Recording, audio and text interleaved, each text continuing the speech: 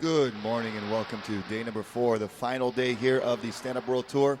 Huntington Beach Pro Grand Slam. Our surfing portion of the event is wrapping up today. And you see the competitors in heat number 1 standing by for their briefing right in front of that beautiful Turtle Bay tent right there in the background. I'm Rocky Cannon, reporting live on behalf of the Waterman League and the Stand Up World Tour. Competitors will be getting a briefing on the priority situation that will be taking place here in round 5.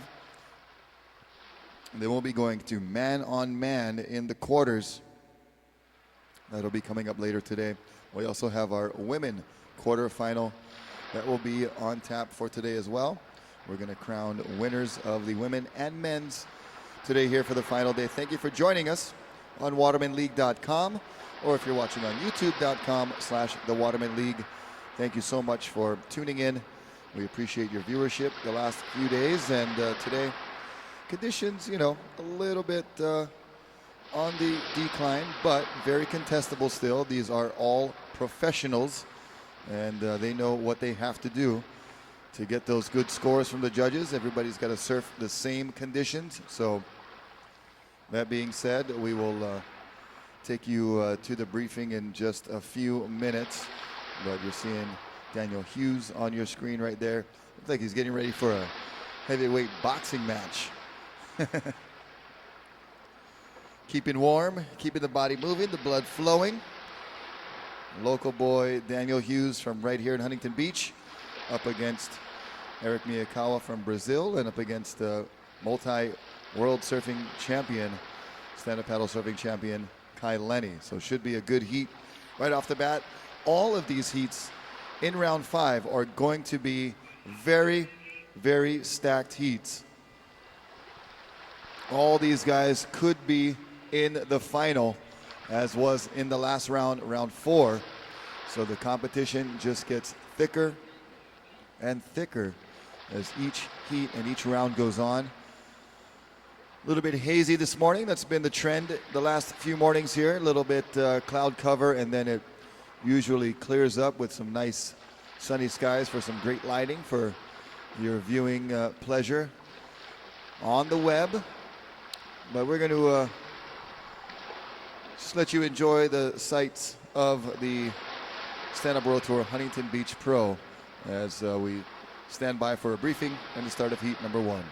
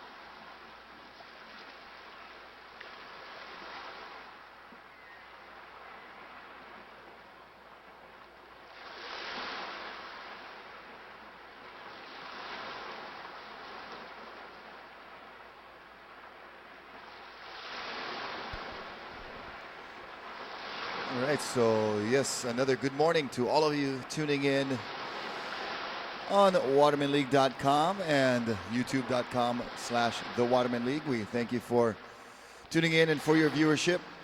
We're going to get started here in just a few minutes, so go ahead and tell your friends, tell your family, get online to watch. If you can't be here live on the beach, you can always follow us on the web, the Stand-Up World Tour Huntington Beach Pro Grand Slam event. It's our final day of surfing competition here. We're going to crown a winner of the women's and the men's divisions today.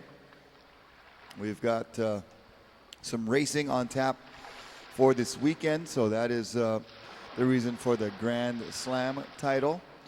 We have points being awarded for the Stand-Up World Series, the racing portion, and the Stand-Up World Tour, the surfing part of this beautiful sport of stand-up paddling. And so today we should see some great action from round 5. Heat number 1 going to be starting in just a few minutes. Right now the athletes are discussing priority situations with contest director Tristan Boxford, and we'll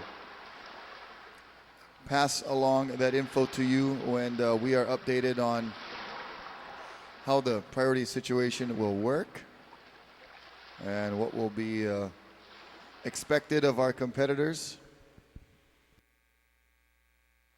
Right now it looks like they're taking a vote of whether to have priority or not, and it is such a brand new sport, this stand-up paddle surfing, that there's a lot of things that are being adopted from the ASP Surfing World Tour, but there are also a lot of things that make stand-up paddling unique and call for some little bit of a different planning strategy and different perspective on how to conduct the event. So there's, it's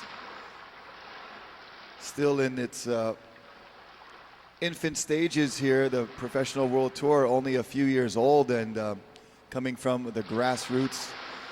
The riders are heavily involved in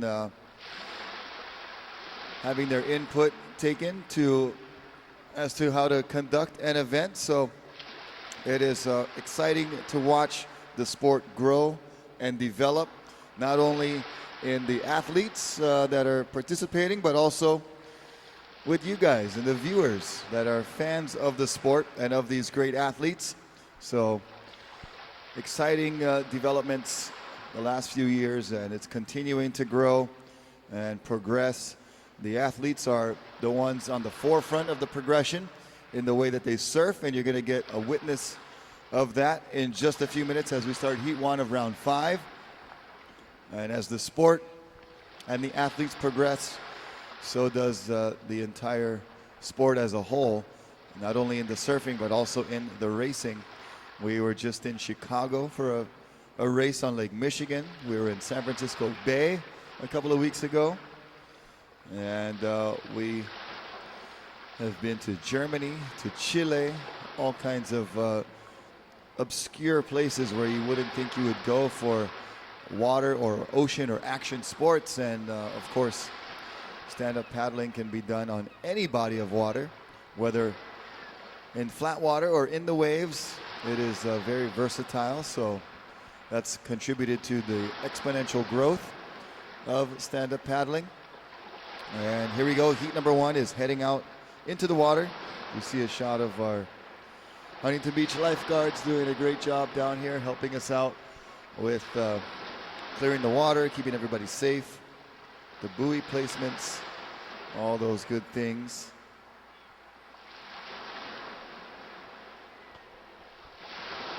So we have 20-minute heats. All 3 surfers out in the water now, equally represented here. One from Hawaii, one from right here in Huntington Beach, and one from Brazil. Eric Miyakawa's out there in the blue from Brazil. Well, you got Daniel Hughes in the white from right here in Huntington Beach, and Kai Lenny from the island of Maui in Hawaii.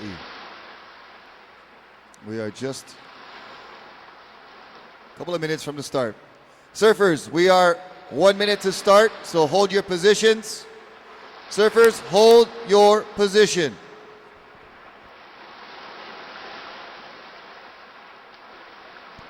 So a decision has been made to not have a priority, so we're just going to continue as has been going on the entire event.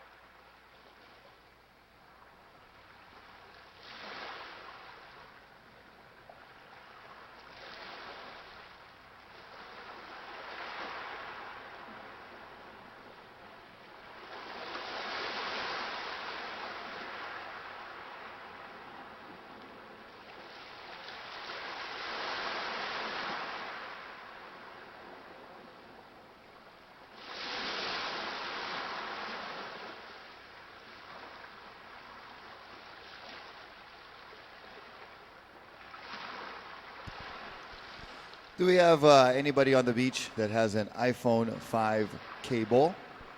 Anybody have an iPhone 5 cable we can small kind Hawaiian borrow? Any iPhone 5 cables out there? We could borrow for an iPad.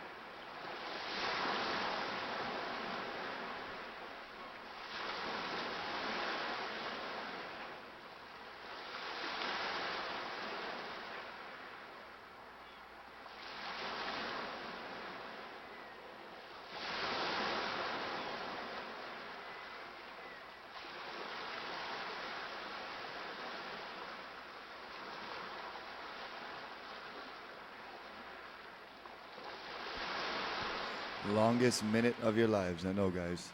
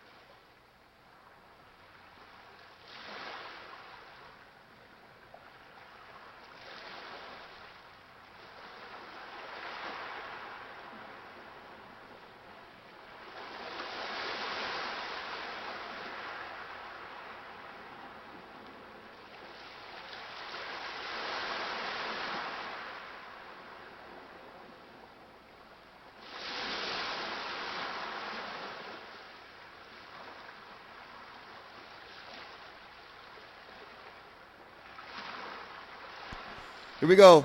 Counting down.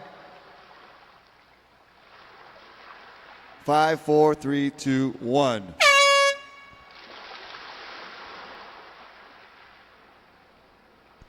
All right, so heat number 1 is underway. Round 5. Kai Lenny in red, Daniel Hughes in white, and Eric Miyakawa in blue. I'm Rocky Cannon, joined by co-host for the day, Anthony Vela. And we do have a little set just in time for the start of that heat, Anthony. Just in time. All the competitors are excited to get this finals day underway.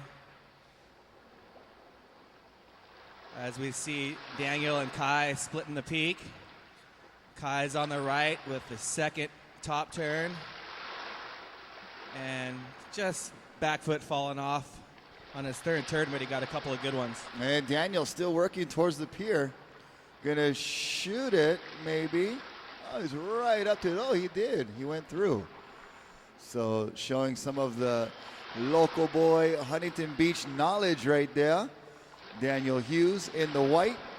Kai Lenny up and riding on his first one in the red. That leaves Eric Miyakawa on the outside. Now the athletes were asked about the priority situation, and they elected not to have a priority situation. So it is free for all out there. Whoever can get it gets it, and would be wise to pay close attention to where your competitors are, because we had a lot of interferences called yesterday on the afternoon as Kai Lenny is up and down.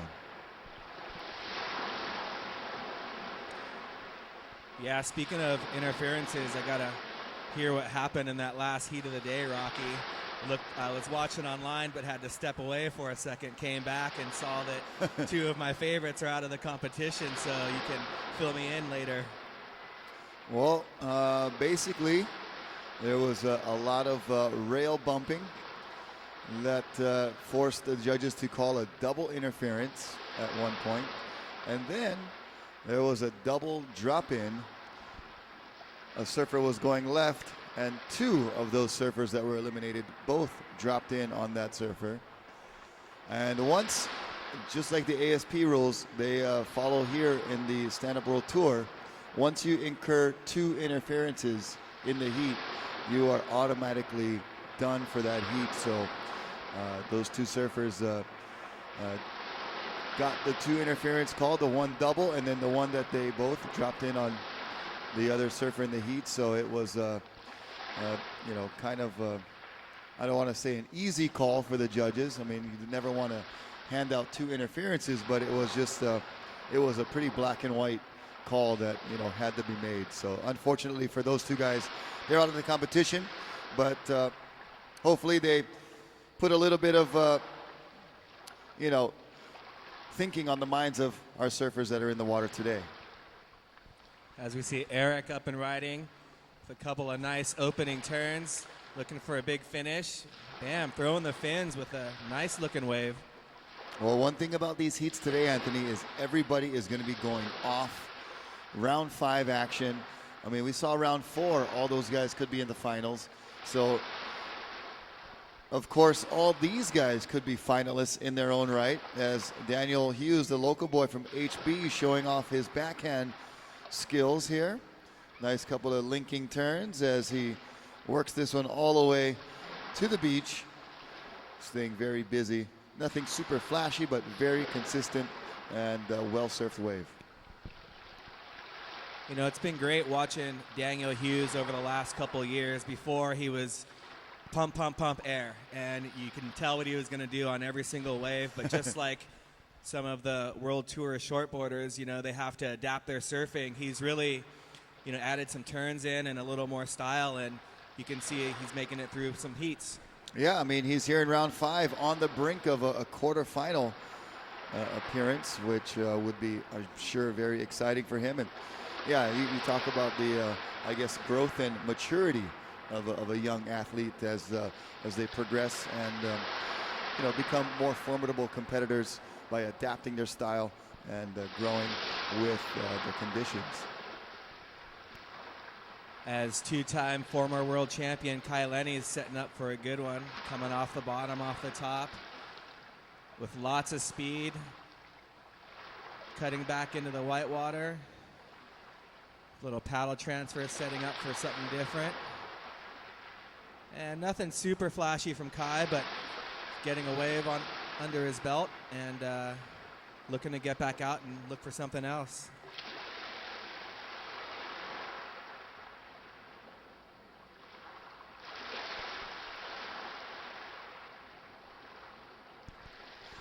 So we do have our iPads scores available, but we're just waiting for an update of the scores. We'll pass the scores as soon as they're available to us. Believe me, if you're not hearing scores, it is because we're not getting the transfer. So as soon as we get the transfer of scores, we will get them out to you.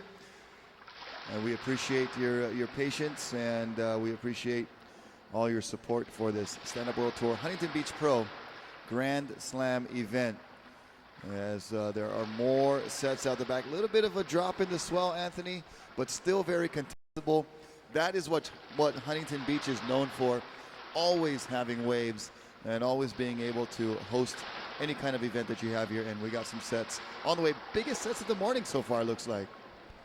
Yeah, I think we're going to get over the morning sickness and we'll see some sets rolling in. Huntington, there's always waves here, as we see all three competitors, I believe, are checking out this one. Daniel Hughes on the left. So Eric Miyakawa, nice couple of slashes. Daniel Hughes went vertical at the lip, snapped it nicely off the top. Critical. There's Kai Lenny, slashes one in the open face, throws the tail, gets on the rail for the second turn. And another slashing cutty right there from Kai Lenny, and another. So definitely the hardest job on the beach right now is the judging. I would not want to be in the booth next to us here. They do such a great job, and they have such a tough job just deciphering all these different surfing styles. And they're doing a great job, I must say, just looking at all the scores coming in and seeing who advances. The judges really, really on top of their game, and it's a truly professional operation up here with head judges and scoring judges, so they're right on. And looks like we have Kai Lenny's first score coming in. Kai Lenny, your first wave was a 6.5 in red, 6.5, and we're still waiting for white and blue's first scores. Yep, all our scores are starting to trickle in here, so we will get them all in, and then we'll update you as we get them. 12 minutes remaining. But that wave of Daniel Hughes on that left, he really had a crisp bottom turn and then went attacking at the lip for that first turn, which in these conditions, with these types of waves, those outside maneuvers are going to be scoring the best. You know, more often than not, you'll get the bigger score for those big outside turns and lip attacking maneuvers. You know, the carves and the cutbacks are very cool and are good scoring maneuvers as well, but you really want to get that board up and at the lip. Vertical action is what the judges will be rewarding the bigger points for. And we saw some really great surfing so far in this heat. Heat number 2, please get checked in. Heat number 2, please check in of round 5. One of the things that I think is really important to get a big first maneuver is your positioning when you're taking off on the wave. You know, you really have to put yourself right in a good spot to come off the bottom with some speed in order to attack that first maneuver. Yeah, that's very crucial, that positioning. See a lot of guys sometimes, you know, for different reasons, they can't get in the sweet spot and they end up taking off under the lip or behind the peak. And a lot of times it's due to the competition for catching the wave. You got to go deep. But if you can find that sweet spot, you're absolutely right, Anthony. That sets up the perfect top turn, which what the judges are looking for here. So positioning, extremely important. We got 10 minutes and 15 seconds, so just about halfway through the heat. Heat number 1 around 5.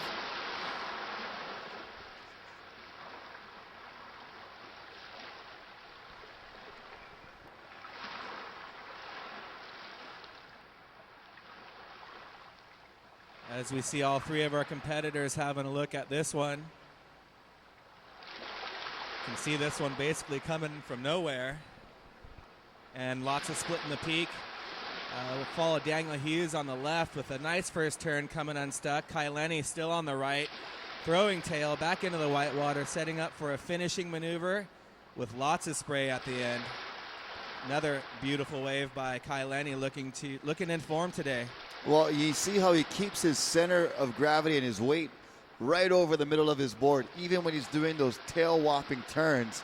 And that allows him to regain speed and maintain his speed for his next turn, because he is really putting a lot of weight and power into every turn. And in order to, stay balanced and, keep going on the wave, he's got to keep his weight over his board. So he does a great job of staying centered and really, really tweaking that tail out, showing a lot of power.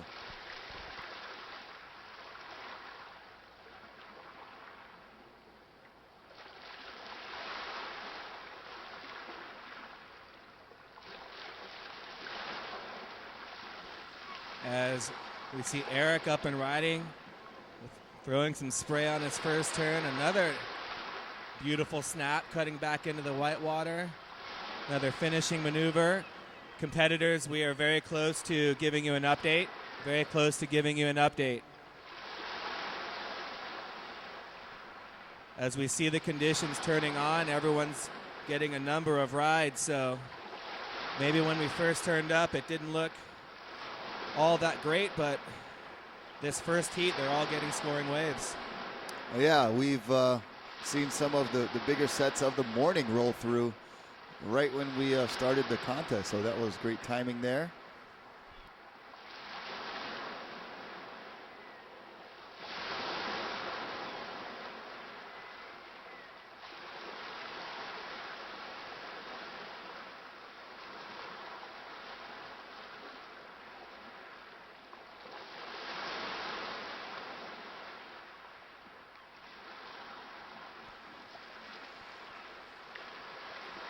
So we've got a full day of action here at the Huntington Beach Pro. Starting off, Eric, we're almost ready for an update.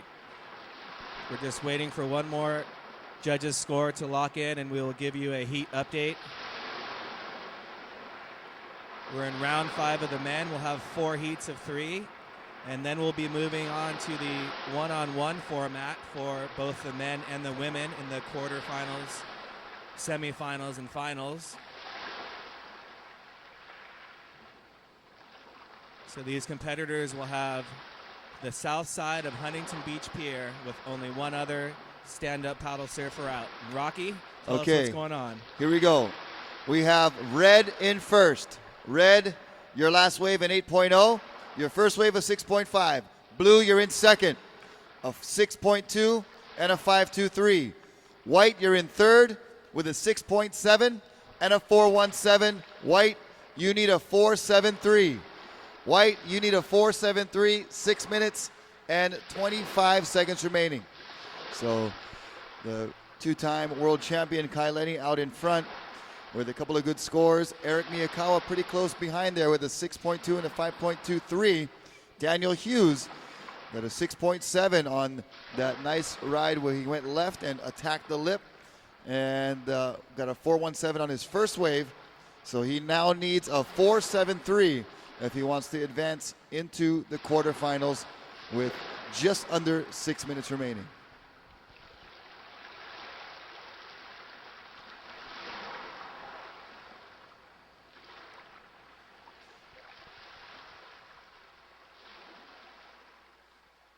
As we see a wave approaching the pier, Daniel Hughes is looking for his 4.73.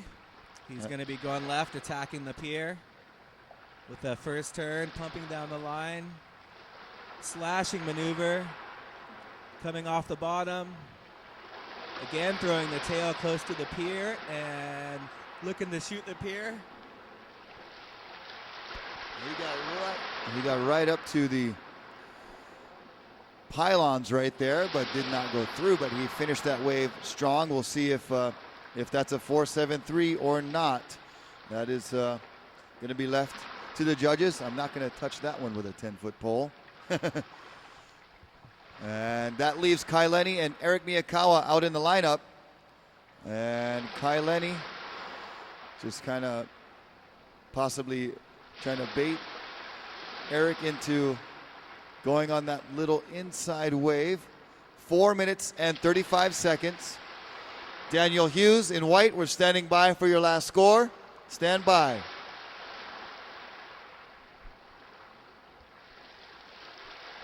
Kai Lenny, very smart competitor. He's had the early heats in this competition, able to win his heats and head home for some breakfast, go and watch the live webcast on watermanleague.com or YouTube/The Waterman League, and then come back for a surf later on in the afternoon. So it really helps to have those high seeds and win your heats to get a chance to watch the other competitors.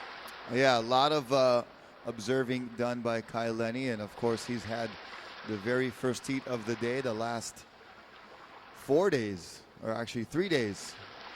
Day number 1 was our trials day, so naturally he wasn't competing on that day, but the last 3 days he's had the very first heat of the morning, and like you said, allows him to kind of take the rest of the day off, go for a surf, watch the other competitors, get his mind in the right zone, and still standing by for the last of white. Last of white still yet to trickle through. Needed a 4.73.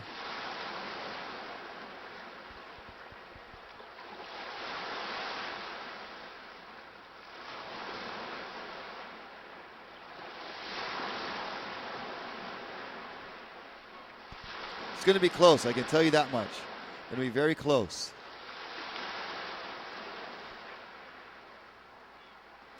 And 2 minutes and 50 seconds, 2:50.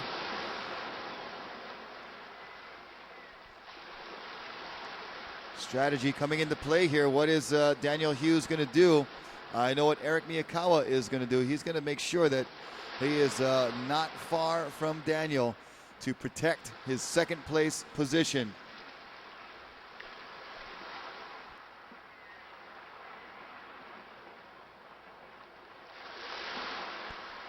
And here we go. Eric looking at the right. That gives Daniel an opportunity to look at the left. So Eric going on some defense and offense here. Both surfers off the top. Eric off the top one more time. Daniel with a carve. Eric with a nice snap. And Daniel with another carving turn. And then he gets the inside section where he milks it all the way to the inside. Off the top a few times over towards the pylons. Kai Lenny. Kai Lenny doesn't want to be left out. He's catching a wave. Another right-hander, a smaller wave than his two highest scoring waves. Yeah, that one will just factor into a throwaway wave for Kai Lenny. 1 minute and 40 seconds. 1:40. Stand by for the previous of white and the last of blue and the last of white. So the previous score of white was a 3.77. That was not enough to get him into second place. So Daniel Hughes still in third place. We're standing by for the last of blue of Eric Miyakawa. If it is better than a 5.23, then Daniel Hughes will need more than a 4.73 to get to second. 1 minute and 10 seconds remaining. Seems like the rights have a little bit more of a wall to them, Rocky. The left's going into the pier, a little mushier and still providing some scoring, but the competitors are going a little more vertical on the rights. That's what it seems to be so far. As Eric Miyakawa up and riding, this will probably be one of his throwaway waves, caught on the inside and just did a little top turn with another little slash and ends and hits the beach. Does a little please Lord, help me make it through. Crossing of the chest. And time remaining 23 seconds. Still standing by for the last two scores. Next heat, please stand by. Here we go, 10 seconds. Kai Lenny up and riding. Watch the countdown. Daniel Hughes up and riding as well. 5, 4, 3, 2, 1. That's the end of heat number 1. Heat number 2, stand by. Heat number 2, stand by. We'll have to wait for that last score of Daniel Hughes, but didn't appear to be as much as he needed, but I'm not a judge, so I can't say for sure. Well, we're looking at his previous score, that wave that he split with Eric Miyakawa, and that score is looking like it could be the score he needed, but Eric was on that wave as well, generating scoring for himself, so it's still unknown who gets second place. We can tell you Kai Lenny walks away with the lead and the win in that heat. Congratulations, Kai. You'll be in the quarterfinals. The battle is for second, and I'm telling you, I've been a part of many ASP events, Pipe Masters, Triple Crown, you name it, announcing, surfing, and the like. And right now, we cannot even tell you who will be second in this heat because we have scores still coming in. So we have a score coming in for Daniel Hughes. His previous wave that he split with Eric Miyakawa was a 6.03. That's enough to get him to second, but we are waiting for the last score of Eric Miyakawa, that one that he split with Daniel. He scored pretty well. Eric Miyakawa right now currently in third, needs a 6.54 to go back into second. And we're standing by for that score. And that score comes in at a 6.4, so it's Daniel Hughes going to the quarterfinals with Kai Lenny. Wow, what a dramatic heat right there. First thing in the morning. Stand by for the start of heat number 2. Counting down. Stand by. Stand by.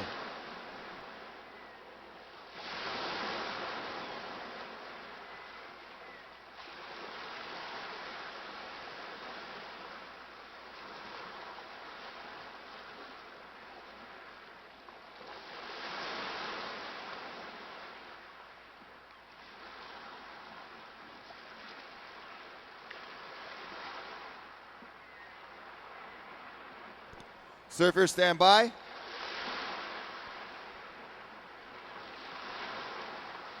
Wow is all I can say, Rocky. Woo. All right, here we go. Counting down. 5, 4, 3, 2, 1. Heat number 2 is underway. And wow, if we have heats like that, I'm not going to last the whole day. I'm going to have a heart attack. We're going to kick it down to our hometown Huntington Beach boy, Daniel Hughes, going to the quarterfinals. Congratulations. All right, Daniel, bro, congratulations to the quarterfinals. There's some tricky maneuvers out there. Tell us how it went out there. Oh, it was a hard heat. I'm out of breath right now. Just a lot of paddling, just trying to position. I was lucky because I had 2 regular foots in that heat. So, and Kai, I was kind of going with him, just paddling to the left, and he'd go for the right. So it kind of worked for me, So I had a lot of fun. I'm stoked to make it to the 2-man heats. Oh, it's so awesome. I've been just praying for this, training real hard, I just thank the Lord that I can make it this far. I mean, oh, it's so fun, and I'm just loving it here, dude. The waves are just fun. It came out this morning, it had morning sickness like Huntington does, but the tide push is definitely helping it. Just getting some good waves coming through, and just real fun, real rippable, tons of turns, and can do anything on these waves. It's so fun.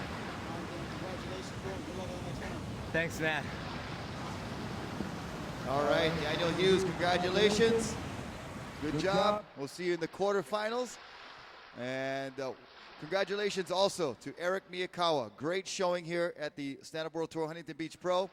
Eric Miyakawa, great surfer, great stand-up paddle surfer, and showing a lot of skill.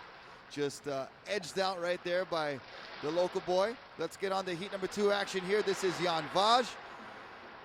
Jan from Brazil as well. On that wave right there in the red jersey. Nice couple of turns so far. A little bit of a stumble right there, but he recovers nicely. And he throws the tail a couple of more times. Jan also a very, very talented artist. You can catch his artwork and his company Art in Surf, one of our supporters here as well. And he still get his hair dried, a boy. But Jan Vaj finishes that wave there, and we'll update you on the scores as soon as we get them. Sean Pointer also able to get a wave to start this heat number 2. And in the blue, we've got Alexis Daniel from France. So we've got an American, a Frenchman, and a Brazilian all doing battle here in heat number 2. Heat number 3, please check in. And the Frenchman's on a right, fading back into the pocket, coming off the top, heading back to the bottom with a nice slashing cutback. This guy just has great wave knowledge. I've been watching him all contest long, and that timing that you talked about, Anthony, he seems to have that great timing. Yeah, he looks great out there. We have some exciting heats. This is going to be a really fun day down here in Huntington. We got the crowd starting to fill in. We had Eric from On It Pro, Chucky P's in the house giving Kai Lenny a congratulations on his win.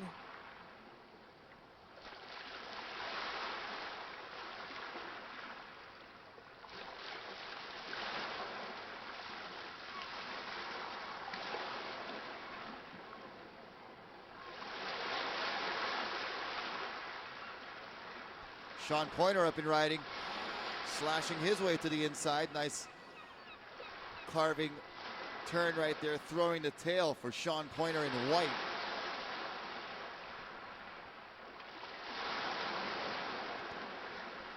Keep in mind, these judges are judging without instant replay, so they're just having to see the wave one time, lock in a score, and that's how it's going to be. So it is very, very technical here. They're watching every single move, every paddle transfer, every dig or glitch of the rail.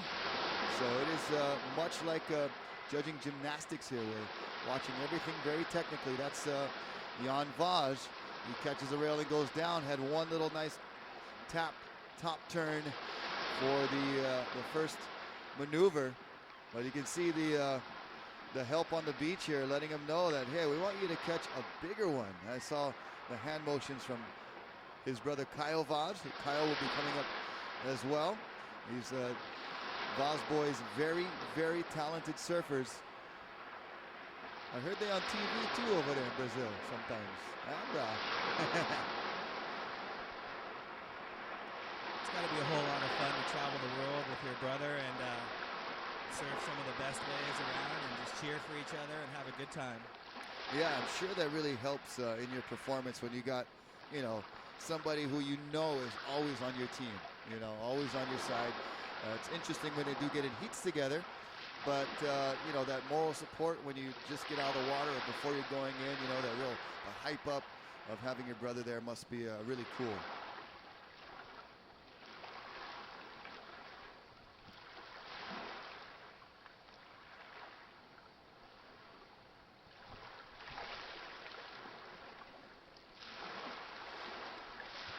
Sean Pointer, your second wave coming in at a 4.9. To add to your 1, Sean, you're in second place with a 5.9. Ian Vaz, you're in first place with a 6.17. Alexis Daniel, we're waiting for a second score, I believe. Your first one, a 4.17. You're in third place. You need a 1.74 to move into second. So Sean Pointer, our runner-up for last year's Stand Up World Tour. Sean looking in form this entire event. He's riding one of those new starboards, the Zane Schweitzer model, I believe. All right, so we do have some scores. Jan Vaj in red, you're in first. Red is in first with a 4.0 and a 2.17. Sean Pointer, white, you're in second. You have a 1.0 and a 4.9. Alexis Daniel, blue, you're in third. Blue, you have a 4.17. You need a 1.74, and here he is, Alexis Daniel, up and riding, Anthony. Damn, that was a nice turn on the inside. Had to pump a little to get to that turn to build some speed. As we talked about earlier, to have speed on your first turn is critical, and rode that one in. I'm going to say that might be higher than a 167. Yeah, he only needed a really small score. It was actually a 174.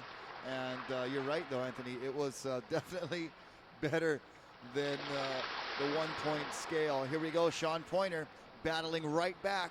Speed down the line. He's been surfing well all week. Gets a little turn off the top and then an aggressive foam climb there. And again for that whitewater climb. Gets around in front of the peak and nice turn there.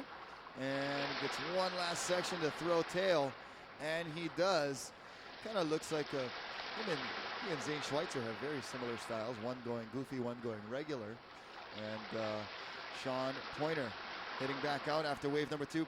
He is going to improve on a 1.0 that he's currently counting as a backup score. So smart move there for Sean to get that wave to back up his 4.9 or possibly even go over that 4.9. We'll have to wait and see what the judges think as we wait for the last scores of blue and white with 11 minutes and 40 seconds remaining. You know, Sean showed some great footwork on that wave. We were talking about Kai Lenny staying centered on his board, and to come off the bottom, off the top as quick as Sean does, and then reposition his feet from the tail back to the center of the board. That's why these replays on the webcast are so great to see the footwork and some slow-mo action, and the end of the day highlights that we've been showing the last couple of days is really fun to watch. Well, Sean Pointer turns in a 6-4-3. White, you're in first. White, you're in the lead. Red, you're in second. Red, you need a 7-3-3 to take the lead. Blue, standing by for your last score. You only need a 2.0 to go to second, so this could change things up. As soon as this score comes in for blue, we'll give you the update.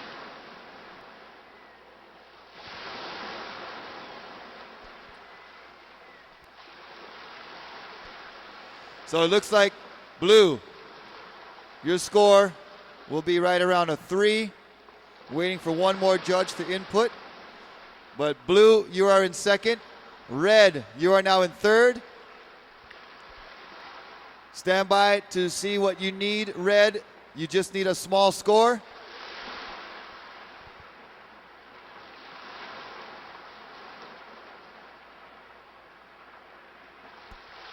Okay, so last score for blue, a 3.1. Red, you need a 3.28. Red, you need a 3.28. Red, you're in third. You need a 3.28 as Sean Pointer, your heat leader, just trying to pour it on here on the inside, slashing through a couple turns.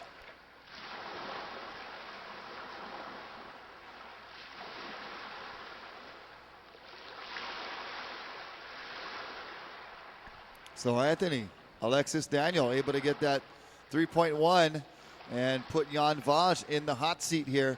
Jan now needs a 3.28. And on cue, he's paddling for this one. We'll see if it's going to line up for him. And he's looking at the right. Huntington hop into the wave. Nice slashing first turn. Coming off the top again. Maintaining his speed for a third top turn. And a nice slashing cutback, driving down the line. Looking to reconnect to the shore break. The exclamation point at the end. The Brazilian's going crazy on the beach. His brother running, clapping, cheering, and giving him some advice right now. All right, so Jan in red was looking for a 3.28. We'll stand by for that last score and then give you an update. Time remaining, 8 minutes and 30 seconds. 8:30 remaining. So you see the support from the Brazilian Brotherhood down on the beach, and especially from literally his brother, Caio Vaz, running down after every wave to give him some support and some words of encouragement as Jan makes it back out into the lineup. Jan, we need you to stand, please. Yep, thank you. All part of the rules here. As we see Alexis Daniel floating the first section. Nice speed floater and a cut back into the whitewater. Little paddle transfer cut back. And this one kind of dying out, but he did his work out the back. You know, Rocky, I'm thinking about moving to Brazil and learning Portuguese so I can fit right in and get the support of the Brazilian crew. Yeah, well, as long as you don't talk, you fit right in, bro.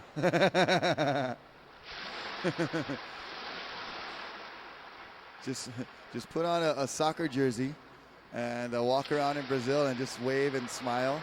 Pretend that you're... There's a few of us that could do that in Brazil.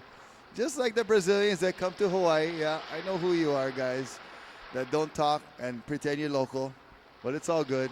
We do the same thing. If I go to Mexico or if I go to Indo, I just try not to talk. People think I'm local.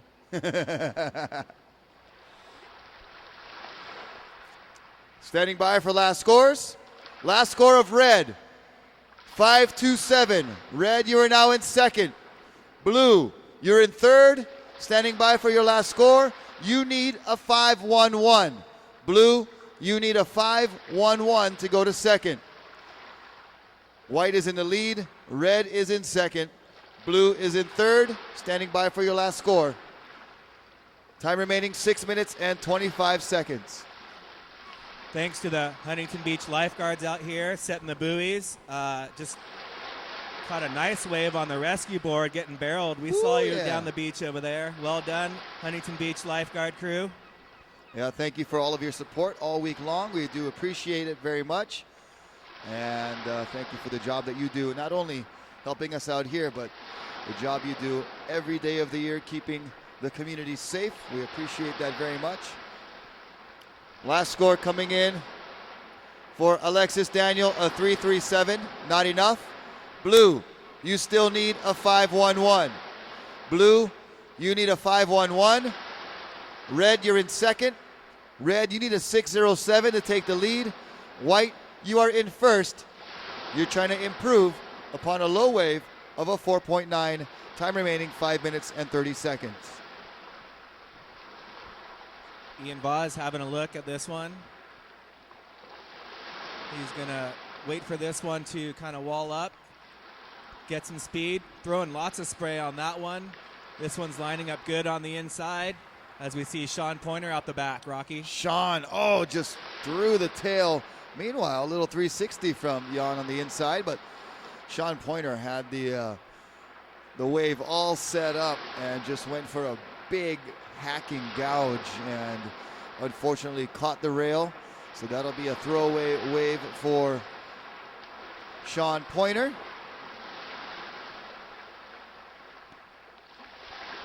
The Brazilians have those 360s down. They are just on lock.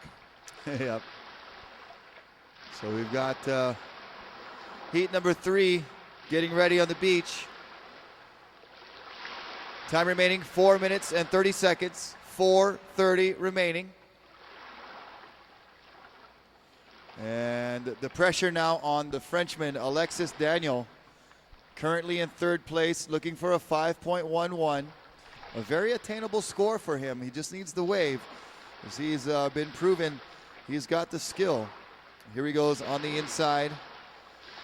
And realizing that was not going to be enough, he kicks out.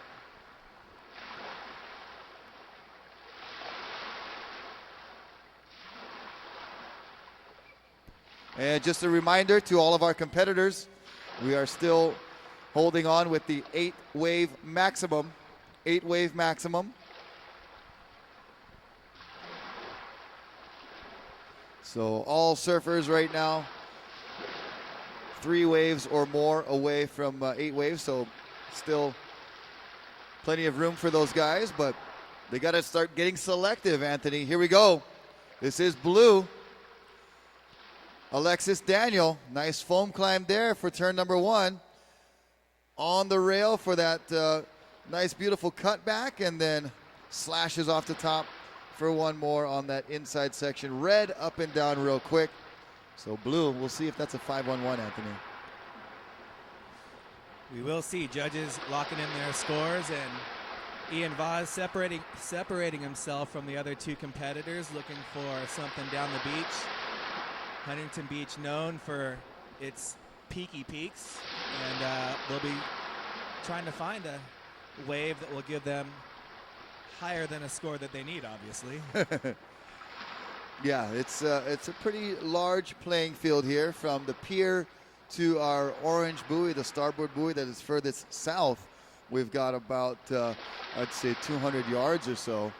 So, roughly 2 football field lengths here for the surfers to work with. With 3 guys out there, you got plenty of room to navigate and to get scoring done.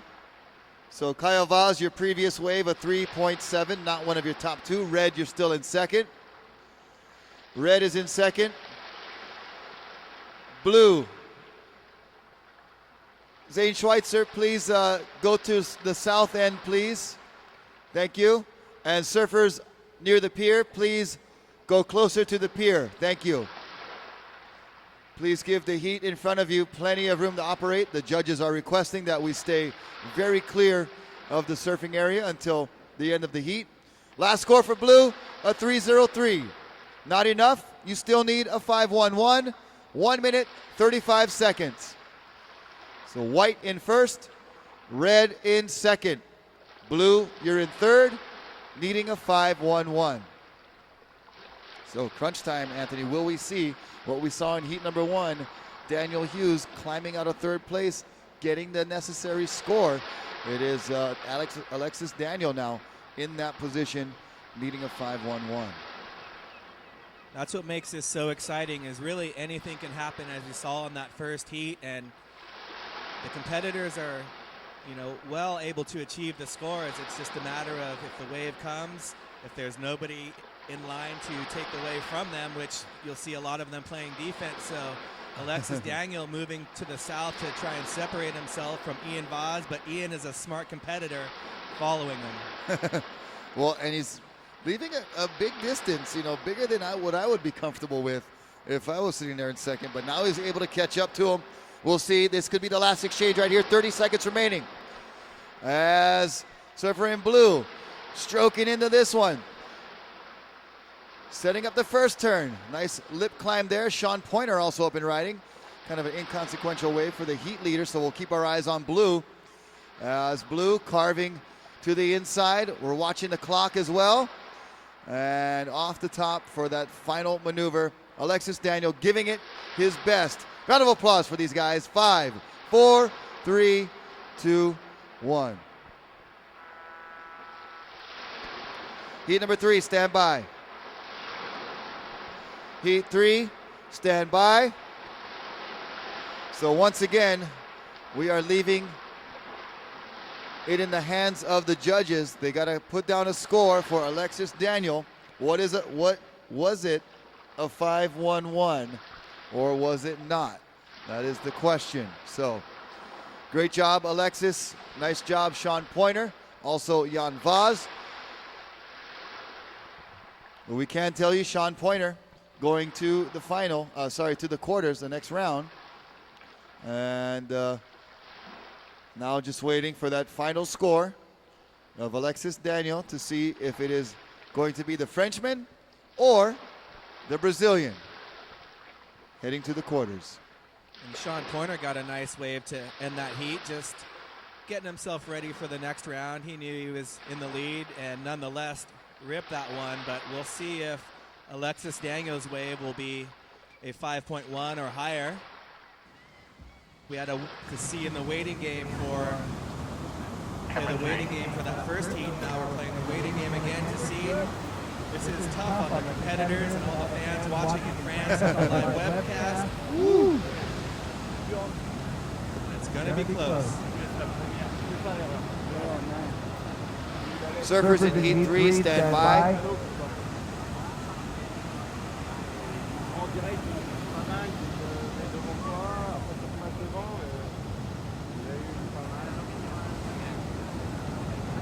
Last score of white coming in for Sean Pointer was an 8.5, so he is for sure going to the next round.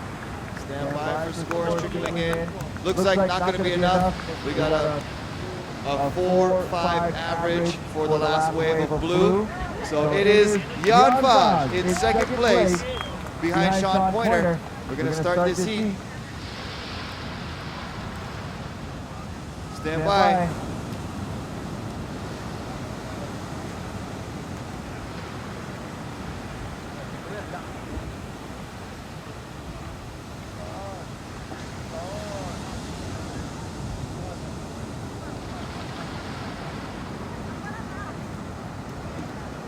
Here we go. 5, 4, 3, 2, 1. Heat number 3 is underway. And we're going to watch here as the first exchange takes place. It's Cody Kerbox up and riding in white from the island of Maui, Hawaii. We got Zane Schweitzer out there,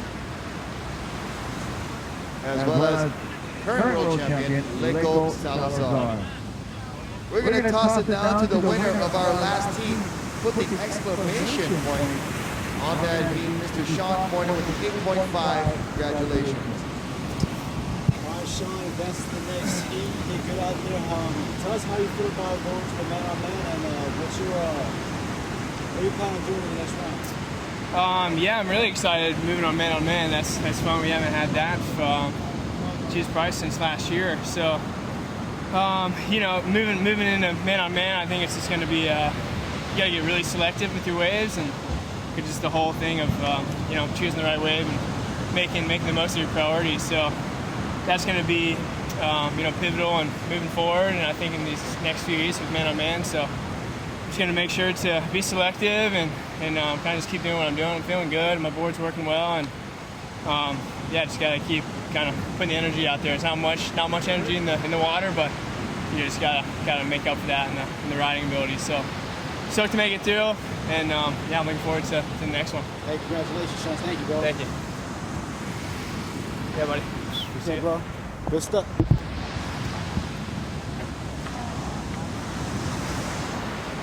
Congratulations, Sean Pointer.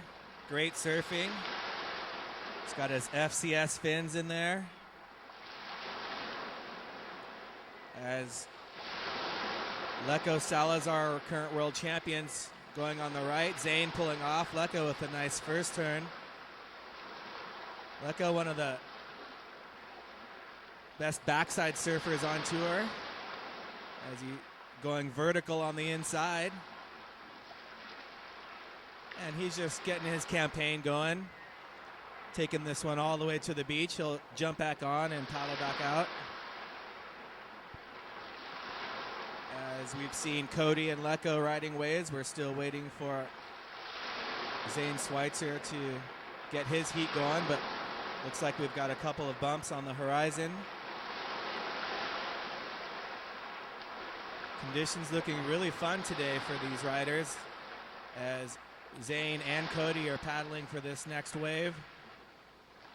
Looks like the goofy foot and regular foot will split the peak. Cody pulling off Zane Schweitzer, bashing one off the top, coming off the bottom and heading into that pier bowl section. Zane with another nice turn, now going right. First it was a left, now it's a right. Cutting back into the whitewater.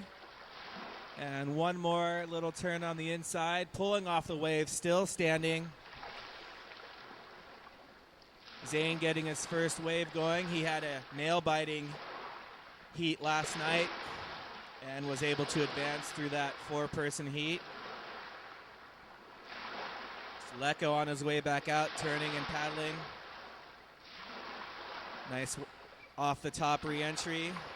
Little check turn. And one more hit to finish off that wave.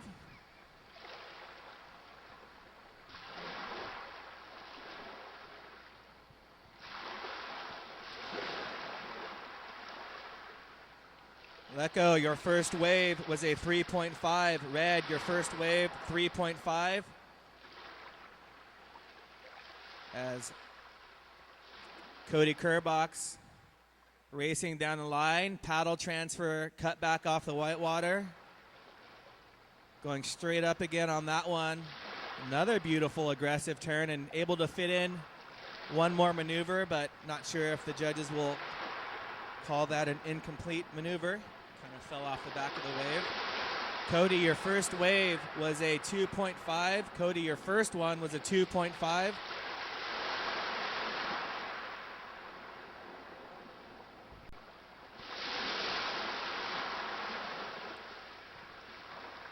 We are in heat number 2 of men's round 5. Zane Schweitzer going on his backhand, using his back foot to throw some spray on that one. Zane cutting back into the whitewater, hoping this one walls up on the inside.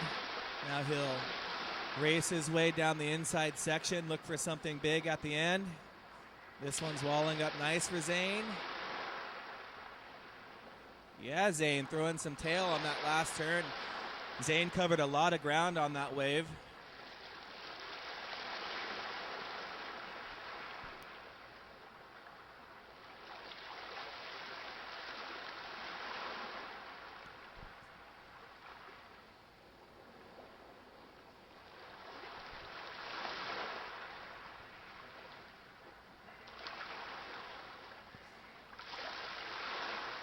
So all 3 competitors getting scoring rides. In white, you have the lead. Your second wave was a 3.87 to go with your 2.5, and we're still waiting for your third wave. White, you are in first. Red, you are in second with your first wave of a 3.5. We are still waiting for your second wave to be locked in. It looks to be higher than that. And Zane, we're waiting for your scores. We will give them to you guys as soon as possible, as we have just under 14 minutes left in this heat.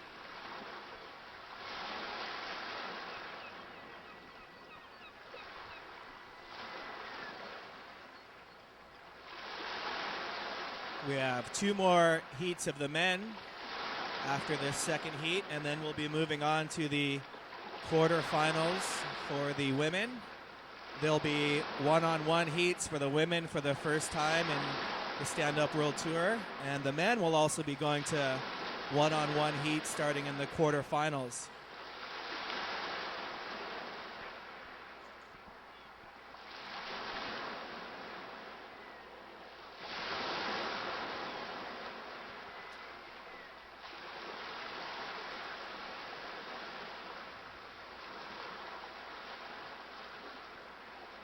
In the water, we have in blue Zane Schweitzer from the island of Maui. In white, Cody Kerbox, also living on Maui.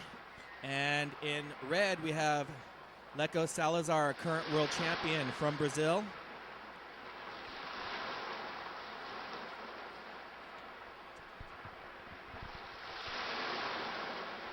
So competitors were waiting for a couple of scores. There was a flurry of action.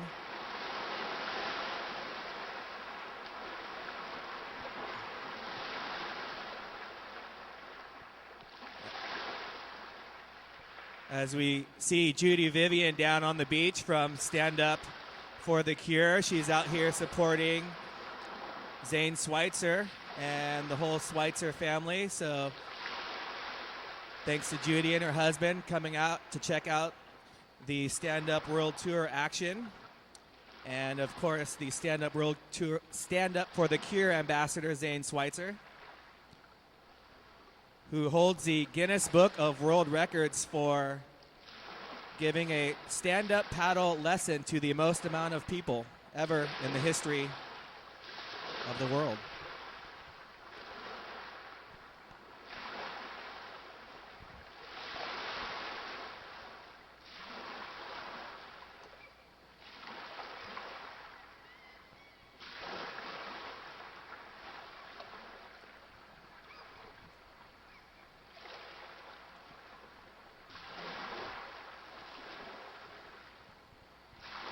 As we see people just coming down to the beach, everyone wants to get a live view of the top women and men surfers, stand-up surfers in the world.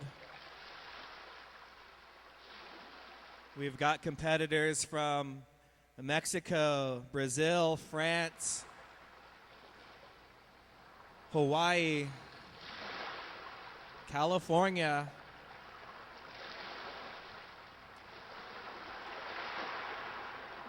Colin McPhillips bowing out yesterday. Colin, one of the Californian surfers, looking to make his mark on the Huntington Beach Pro.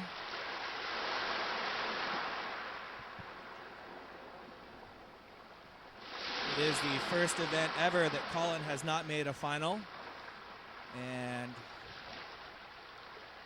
Colin will be happy to be home with his kids, but I know he wishes he could be here. One of my favorite surfers to watch. And we're still waiting for scores, competitors. We're still waiting for scores as we have 10 minutes left to go in this heat, 10 minutes remaining in the heat.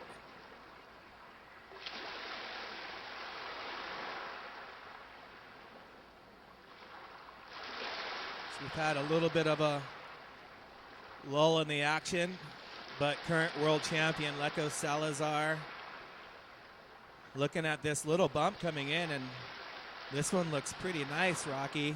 Leko dropping into this one. Yeah, right in front of us here. On his forehand now, and on the other side it's Cody Kerbox. Leko was up and riding first, so Cody wisely giving way there. And Leko rips that one off the top and continues to the inside.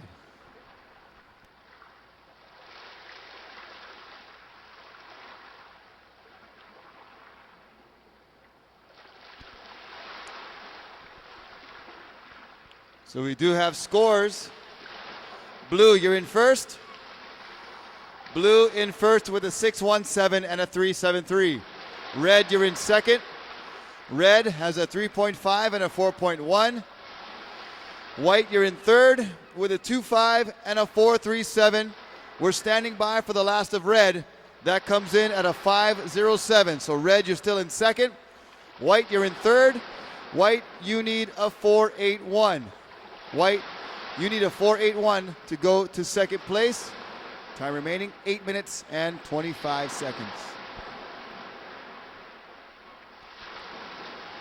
I think it's going to be another nail-biting heat. Every single one of these heats, the competitors are evenly matched. Huntington Beach is serving up some very contestable waves, and they are absolutely ripping every single wave that comes in.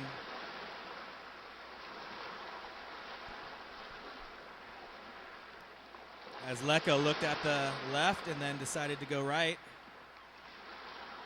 He's setting up for this one to wall on the inside. Going vertical right there. Two kind of check turns and then one big one, so we'll see how that factors into his scoring line.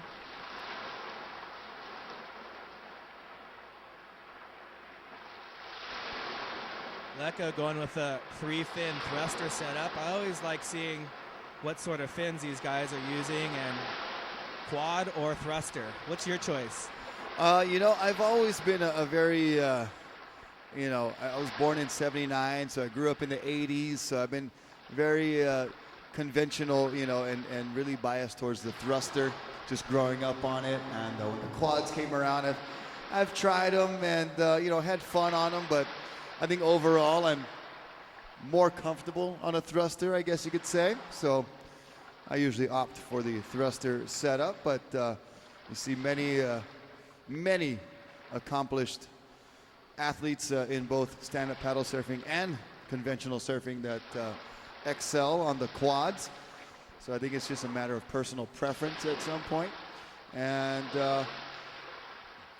coming in here, we've got Zane Schweitzer now moving over from the pier to join Leko. You saw him getting a couple good waves, like, hey, I got to get over there too.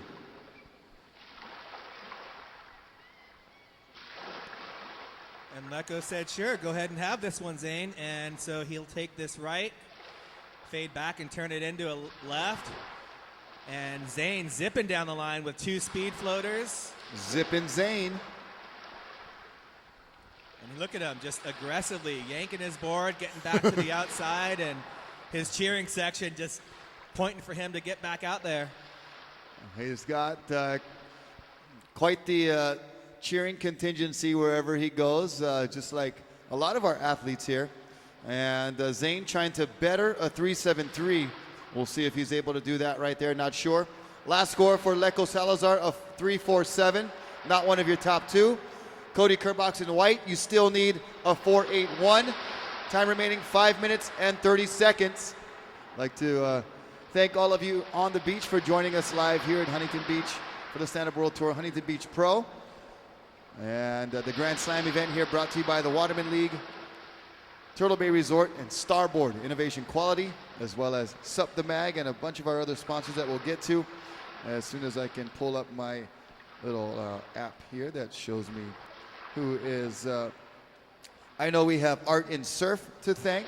I know we have Focus SUP as one of our great sponsors here, as well as Nash, along with Fanatic, and also JP Australia, Corban, Big Sup, Puka Patch, Rogue Paddleboards, Body Glove, Mistral, and all those companies there helping us support the Waterman League as we see some of our race boards outside the lineup. That is what we'll be getting into on the weekend, starting tomorrow, the Stand-Up Paddle World Series, Anthony. So we got it all covered here this week. And you see these guys getting ready. That's Wrigglesworth, as you call him, out the back on his Nash board. Wrigglesworth with his, can't tell who else that is, but they might try and get in this heat, but we will have to allow that. Hey, you guys. So, looks like it might be even Connor Baxter out there, possibly. Eliminated from the surfing competition, getting ready for the race weekend. Zane Schweitzer in blue, you are in first. Your last score, a 2.67, not one of your top two. You're trying to improve on a 3.73. Leko in red, you're in second. Red, you need a 4.84 to go to first. Red, you need a 4.84 to go to first. White, Cody Kerbox, you're in third. You need a 4.81 to go to second place. So that's our more important positioning there for third and second. Top two advancing to the quarterfinals. From what I hear, quarterfinals is the money round. So very important heat here for all of our athletes who've traveled a long way from near and far. Just it's always so fun to say, yeah, I surfed in an event, I made some money, you know. That's always a cool little bonus to add on to the tales that you tell to your friends and family as you talk about this event in the weeks to come. Time remaining 3 minutes. 3 minutes.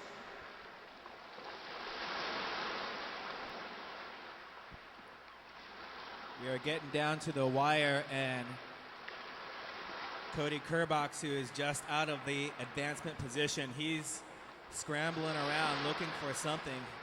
He's well capable of the 4.81 that he needs. He just needs look how close everybody is together right now, and I wonder if there's some Maui Brotherhood assistance going on. It's always curious to know. And Cody, realizing that wave not going to give him that score he needs, lets that one go through.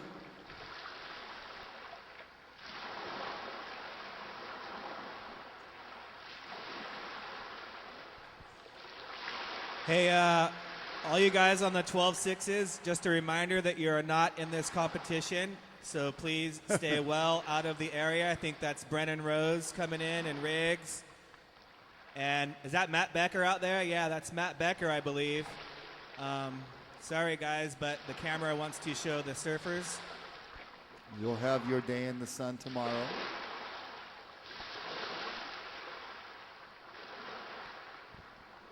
So Cody Kerbox, knowing that he needs a set wave, as the judges want to see the big maneuvers out the back. We saw Zane Schweitzer with those couple of speed floaters on the inside, but it was only a 2.67, and I think that is right on the money, as it was a smaller wave, Rocky. Yeah, nothing terribly critical. Smaller wave, really close to the beach, and, you know, more horizontal than vertical, although, you know, those maneuvers will score. What the judges are looking for to throw those bigger scores out there are those vertical maneuvers, getting up in the lip and throwing the board up there. Less than 1 minute, 55 seconds. The Zane fan club down there, a little bit stressed, jumping around. The clock can't go fast enough down there. They're like, hurry up, wind it down. Go faster, clock, go faster. And I see the starboard buoys moving a little bit on the outside. We've got 35 seconds. Yeah. Will it get here in time? And of course, the Cody Kerbox fan club is looking for that clock to slow down. And here we go, Cody Kerbox with 20 seconds. No. And Leko and Zane battling on the end. And Leko trying to go right. He does, but he's too far back. Cody gets it. Looking for a 4.81. Leko on the left. Cody slashing on the rail. On the right. As the heat ends, he bashes the lip. Stand by, next heat. Next heat, stand by. Oh my goodness, the excitement here at Huntington Beach is... Yet another heat down to the judges' last score. Oh my gosh. And I take my hat off to Cody Kerbox. I'm not sure whether he got the score he needed, but the wave came and he surfed it absolutely as best he could. You know, that wave, you said it right there, as best as he could, because that wave was on the smaller end, but he really had to crank it and carve it. His first turn was on the rail. He bashed that second turn. He put all of it into it, and we'll stand by for the score. We know Zane Schweitzer, you're headed to the quarterfinals, the winner of that heat. It is now up to the last score, turned in by Cody Kerbox and by Leko Salazar. Also had a wave in the end. So we'll see how those scores factor into. We still, yet again, do not know who advanced in second place, as it was extremely, extremely close. Anthony, how you doing, bro? You have to take off your hat and clutch your chest there for a second. No, this is just so exciting. And, you know, all these guys are just, you know, great surfers, but they're incredible people. And you don't want anyone to get knocked out, and just seeing them leaving it all out there in the water and then have to sit and wait, you know. Cody's down there getting greeted by team manager Chuck Patterson, waiting to see what his score was. But well, and all the Maui crew, these guys are from Maui. Those guys stick tight together. So Connor Baxter down there congratulating his fellow Maui boys on a well-surfed heat. Regardless, no matter who gets first, second, or third, all these guys killed it. And that's going to be the story from here on out. I mean, we're going to see guys ripping it, but somebody has to get eliminated. That's the nature of competition. I mean, we'd love for all these guys to all get first place, but that's just not the way it's going to happen. And as we wait for the judges' last two scores, heat number 4, please stand by. Looking at Zane Schweitzer's FCS fin setup, looks like he's got that Julian Wilson center fin, I believe. Future fin.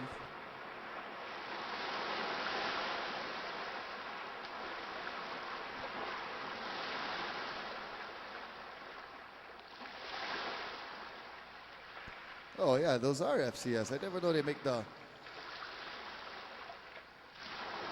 Oh, you know what, you can't see the circles, that's why. Okay, last score for Leko Salazar was a 4.5. Not one of his top two. Actually, it was one of his top two, but it was a low top two. Last score for Cody Kerbox, a 5.33. Zane Schweitzer and Cody Kerbox go to the quarterfinals. Stand by for the start of this next heat.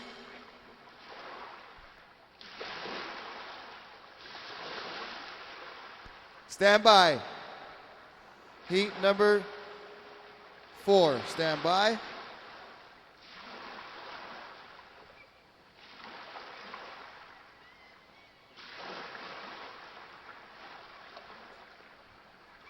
Here we go. Counting down.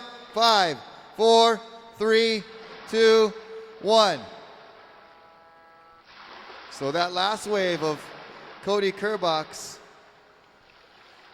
he was still surfing as the horn blew, as we see blue up and riding.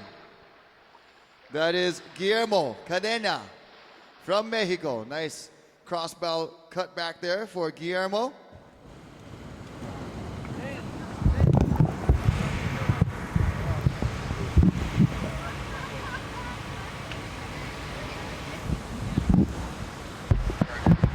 Yeah. Let me get both of you guys. Let's do both.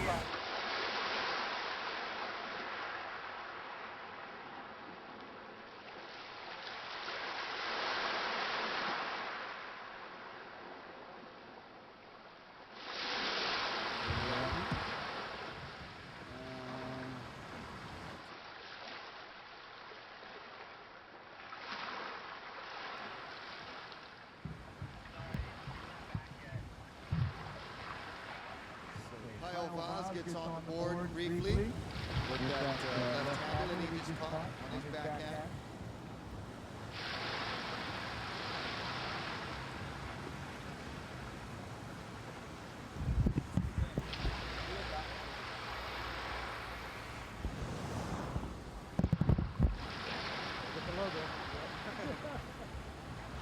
Threw a nice big on it sticker on our van. I'll have to go check that out. Yeah. Here we go on the outside. Blue having a look right here. This is Guillermo Cadena. And then it's off. And it is Kyle Vaz on the left. Foam climb for Guillermo, no good. On the other side is Kyle, beautiful paddle transfer. On those two cutbacks there, heading towards the pier for the pylons. And now we're going to throw it down to the two advancers from our last team, a nail biter, the Bowie boys, Zane Schweitzer and Cody Kerbach. Zane, Cody, congratulations on advancing, taking out the previous world champion. Zane, with you first, man. How was it out there?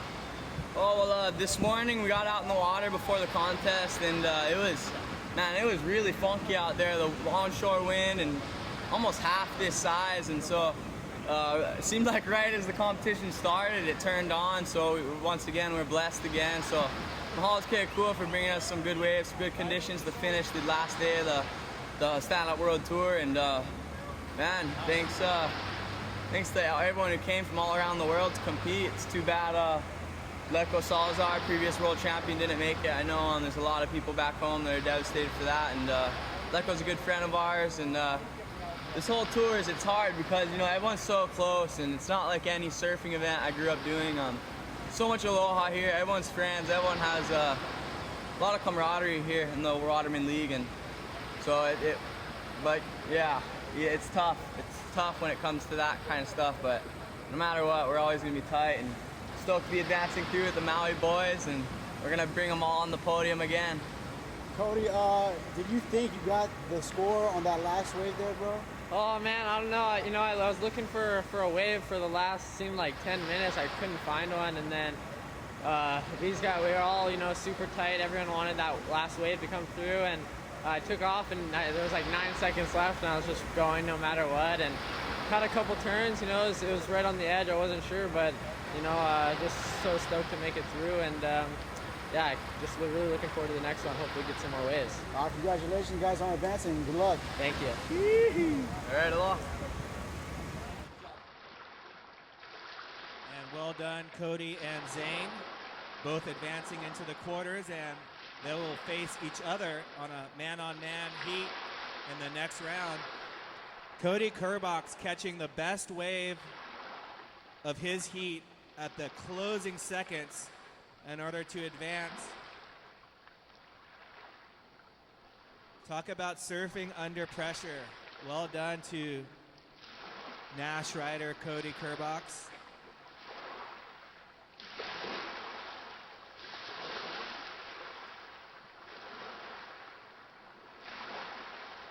In the water, we have heat number 4. We have in blue, Guillermo Cadena from Mexico. In white, Caio Vaz from Brazil. And in red, Mo Freitas from Hawaii, the island of Oahu. And I'll give you a heat update in just 1 second as we have scores locking in. Caio Vaz, your second wave, a 4.83 to go along with your 1. You are in first place. Caio Vaz, you're in first place. In second place, Mo Freitas, your first wave coming in at a 5.17. Mo, you're in second. And Tigre, you are in third with a 2.5 and probably a throwaway score with your foam climb to fall. Tigre is the lone Mexicano still remaining in this competition, as we saw about 6 of them out here competing this weekend. So we are going into our quarterfinals of the women's division right after this heat. So quarter number 1 of the girls, please get checked in.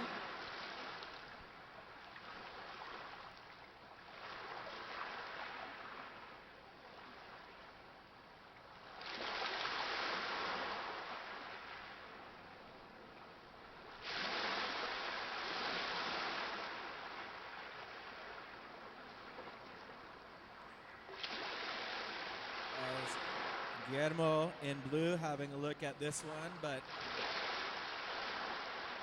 not quite giving him the scoring potential that he would like, so he'll let this one go under his feet.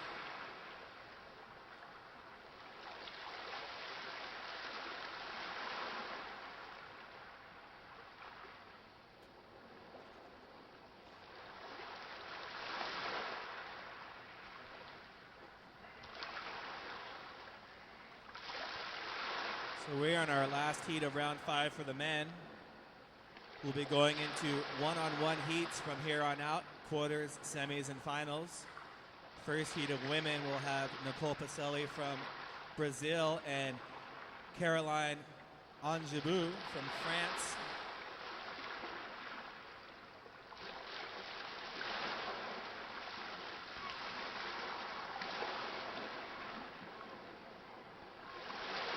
As we see blue, Guillermo looking at this one. This is one of the bigger waves that we've seen today. He's looking right, looking left, and decides to go left. A little first turn, just setting up for something big. Just a little off timing there, seemed like Anthony, for that final turn. Had a great section to work with, but couldn't fully capitalize on that one. He's looking for a 2.68, however, to go to second, so he doesn't need a big score. Mo Freight is currently in second with a 5.17 and just has one wave, so he'll be doing better with a backup score. Here's Kyle Vaz, part of the Vaz brothers from Brazil. Nice snapping turn, and then a nice floating re-entry there, throwing a little bit of tail for that nice completion of that wave for Kyle Vaz in white. Huntington Beach is not an easy wave to surf. It's a very tricky wave and doesn't really have a bottom, so it's hard to sort of come off the bottom. And here comes Mo on his focus board, flying down the line. Nice first snap, letting his fins release a little bit. Paddle transfer, cutting back, and now he'll do the race down the line in the shore break to see what he's got at the end. Mo just a little bit too aggressive on that last turn, but did his work out the back. That will add to his 5.17 on his first wave. Yep, he was just looking for a backup score to make sure he's got 2 scoring rides and giving himself the best opportunity to advance to the quarterfinals. We'll get his score in as soon as we get it over from the judges. And on the outside, looking at that one, Kyle's not going to go there. And we have Guillermo Cadena out there in blue, also over near the pier.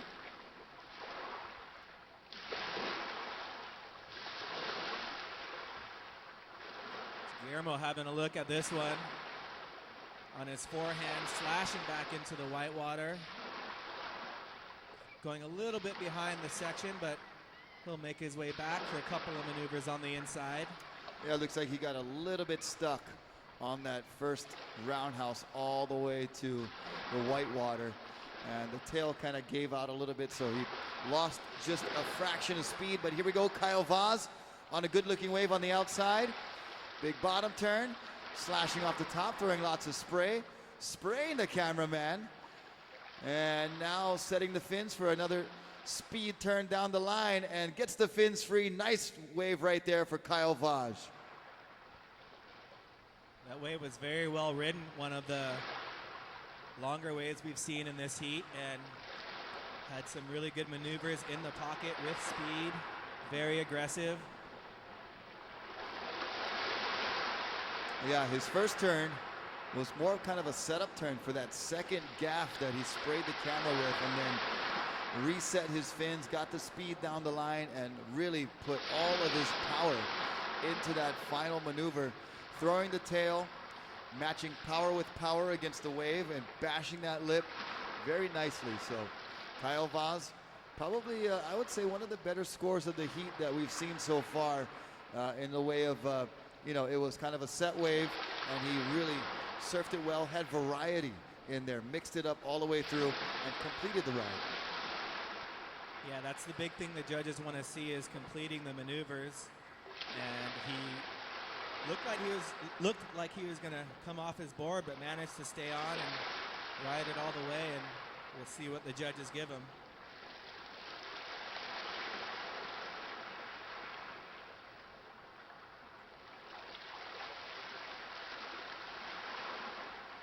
As all three competitors kind of looked at this wave, but a little bit walled. We've got Mo Freitas in red from Hawaii, Caio Vaz from Brazil in white, and Guillermo Cardeña from Sayulita, Mexico in blue. Oh, Mo coming off the pier, looking for something huge. Going straight up. Nice one maneuver from Mo. All right, so we got 7 minutes and 45 seconds. Last score for White, Caio Vaz, a 7.83. White, you're in first. Last score for Red, Mo Freitas. Your previous score of 4.33, you're in second. Waiting for your last score. Guillermo Cardeña, you need a 6.73 to go to second. Blue, you need a 6.73 to go to second. 7 minutes, 15 seconds remaining here in heat number 4. And quarterfinal for the girls, please check in. I believe it's a one-on-one quarterfinal. Should be interesting for the Wahine as they get set here to begin their quarterfinal matchups. Then we'll be jumping right back into men's quarterfinal action, bouncing back to the women's semi, then back to the men's semi, and then we'll be going to the consolation final, which for the men's side, there is a consolation final, man-on-man, and then we'll be getting to our women's final, and then cap off the day with our men's final, crowning some champions on the beach here. Aloha Friday at Huntington Beach for the Stand Up World Tour, Huntington Beach Pro Grand Slam. We've been surfing all week. We'll be racing all weekend. No shortage of action from the Stand Up World Tour and the Waterman League, all brought to you by Starboard Turtle Bay Resort and our lovely sponsors here. We also want to thank Dukes and Sandy's right here on the beach for their great support of stand-up paddle, surfing, and racing, all part of the Stand Up World Tour and the Stand Up World Series. It was a pleasure to have you joining us here on the beach. If you can't join us for the rest of the day on the beach, make sure you tune in online at watermanleague.com or on youtube.com/The Waterman League. That's how you can follow us online. If you want to let your friends and family know where they can check out the action, you want them to see what you're enjoying live on the web, you can just text or call or email them. Let them know that watermanleague.com is where they can follow it. If they're in the office, somewhere inland or somewhere a lot colder than this, you can kind of rub it in and like, see where I'm at? I'm checking out some surfing at Huntington Beach Pier. You can get in front of one of our cameras too and maybe give them a wave and say hello to some of your friends and family that are not right here with us at this time. So we got an update, Anthony. Let's let them know. With just under 5 minutes as Caio Vaz is up and riding on another wave, just falling off, but he is in the lead currently with a 5.83 and 7.83. Mo Freitas in red, you are in second with a 5.17 and a 4.93. Guillermo Cardeña, Tigre, you're in third. You need a 6.73 to move into second place. Guillermo, you need a 6.73 to move into second place.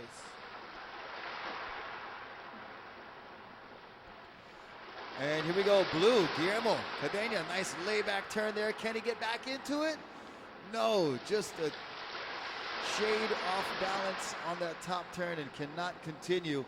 Meanwhile, Mo Freitas trying to solidify second place, possibly take the lead. And whoa, almost gets a clip there from Guillermo Cardeña, unintentional of course, and that wave just kind of a closeout anyway. But Mo Freitas zipping through on that wave. Does anybody on the beach have an iPhone 5 cord we could borrow? Small kind Hawaiian borrow. Anybody have an iPhone 5 charging cord that we could, small kind Hawaiian borrow. We give them back later. We give you soda.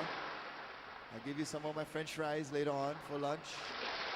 Anybody have an iPhone 5 cord, charger cord that they would be willing to let us, small kind Hawaiian borrow? We'd appreciate that. Just bring it on down to our official tent here. And hey, we might have an extra t-shirt for you. You never know. Actually, we can give you something for something. So we'll work it out. But if you got an iPhone 5 cord, just bring it on up and we'll work something out. We got something for you. Go ahead, Anthony. Sorry about that. No, I was just going to remind Matt Becker and Ray Egglesworth and Brennan Rose to stay out of the competition area. So we got 2 minutes and 35 seconds. Guillermo Cadena on his backhand. Nice top turn there. Little paddle transfer, swooping roundhouse cutback. And continues to work the wave down the line. Oncoming section here. What's he going to do? Smacks it up off the top. And here we go, Mo Freitas. Got Mo on the left and Kyle on the Kyle on the right. Both coming off the top first turn. We'll see who wins this game of chicken. As Mo up and riding first, slashing off the top, and another little off the top for Mo. And that is our current first and second place competitors, both sharing a nice little, fun little wave here at Huntington Beach. Guillermo also had a wave just before that, so nice exchange we just had, and we'll see what happens with the scores. I'm waiting for one guy to go high, one guy go low when they do that, and both smash their oncoming sections. That would be pretty sick. But those guys worked it out very nicely right there as an indicator of them realizing this is a very important part of the event. You don't want to go down because you got an interference. You don't want to do anything that's going to even give the judges a reason to consider giving you an interference. You don't even want to play with that game when you get this deep into the comp. And quarterfinals looming. Mo and Kyle do a very smart job of staying away from each other. Yeah, and Kyle maintaining his lead before that exchange, so very smart to just kind of pull off, straighten out, and like you said, not even give anyone any sort of thing to think about as far as interference goes. Yeah. So winding down here, 45 seconds. Guillermo Cadena still looking for a 6-7-3. Your last score, not enough, Guillermo. You still need a 6-7-3.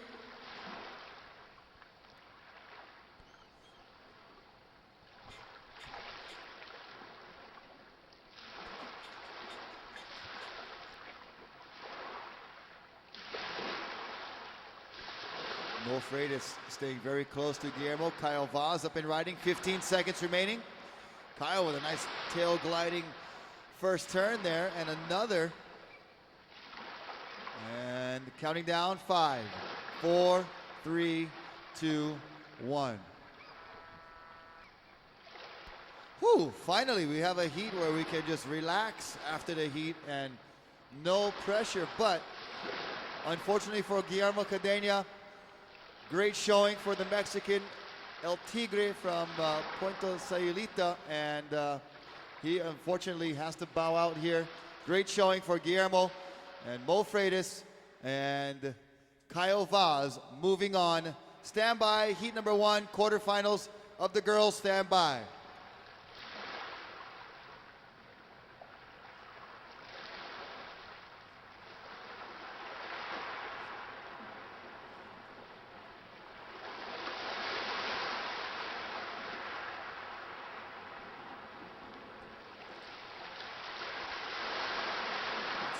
Mo Freitas coming in. Mo, your last wave was a 6-3-3.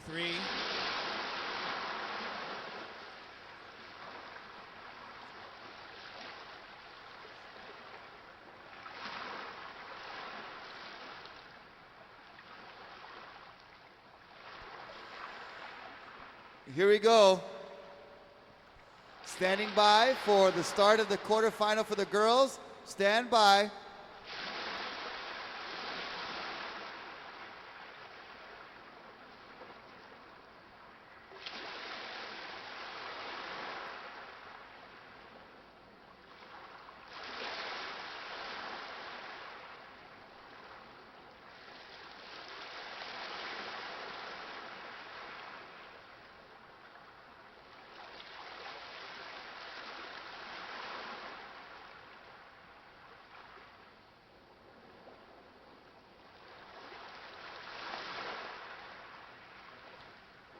We're still on hold, ladies. We're still on hold. Our next heat will be the first heat. Here we go. Counting down. 5, 4, 3, 2, 1.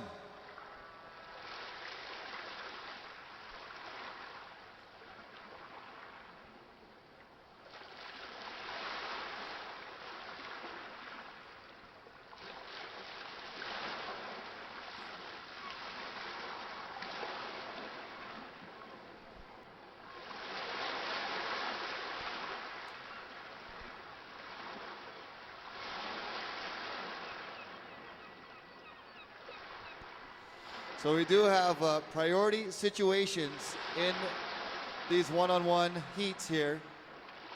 Right now, no priority established at this time. So it functions like a regular heat where each surfer has equal opportunity for the wave. And right now, we're going to throw you down on the beach with the winner of that last heat advancing to the quarterfinals, Kyle Va.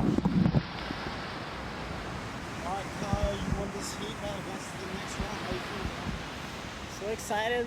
Things going good for me and for you. I'm so happy to make one more heat. Yeah, today's the final day. It's a normal day. Just relax and keep hoping the waves to come and so we don't fall off the board. Alright, hey, good luck on the next round, bro. And, Thanks. Thank you. Thank you.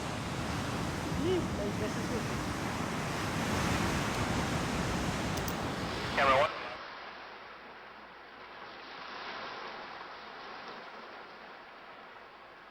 So Kyle Va is moving on, as well as Mo Freitas. They will see each other in the quarterfinal man-on-man heat. As the women are still waiting to establish priority and ride their first wave of the heat.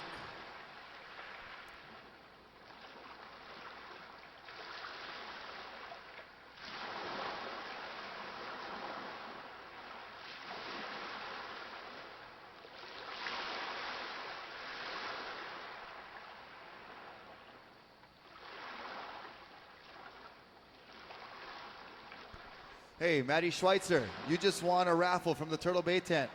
Where is Maddie Schweitzer? Yeah, Maddie. You guys can also be winners. It's open to everybody. Come up to the Turtle Bay tent, turn in a raffle ticket, or at least put your name on a raffle ticket. It's free to enter, free to win. We got the brand new Turtle Bay hats and Surf of the Bar hats and Surf of the Bar t-shirts and Turtle Bay t-shirts, all for free. You just got to walk up here and put your name in. If you don't enter, you won't win. So come on up, put your name in the hat under the tent, and you can win some great product from our wonderful sponsor, Turtle Bay Resort on the North Shore of Oahu. Also, enter to win a trip for two to go to Turtle Bay Resort and stay at the hotel for 1 week for free, airfare included. All you got to do is come up to the Turtle Bay tent and enter your name, and we will put you in the winnings or the runnings to win a trip for two, airfare, hotel, all included for 1 week, adventure package, welcome meal. You have sub equipment for the week to use for free.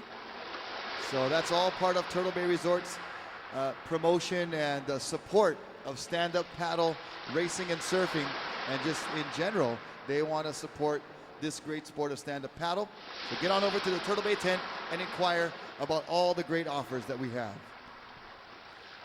What a great package, and our winner from the Turtle Bay event, Nicole Pacelli, riding the first wave of this heat, coming off the pier, off the bottom, and just falling off the back of that wave. So she got one turn in and then one incomplete maneuver.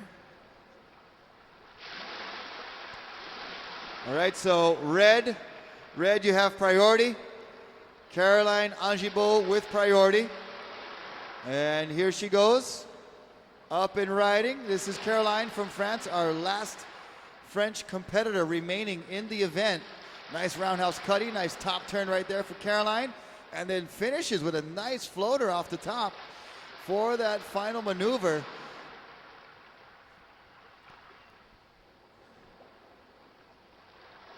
Good waves by both girls to start the heat. Caroline showing her paddle work with a very nice paddle transfer off of her first turn, and then a couple of good turns after that. Nicole Pacelli throwing some tail on that first turn of hers, so it looks like priority will go back to Nicole. Yeah, Nicole Pacelli in white with priority now. So the priority goes, whoever establishes a position in the lineup first after catching waves will have priority. And if the priority surfer paddles for a wave and prevents the other non-priority surfer from catching that wave, the priority then switches over to that surfer who did not have priority. So you must be sure of the wave that you're going to catch. You can't do any fake outs. You can't do any blocking when you have priority. You must go on that wave that you choose. White with priority at the moment. White, Nicole Pacelli, you have priority.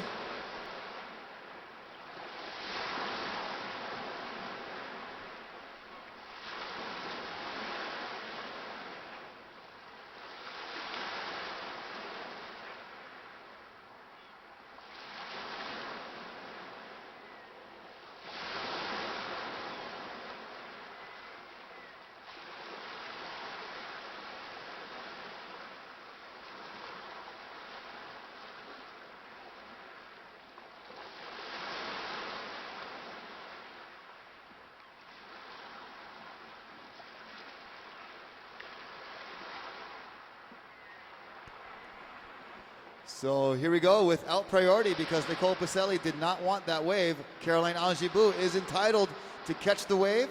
And here she goes, carving nicely. Two little turns there for for Caroline. And working this one all the way to the inside. Nicely done there for Caroline Angibou. Standing by for the first scores of Caroline and Nicole. White, you have priority. You still have priority, Nicole Pacelli.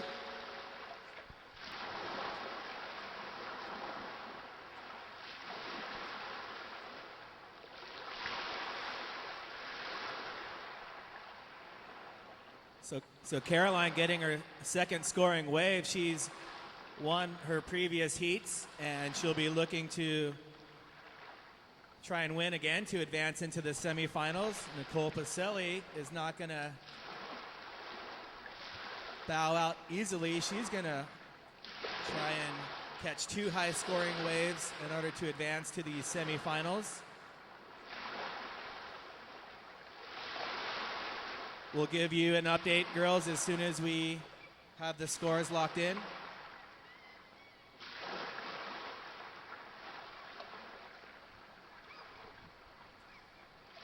We're in heat number 1 of the quarterfinals for the women. In red, we have Caroline Angibou, and in white, Nicole Pacelli. In our next heat, heat 2, we will see the Australian Kayali Dories versus the Californian Candace Appleby.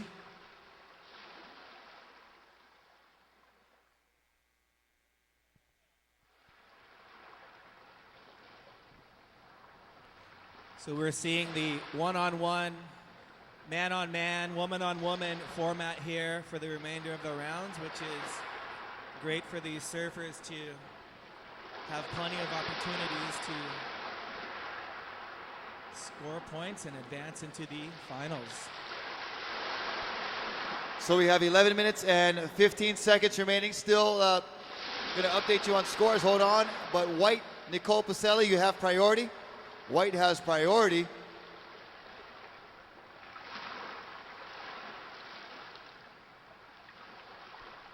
So white still with priority.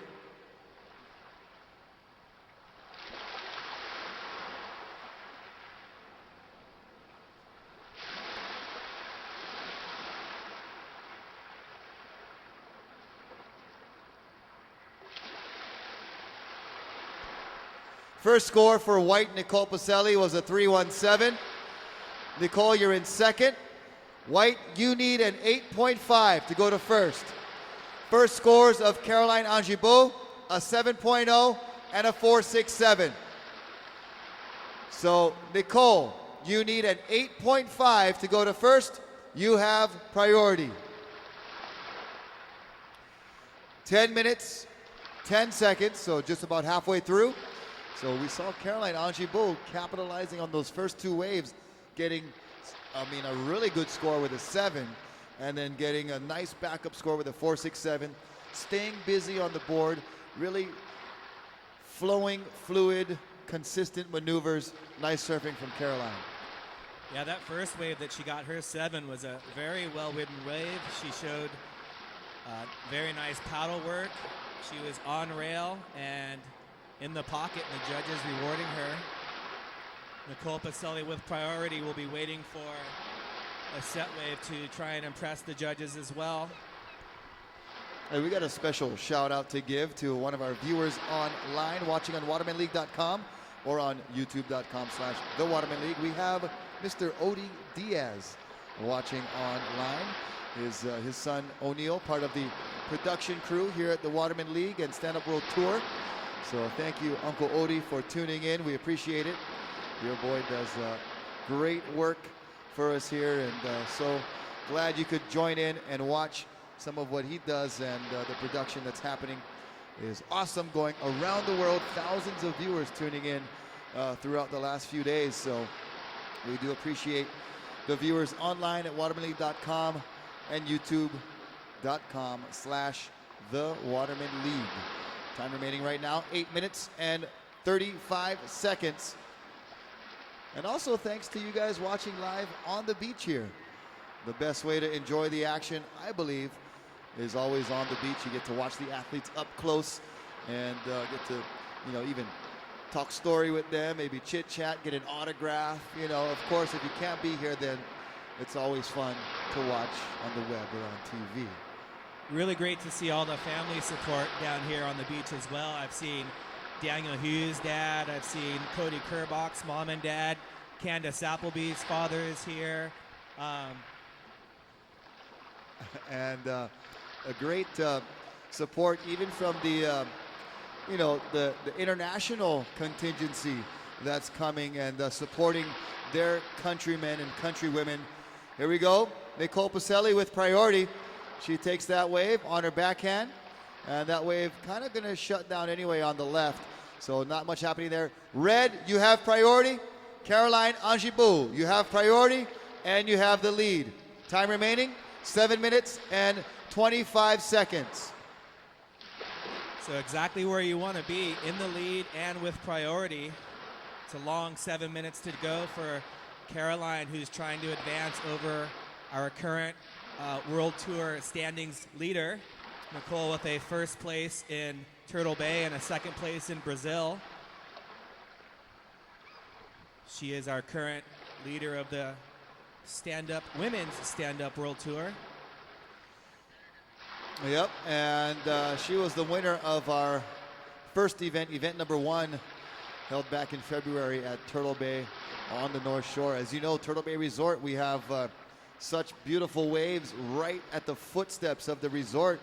So very unique place that you guys should all come and visit when you come to the North Shore. Check out the new and improved Turtle Bay Resort. If you've been there before in years past, I guarantee you'll be so pleasantly surprised with the new renovations, the new ownership, the new logo that we have here for Turtle Bay is all happening within the last couple of years, and their huge support of stand-up paddle as a sport has been overwhelming and very positive.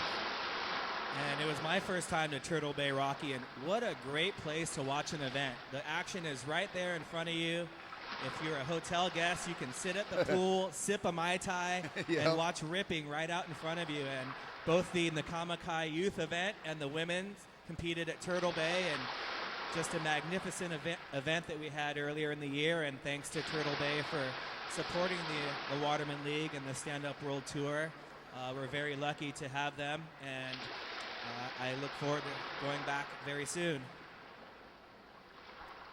And it's also the home of the Waterman League headquarters, so Turtle Bay really stepping up their support in basing the Waterman League out of there, and also hosting more events.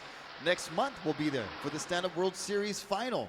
We had a long year of traveling and racing, Chicago, Chile, San Francisco, Germany, all over the globe, and we'll be capping it and wrapping it all up next month at Turtle Bay Resort for the Stand-Up World Series. Of course, we're going to have racing tomorrow for the World Series here at Huntington Beach.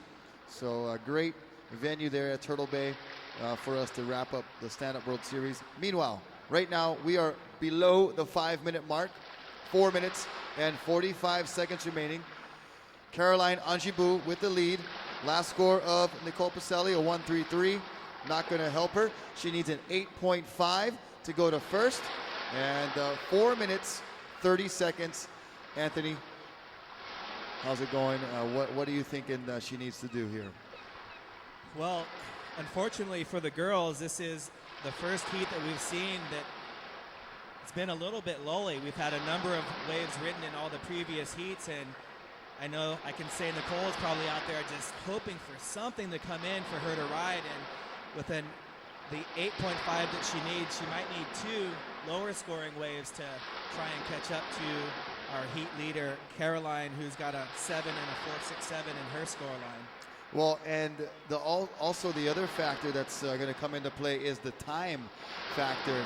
You know, like you said, she could chip away at it by getting 2 scores to equal what she needs, but as the clock ticks now under 4 minutes, that possibility starts dwindling, and she's going to possibly have to just wait for a set, you know, pray that there's something out there that she can work with and get that big score of an 8.5. She's well capable of that 8.5, but it's all a matter of the waves coming in. She's definitely well capable, has some very magnificent turns that she's shown us in previous events and here in Huntington Beach. So looks like we've got a little set approaching, and she knows that she is under priority, so she's trying to paddle away from Caroline a little bit and give some space.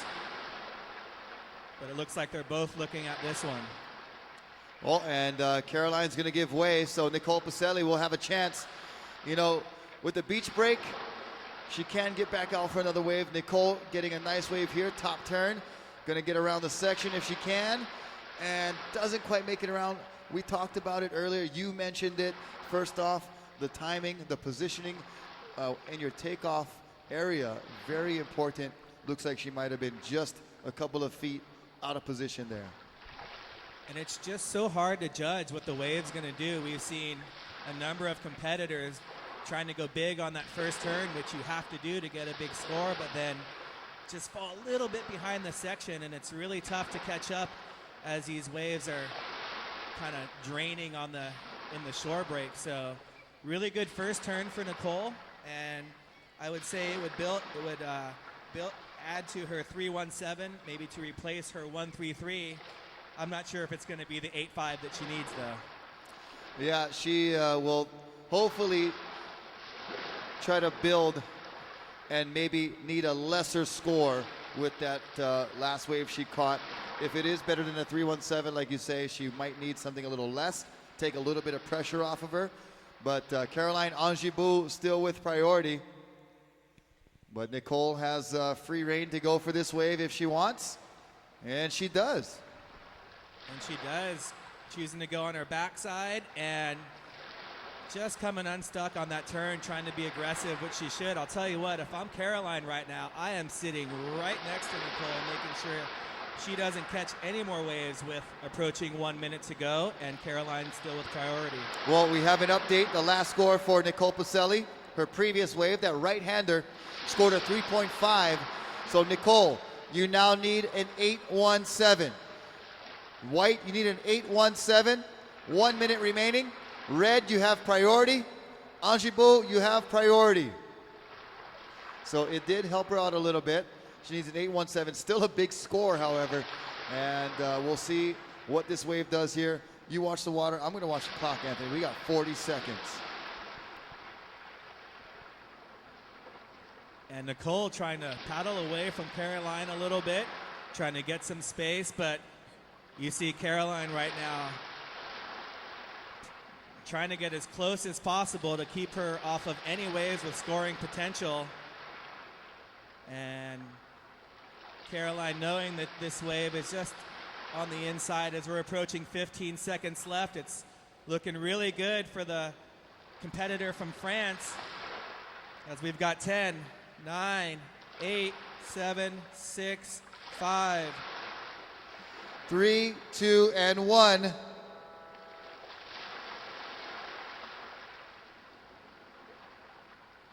So it looks like Caroline Angibu advancing on to the semifinals. Nicole Pacelli will take second, and she is eliminated here in the quarterfinals as the French surfer Caroline Angibu keeps it going for Team France. And Nicole Pacelli will bow out, but good showing from Nicole, making it to the quarterfinals. Quarter number 2, stand by. Quarter number 2, stand by.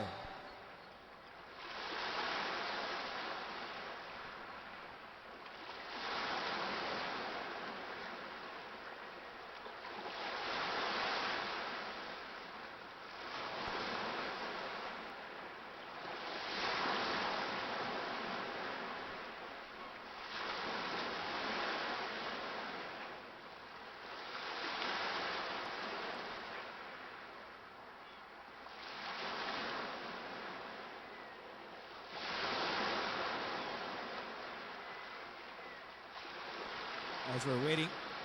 Here we go. 5, 4, 3, 2, 1. We need Matt Becker to please check in with administration. Matt Becker, please check in with admin downstairs. Matt Becker, please check in.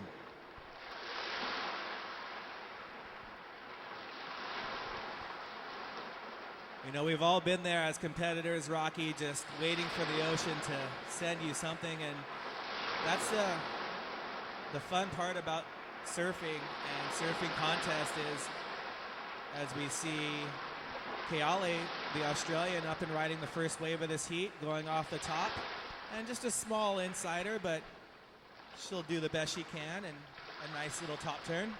She gets on the board, and Keale Doris is our last and lone Australian representative of the entire event. So last heat we saw Caroline Angibu, the last of her country of France, keep their hopes alive and her hopes alive. We'll see if Keale can do the same, but she's up against the very formidable and one of the world's best, Candace Appleby, who's out there in the red jersey. So it's Candace with priority. Red, you have priority. Candace Appleby up against Keale Doris in this quarterfinal number 2. Quarterfinal number 3, please check in. Quarter number 3, please check in.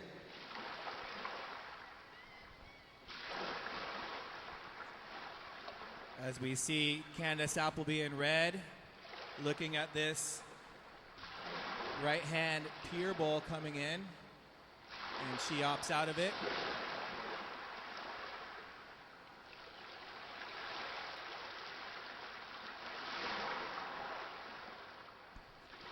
Here we go. This is red, Candace Appleby on this wave. Down the line speed, one big section ahead, and goes up and off the top for that one nice turn.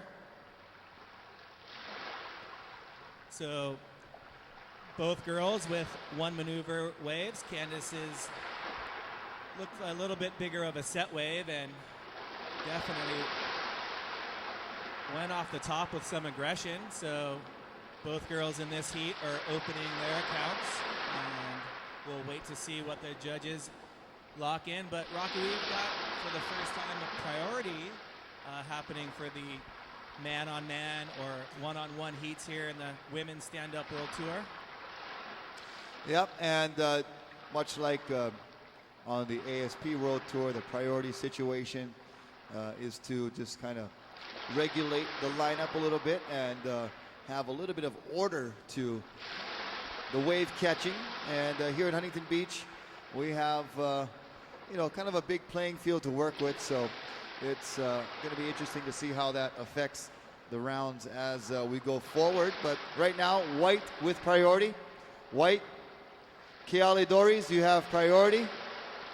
And similar scores being locked in too. You know, those waves were quite similar. Keale Doris just went up with the floater, didn't have that much speed. Candice was able to build up some speed and go at that section, so that might be just the minimal difference between those two waves, but both single maneuver waves and similar kind of closeout waves. And like we said, the judges getting very technical. First score for for white. First of white, a 2.67. First of red, a 4.0. As we see Keale up on another right.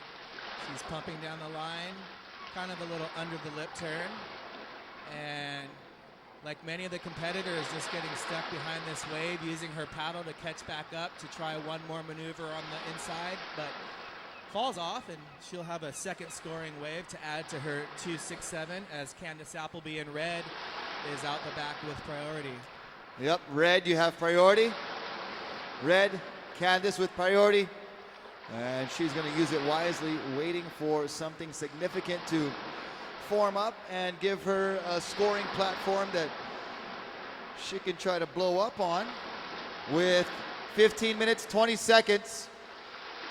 Quarter number 3, please check in. Women's quarterfinal number 3, please check in.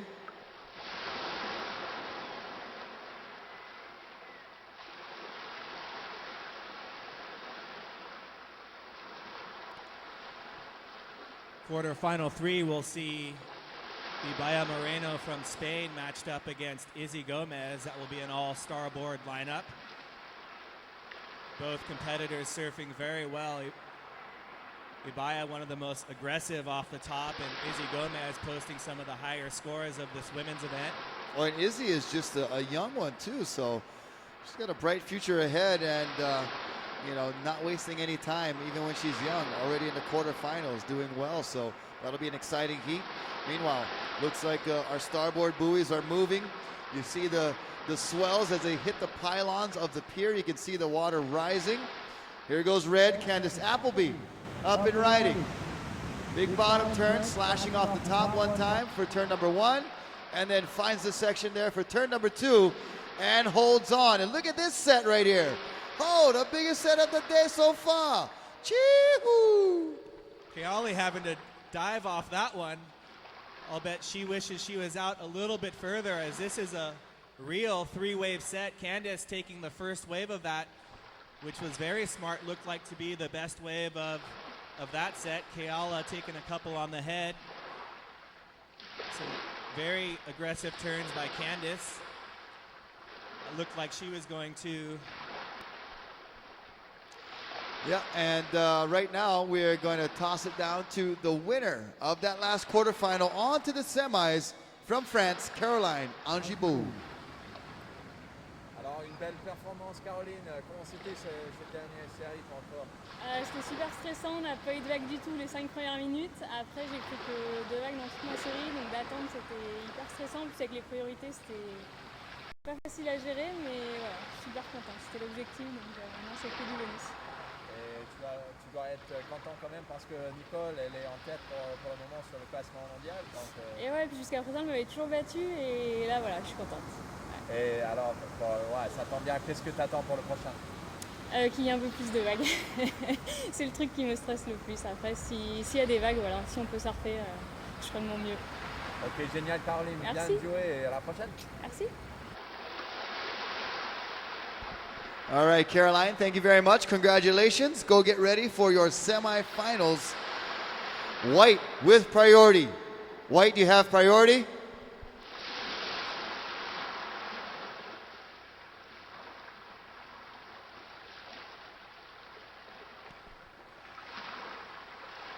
Candice Appleby in red, your last score coming in at an 8.5. You've got a 12.5. Keale, your second wave coming in at a 1.6. You need a near perfect score of a 9.83 to take over the lead. Wow, so Candice really opening it up there. She got the opportunity, got the wave she wanted. Here's Keale Doris. Keale is up and riding, floating over the top of the first section and not going to make it back in, so that's not going to be enough. Keale looking for a 9.83. She does have time on her side, Anthony. She's got 11 minutes and 30 seconds. But now, red, you have priority. Red, you have priority. And we talked about the support.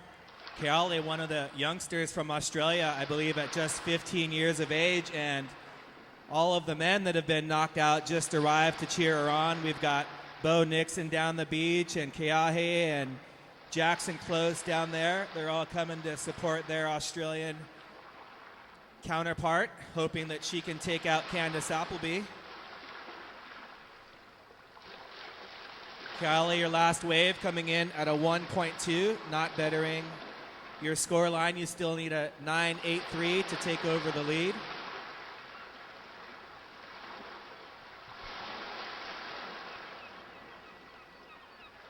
Candace Appleby continuing her strong performance here, posting some of the higher scores of the event. As we see Giorgio Gomez and Izzy getting ready for her quarterfinal matchup. Izzy, a strong competitor, both on a stand-up, also shortboarding.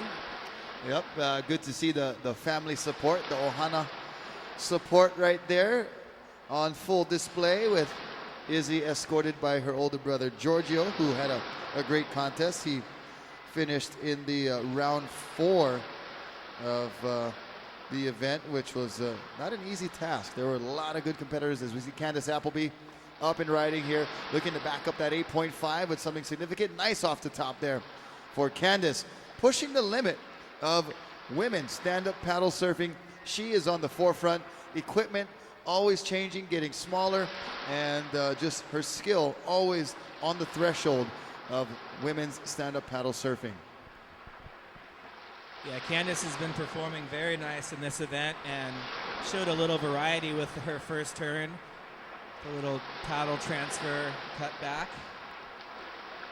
And Ibaya Moreno coming up in our next quarterfinal. She's a former windsurfing wave world champion. So I believe she was a world champion in 2012 for windsurfing, but that's the surfing part of windsurfing. Wow. That's pretty cool, and she is from Spain, so I believe one of our only competitors from the country of Spain, so that's cool to see that country represented here, as it is truly an international affair. With white, you have priority. Keale Doris, here she goes.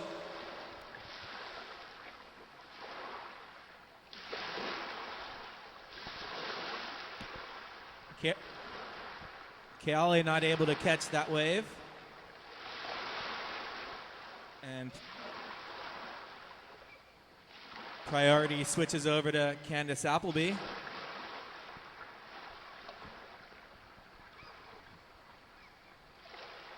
Y buena suerte, Ibaya, y muchas gracias para todas las personas mirando en España.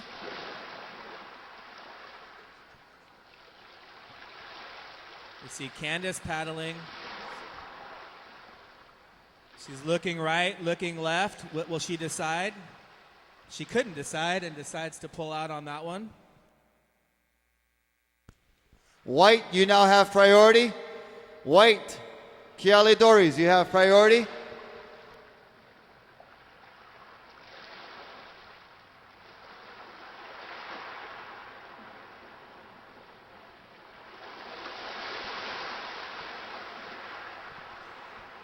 Candace Appleby, your last wave coming in at a 6.33 to add to your 8.5. You've now comboed Keale Doris. Keale, you need a combination score of 14.83 in order to take over the lead.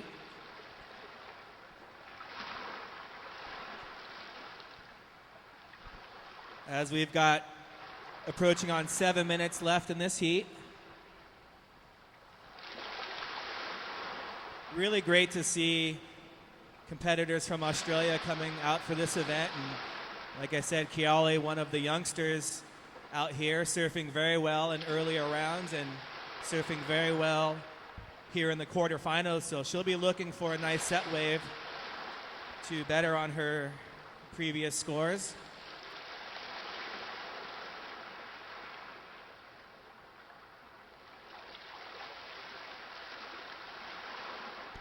Here we go, paddling, looking at the left.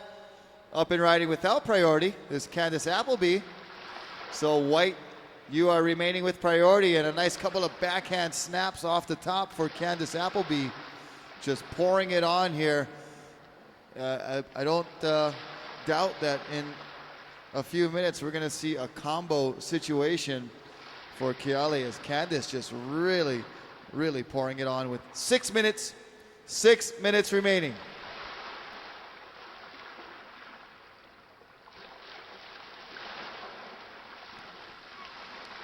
And with our current World Tour World Tour ratings leader, Nicole Pacelli, going out in the quarterfinals, that's opening the door for Candace Appleby.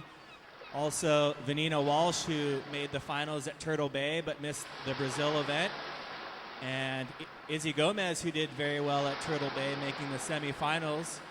She'll be coming up in our next heat. So the girls have 4 events on their tour. They get to drop their lowest score. And we will look forward to a finale in France for the women. We also have a Location X event for the men. So we're just approaching 5 minutes, left in this heat. A surfer in white, paddling for this right-hander on her Fanatic. Driving down the line, getting speed, setting up to bash that section, throwing some spray, and another little hit off the top. And pulling off the wave in control, still standing.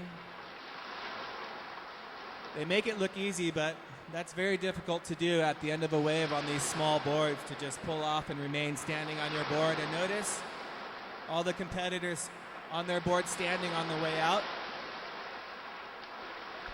That's part of the rules of heading out into the lineup, that you must be standing at least during your heat.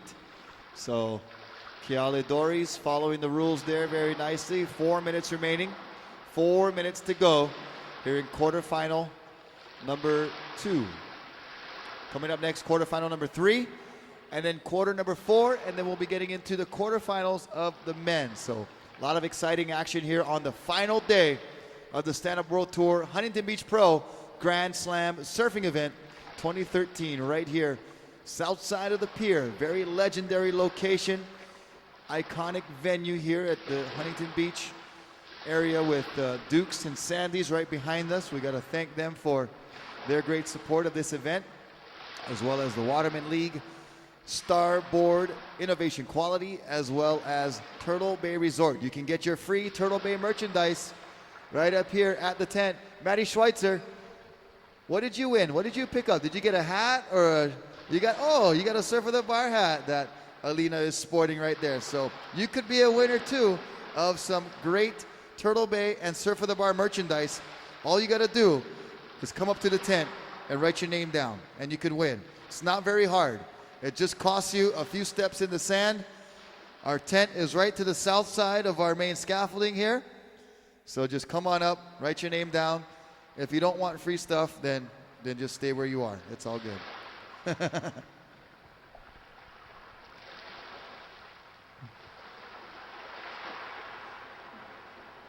Huntington Beach, long history of surfing events and surfing here at Huntington Beach. Not only is there Duke's Restaurant, but across the street is one of 3 statues of Duke Kahanamoku. There's one in Freshwater Beach, Australia, and also one on the beach in Waikiki. So Huntington Beach with a storied surfing history. You can go check out the Duke statue across the street and then head to Duke's Restaurant for some good food as we see Keale up and riding. Driving down the line.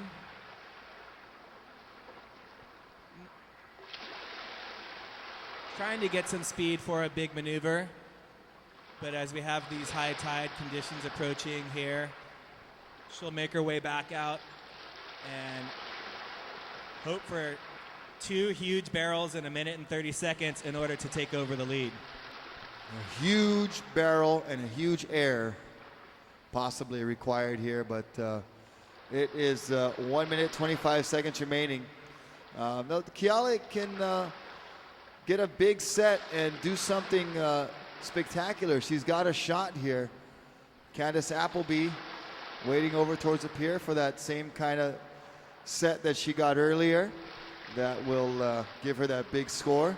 But right now, it is a combination of 14.83 required by Keale to catch Candace, who's got an 8.5 and a 6.33. Meanwhile, winner on the beach, Marvin Freitas. Marvin, where's Marvin Freitas? Marvin Freitas, you're a winner of some Turtle Bay gear. Carvin Marvin, pick up your free stuff.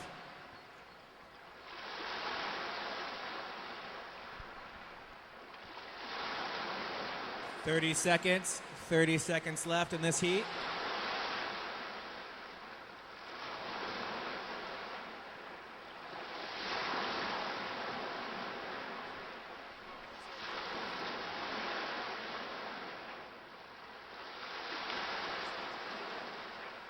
Ten seconds remaining.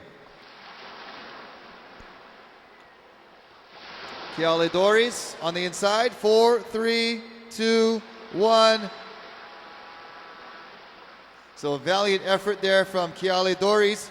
Unfortunately, comes up short. Ran into one of the top competitors of the Stand-Up World Tour in general, Candace Appleby, and she did not disappoint with the 8.5 and 6.33. Pours it on, combos Keale Doris, and Keale Doris, good job. Nice event here, making it all the way to the quarterfinals, but she will be eliminated. Candace Appleby moves on to the semis. Stand by. Heat number 3, stand by.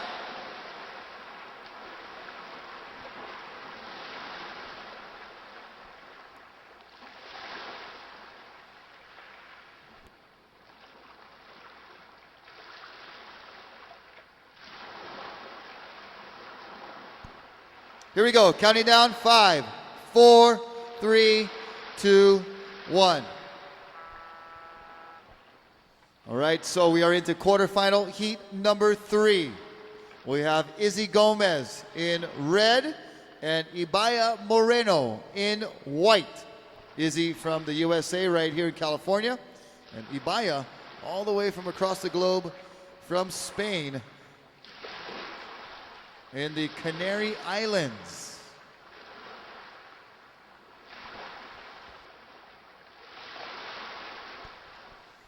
And look at that, after her heat, she's still taking care of the beach. Malama Ike Kahakai, take care of the beach, picking up some rubbish. And we're gonna get an interview with her very shortly. Keale, well done, and congratulations on making the quarterfinals. As we are into quarterfinal number 3. Quarterfinal number 4, please check in. Quarter number 4, please check in. And we are now gonna throw it down to the beach. Actually, in a few minutes we are, but we're gonna tell you that heat number 4 should be ready to check in. And we have heat 3, Izzy Gomez, Maya Moreno in the water. No priority established at this time.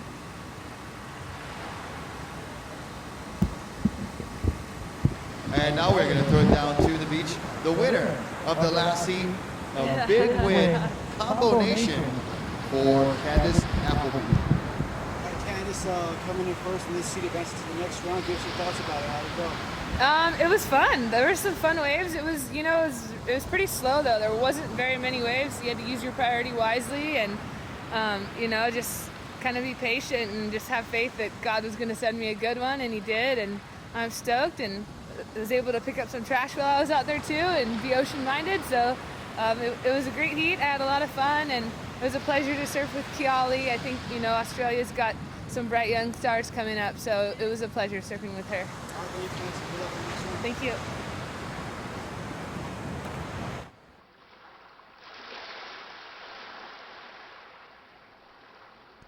Thank you, Candace, and congratulations. We'll see you in the semifinals. 17 minutes remaining here in quarter number 3. No waves ridden yet from Izzy Gomez or Ibaya Moreno. Ibaya Moreno does have an identical twin sister, Daida, who is also a very, very accomplished windsurf athlete. And we've been talking about it all event long, as we've been saying here. Seems like the kiteboarders and the windsurfers have a little bit of an advantage over the conventional surfers that have converted to stand-up paddle surfing, because they're so used to having that boom or that, you know, the object in their hands. They're very accustomed to riding a wave with having to hold on to something, as opposed to conventional surfers who've converted from shortboarding and longboarding that are doing turns without that paddle or the boom in their hands. So really the advantage showing with the windsurfing and kite surfing in this stand-up paddle surfing. Now both girls really hugging the pier over there, pushing each other quite deep. And you know, some of the waves actually in front have been not too bad. So we'll see if one of them get a little you know, impatient over there and start to move towards the middle. Still plenty of time, 16 minutes remaining here in heat number 3. Rocky Cannon joined by Anthony Vela, and just calling the play-by-play action here for the Stand-Up World Tour Huntington Beach Pro. All part of the Grand Slam event here, Racing and Surfing 2013 here at HB. And we're having a lot of fun here today, Rocky. Thank you very much for the last couple of days and announcing and just bringing all the action to the people on the beach and at home.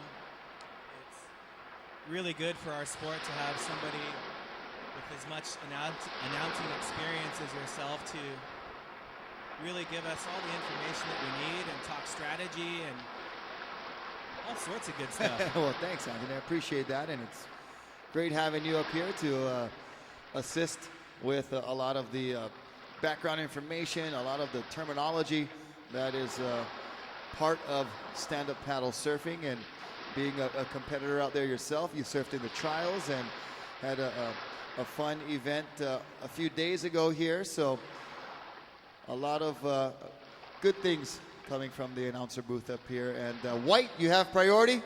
White, you have priority. White with priority. So Ibaya Moreno, you have priority. As Izzy Gomez made an attempt for that wave, and any attempt for a wave does relinquish priority, as that will not count as an attempt. She did turn her board around in time. She did not paddle for the wave. She just had a look at it. So White remains with priority. The girls, looks like Ibaya's got her eye on this right-hander as she's catching the first wave of this heat. Coming off the top. And nice bottom-top combination. Just trying to hold on, and Izzy Gomez up and riding behind her. Here we go, red Izzy Gomez up and riding. Nice couple of S-turns down the face. Gets going with a lot of speed and floats over the top nicely. Good top turn there from Izzy Gomez as Ibaya paddles right back out. And Izzy still milking this one all the way to shore. But most of the scoring all done on the outside. And Ibaya gets tripped up there by that wave. So now it's a race back to the lineup. Who will make it out there first for priority? The judges will be watching closely as both girls are heading back to the takeoff zone. It's going to be close.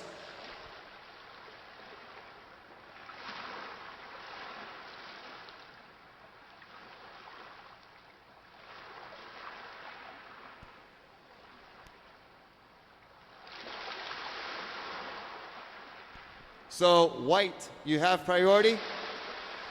White, you have priority. Stand by for scores. First score for Izzy Gomez, a 5.33. First of red, a 5.33. First of blue, a 2.83. Blue, you need a 2.51 to go to first. Blue, you need a 251. Sorry, white, you need a 251.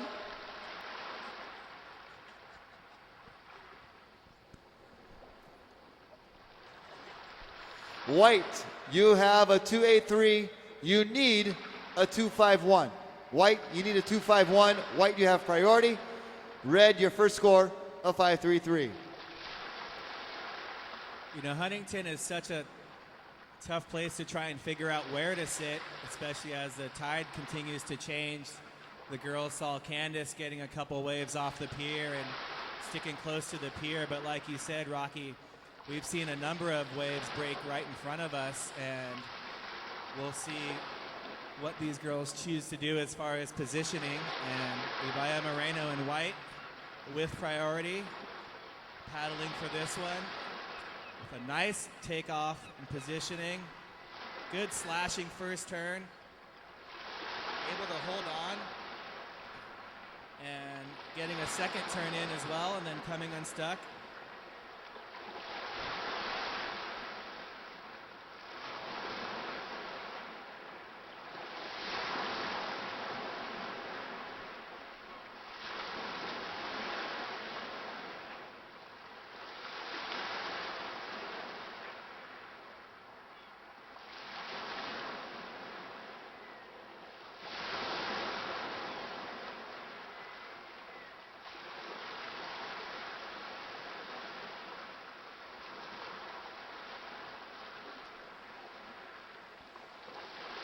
We're in our third quarterfinal for the women. We've seen Caroline Angebou of France and Candace Appleby advancing in the water now with 10 minutes and 30 seconds to go. We have Izzy Gomez from the United States in red and Ibaya Moreno from Spain in the Canary Islands. I would love to go and surf over there as Izzy Gomez looking at a nice right-hander, taking off on her starboard with a good first turn. Nice little second turn, setting up for the whitewater smash, and boom! Izzy showing her starboard logo on that turn. I'm sure Harry Wewell will get a picture of that. On the outside, it is Ibaya Moreno. Now with a turn. Nice carving first turn for Ibaya, and then smashing, laying back, comes unglued. So crucial right there on that turn. Not able to hold on. Ibaya Moreno from Spain. However, she is further out than Izzy, so she'll probably make it back out first for priority. And it looks like she's probably going to need priority with Izzy Gomez turning in that second wave score. Last score for blue. Previous wave of blue was a 4.67. Standing by for last of red.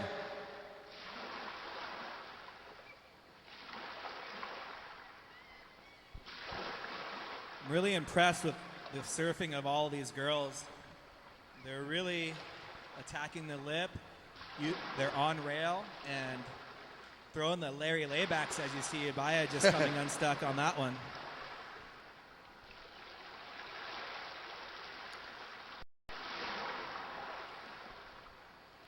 As we eagerly await the scores. This is just exciting action here all day, and we've got scores locked in, Rocky. So last score of red, last of red, a 6.33. Last of red, a 6.33. Red, you are in the lead. White, your last score, a 3.57. Red, you're in second. You need a 6.99. So basically a 7.0. You need a 7 or a 6.99. White, Ibaya Moreno, you're in second. White, you have priority.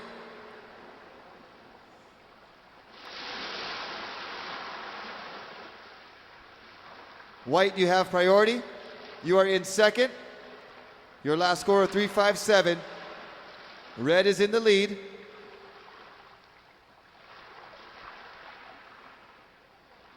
Izzy Gomez with that score of a 6.33, tops in the heat so far and betters her first wave score by a full point, and now puts the pressure on Ibaya Moreno in white, looking for that 6.99. I guess we'll call it a 7. is what she needs. She's very capable as well. You saw those turns she was doing. If she just holds on some of those laybacks, she would have a great score. So Ibaya Moreno, no shortage of talent, just needs to get the wave.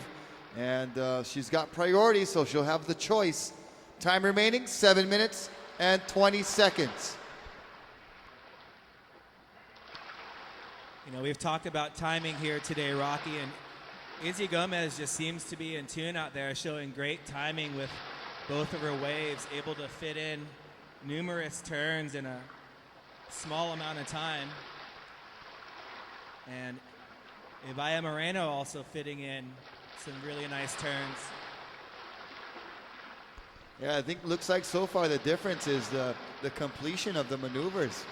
You know, Ibaya's right there in position to make things happen. It's just little glitches and slips of the feet that are preventing Ibaya from gaining those really high-scoring rides. But she is right there in contention, and right now with priority, look for her to put something together. She's, you know, like we've been saying, very capable of getting a perfect 10 out here. So look for her to get a good wave, be smart about it, try to carve it up, look for that 6.99 and squeeze herself into first place position. As we've got just approaching on 6 minutes, girls in the last quarterfinal, Vanina Walsh and Aline Arisaka. Please check in and get ready for your quarterfinal showdown. Should be an exciting last quarterfinal on the women's side. It's already fun saying the names, Vanina and Aline. So it should be an exciting heat. Both some of our younger competitors with bright futures ahead. And having a look at that one was Ibaya, but she did not attempt. So still priority with White. White, you still have priority. Red, however, has the lead. And White looking for a 6.99 to catch up to first place. Time remaining, just about 5 minutes. 5 minutes remaining.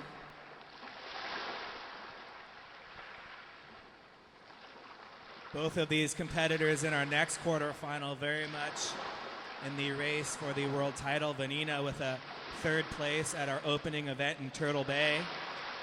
Vanina missed Brazil, and Aline with a couple of good results at Turtle Bay and in Brazil. So they'll be looking to advance into the semifinals and try to earn some valuable points to perhaps be crowned the first ever women's stand-up world tour champion. Yeah, this is the inaugural year for the stand-up world tour women's surfing championship. So very exciting for all of these females and for the sport of stand-up paddling surfing itself. Very exciting to have the first ever historical, pioneering, the first ever stand-up world tour women's surfing championship, as we see Aline Arisaka making her way down the beach in red on screen right now, heading towards the famed Huntington Beach Pier. She will be up against Vanina Walsh from Hawaii. Now thinking back, Rocky, of the 16 women competitors, I'm not sure where the Californians were. We've got Candace Appleby still in the competition from California, and Diane Wenzel went down in one of the repecharge rounds, but the rest of the competitors are from everywhere else but here, as we see White up and riding. That's Ibaya Moreno, beautiful looking carving cut back into the pocket. She's got a lot of speed, little check turn off the top, paddle transfer cutting back into the whitewater, paddle transfer again, and jumping into the whitewater. That was very beautiful paddle work there by the surfer from Spain, Ibaya Moreno, as she heads back out with 3 minutes remaining. Stand by for that last score. Here's Izzy Gomez. Izzy up and riding. Slashing a turn there. Now pumping down the line and carving one more turn and then hitting the last section very nicely. And just coming unstuck, you talked about completing your rides, Rocky, as we saw Ibaya Moreno completing her ride. Izzy going for a big finale maneuver and just coming off her board at the last minute. And they'll race back out for priority.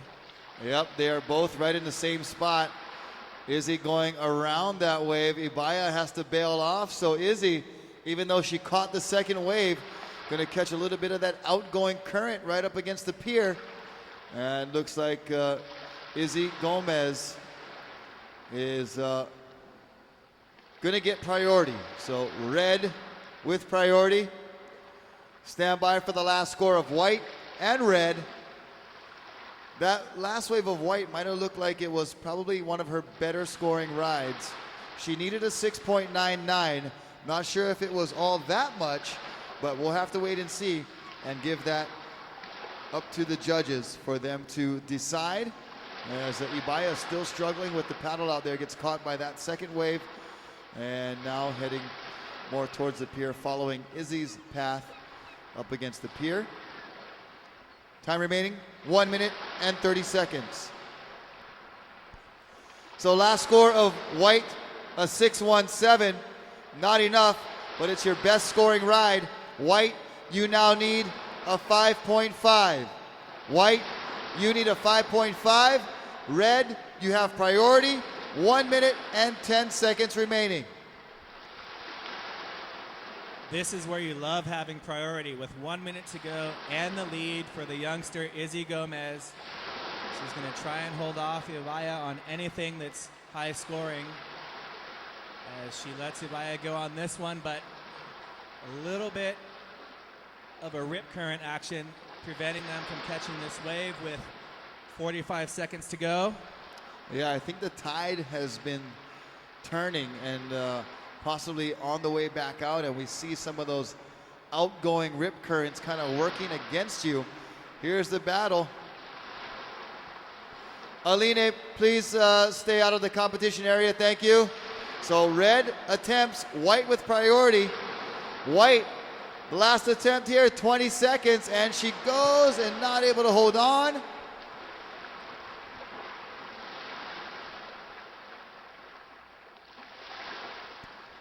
Now red with priority. 6, 5, 4, 3, 2, 1. So Izzy Gomez moving on to the semifinals, finishes in first place, followed by the very talented Ibaya Moreno in second. She bows out in the quarterfinals. Quarter number 4, stand by.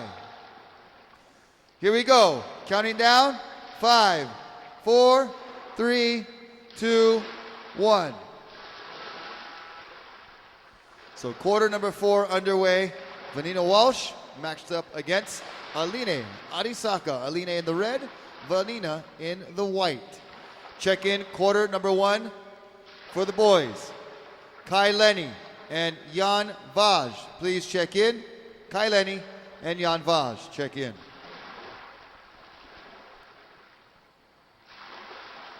Both girls had a look at this first wave, and we've got Vanina Walsh in white and Aline Arisaka in red. Both will be looking to advance and meet Izzy Gomez in the semifinals.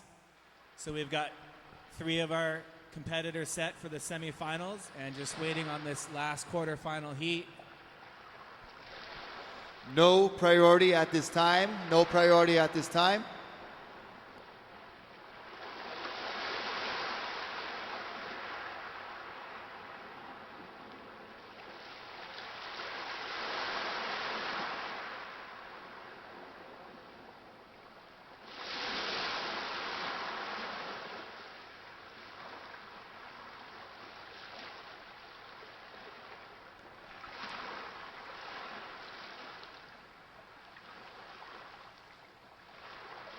So as we see the conditions changing, that previous heat, the girl is sticking very close to the pier. Aline and Vanina sitting a little further away from the pier. They've separated themselves from each other with no priority having been established yet.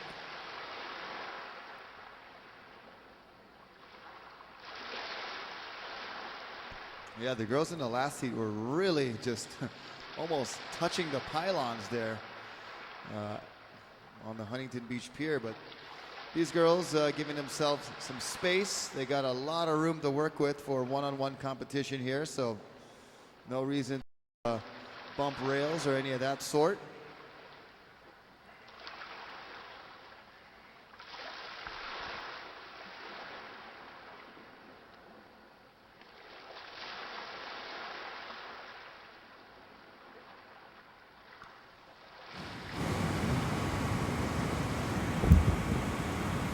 Line from Brazil, looking to catch the first wave of the heat. Nice left hander towards the pier. A little bit of a ball, but still right.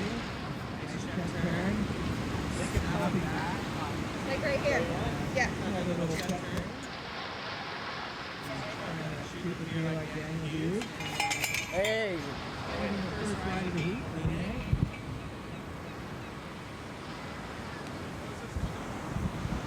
All right, Izzy, congratulations on winning the heat. You're advancing to the next round. How are you feeling right now? I'm feeling really good. I was kind of nervous because the waves got so small overnight, but I guess I managed to get the right waves. Any idea how you feeling? Are you competing with everybody else in the next round? I don't know. I hope that everyone has fun and just good luck to everybody. And it's gonna be really fun because now it's like the best girls at like right now for the semifinals and on. So it's gonna be tough, but it'll be a challenge. So. Thank you. Congratulations. Thanks. Izzy Gomez, congratulations. Well done. All the way from the east coast of Florida. I saw a Jupiter sticker on her board. So all the way from South Florida is Izzy Gomez. She'll be in the semifinals. 15 minutes and 50 seconds remaining. First score for red. First of red, 4.5. Red, your first score of 4.5. White, you have priority. And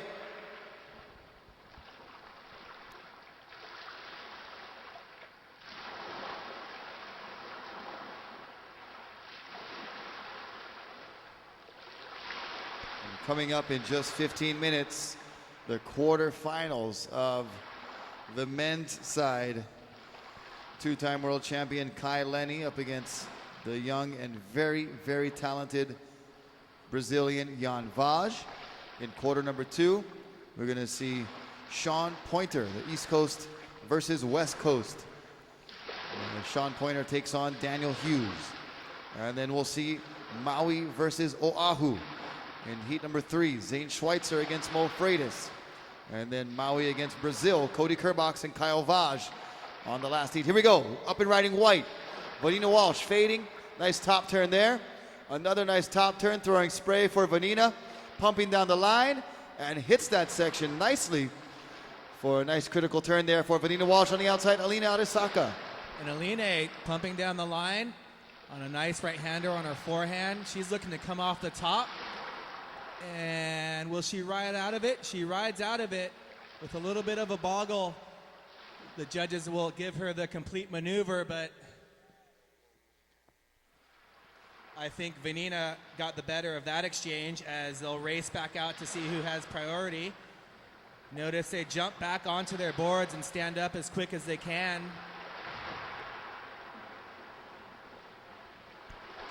Vanina staying connected to her board and is able to get on. Now she's going to prone paddle her way as much as she can. Then she's going to stand, go to her knees. And then stand. Well, here's an oncoming wave that's going to make it a little tricky. And she stands up and jumps over. Aline remains on her feet. Vanina has to jump off. We're going to wait for the judges' signal to see who's got priority.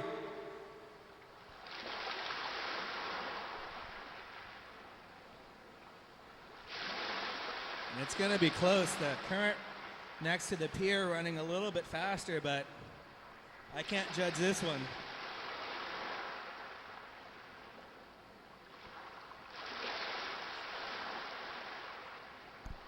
Red, you have priority. Red, you have priority. Stand by for scores. Last of red and last of white. White, Vanina Walsh's score going to come in pretty well here for her first wave. White, your first score, a 7.0. White, your first score is 7.0. Last of Aline in red, a 3.53. Red, you have the lead and priority. White, you are in second on a one-wave score of a 7. White, you need a 1.03 to go to first. White, you need a 1.03. 12 minutes, 20 seconds remaining. You see Maddie Schweitzer excited about that score. The starboard team riders doing very well in their heats, as Vanina hopes to advance into the semis to match up with good friend Izzy Gomez. They just had a couple of battles on the East Coast, and they actually were in a competition versus the men in Virginia, and they placed first and second, beating all the men in the event, and then went down to Florida and switched their order. So we'll see what happens if Vanina can advance, but Aline trying to keep her world tour title hopes alive. Will want to better her 4.5 and 3.53.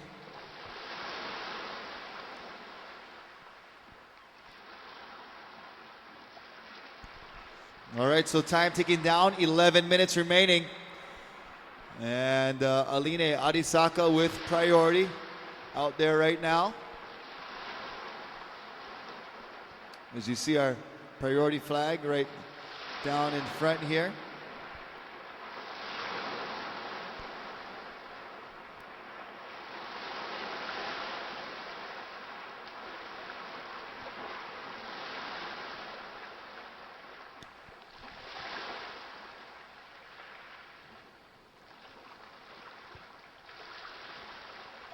So we've got Carlos Bahia down the beach cheering on Aline.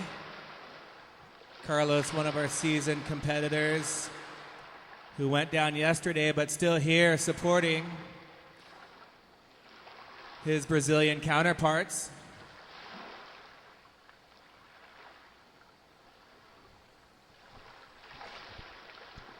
Yeah, so good to see the support and the camaraderie among, of course, those people from the same area, but even see some great sportsmanship like I just saw from the next competitors, Jan Vaj and Kai Lenny, shaking hands before the heat, giving each other well wishes of good luck. Of course, you know, each of them wants to take down the other, but it's a great show of sportsmanship, a gentleman's sport here in the stand-up paddle surfing event 2013 Stand-Up World Tour Huntington Beach Pro.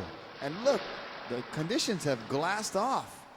So we got some awesome conditions here. Vanina Walsh up and riding, going right first, and then now cutting back and going left. And might have been a little bit of a miscue there for Vanina. Probably should have just went straight for the left, as Aline Arisaka also getting up and riding on that wave. Not much for either girl on that wave, so it'll be interesting to see how the scores come in. Vanina only needing a 1.03 to improve her position as she makes it out first. So White, you have priority.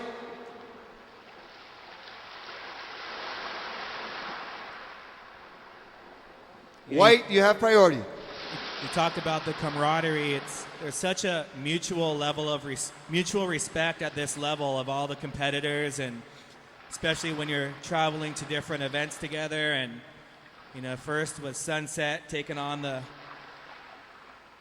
powerful waves of Sunset Beach. Woo. And then off to Brazil, but then there was the Abu Dhabi trip as well. So That was interesting. Really exciting for these guys, and you know, like I said, a mutual level of respect at this level, And great to see the friendships that are built through the stand-up world tour. And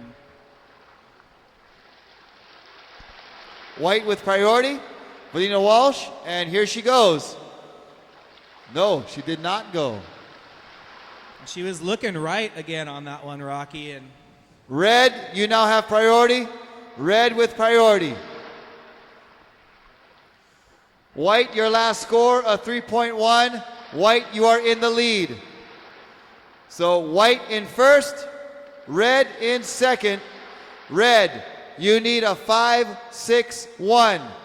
Red, you need a 5.61 to go to first. Red, you have priority. 7 minutes and 20 seconds remaining.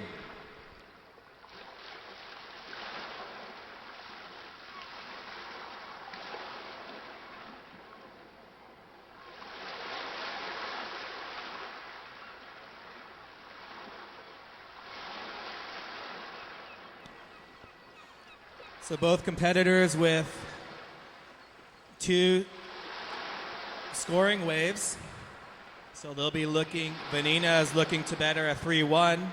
Aline is looking to better either of her scores. She needs her best wave of the heat in order to take over the lead. Yeah, time remaining now 6 minutes and 35 seconds. So should be interesting here as we wind down quarterfinal number 4 to see who will join our other 3 competitors in the semifinals. After this heat, there will just be 4 girls left in this 2013 Stand-Up World Tour Huntington Beach Pro Grand Slam. And that was Aline having a look. So White, you have priority. White, you have priority. So that was deemed a valiant attempt by the judges for Red. So priority goes over to White, Vanina Walsh. She now has priority and the lead with 5:45 on the clock. Got to thank all of our great sponsors here. Of course, thank you to the Waterman League and all of our supporters of the Waterman League.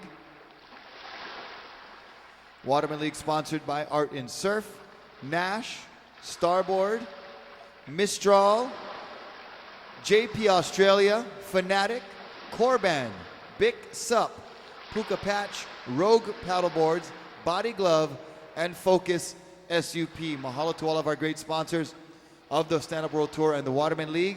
Also thank you to Starboard as well as Turtle Bay Resort. Turtle Bay, the new and improved Turtle Bay on Oahu's fabled North Shore. You can check out our tent here just south side of the main scaffolding. Enter to win some free shirts or free hats today. You guys like free stuff or what? Well, you got free hats and free shirts from Turtle Bay up in the tent right now. Just go see how you can get your free merchandise. And we're also giving away a trip for 2 to spend at Turtle Bay Resort. Airfare, hotel, all included, and a nice adventure package for you as well to experience all that the North Shore has to offer. So come down here to the Turtle Bay tent, support that great sponsor. All you got to do is put your name down and you could win some free stuff. And also thank you to Dukes and Sandy's right here on the beach, as well as Sup the Mag. Pick up that latest fall edition that's downstairs right now. Zane Schweitzer on the cover. Pretty cool magazine there. Sup the Mag. Mahalo for your support. And all of you watching online at watermanleague.com, we thank you, as well as youtube.com/The Waterman League. Aline Arisaka trying for that wave. White, you still have priority with 3 minutes and 50 seconds on the clock.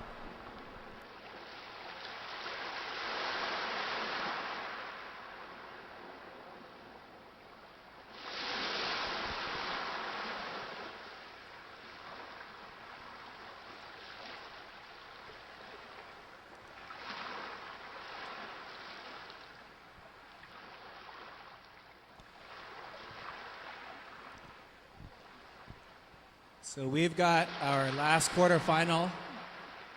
In red, Aline Arisaka. In white, Vanina Walsh. Living on the island of Oahu. Vanina, one of our starboard team riders.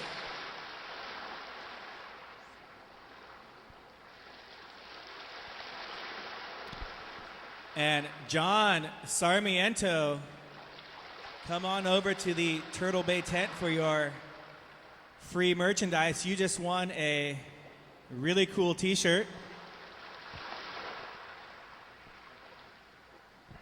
You can take that shirt and have all the competitors sign it. A little memento.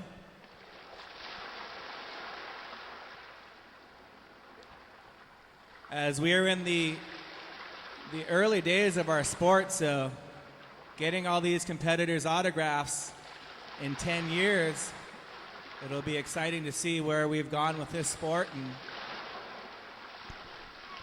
that's our next heat heading out. You saw on your screen briefly, Kai Lenny heading out along with Jan Vaj.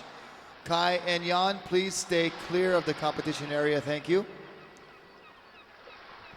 And so Rocky, not a whole lot of scoring waves in this heat. A little bit lull city, but the girls making the most of what they have, and we'll be looking to get on one of these next waves coming in. yeah, we just had a little bit of lack of swell in this last heat right here.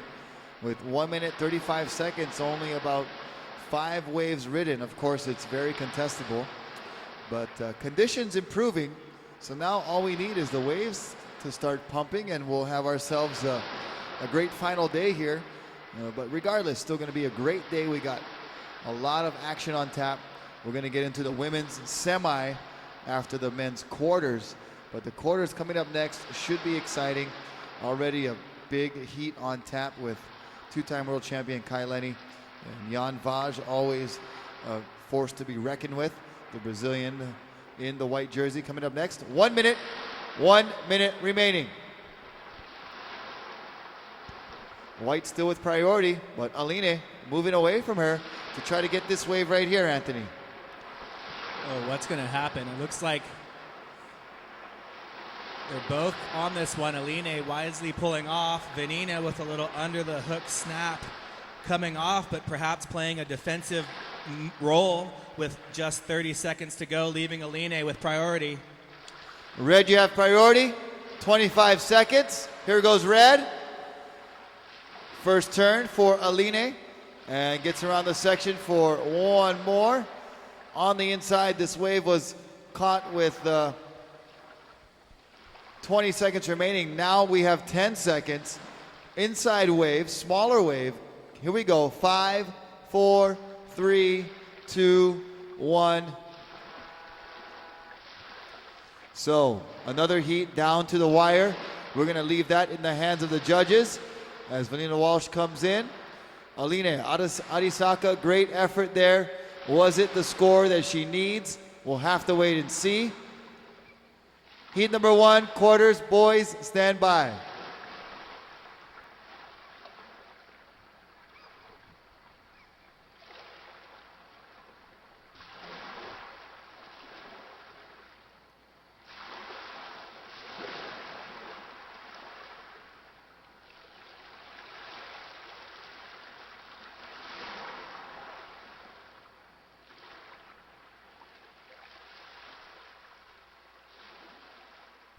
Last score for Aline, a 3.2, not enough. So it is Vanina Walsh going on to the semifinals. Here we go. Counting down. 5, 4, 3, 2, 1.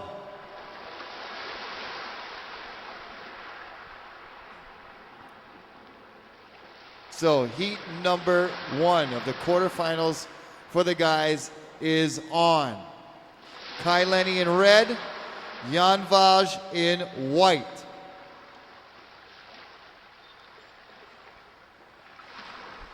Great surfing by both girls in that last heat. And what critical surfing under pressure. Vanina really destroying the one good wave that came through on that heat, giving her a 7, and took advantage of the priority situation and served very well. We're going to take it down to Vanina Walsh on the beach, our heat winner in the last quarterfinal. Ali, congratulations on your win. Advance to the next round. You must be super stoked. How are you feeling right now? I feel really good. I'm really stoked to make it this far, and everyone is surfing great. It's a lot of fun surfing with all the girls. The competition seems to be heating up. Is there any strategy going to the next round? Sorry, what was that? Any strategy going to the next round?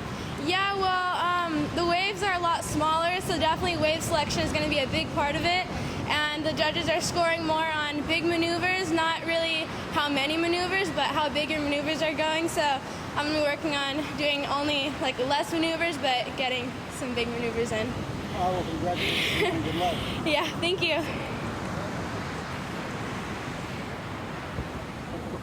Congratulations, Vanina, and very good surfing by our surfer from Brazil, Aline Arisaka.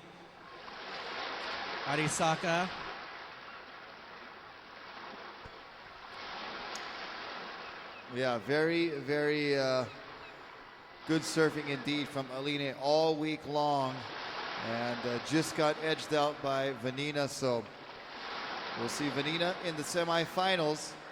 And right now, quarterfinal action from the men's. We had Kai Lenny already up and riding, so priority is with white. First score for red, Kai Lenny. First of red, a 6-1-7. And we're going to watch a little replay of Kai Lenny's wave on the web as he drops in. You see the pier in the background. Nice, beautiful, glassy wave. Big bottom turn. Slicing off the top for his first top turn there. Kind of dropped the wallet. Sonny Garcia action. And then down the line for more. Up into that second turn. Throwing the tail very nicely. So Kai Lenny getting started with a 6-1-7 on that score.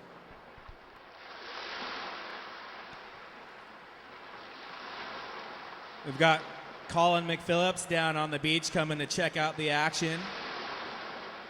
Colin will be watching Caroline surfing a board that he shaped. So Colin, one of our top competitors, and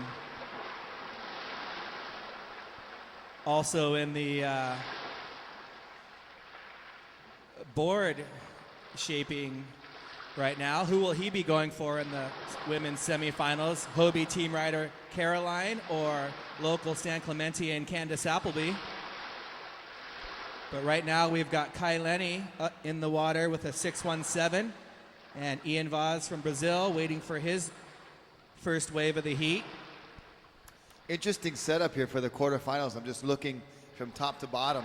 This heat right here, we got Kai Lenny and Jan Vaj. Kai from Maui on a Nash board against Jan Vaj.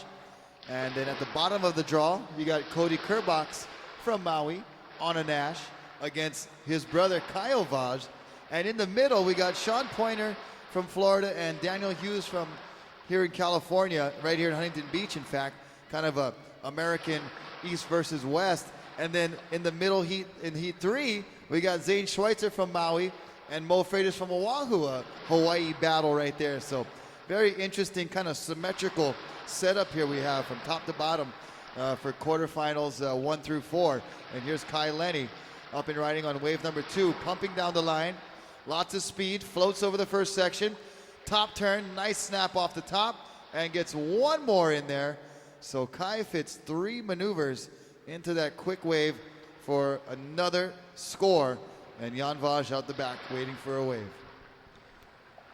And sometimes priority can sort of haunt you when you're waiting for a good one. Kai Lenny getting that wave under Jan's priority.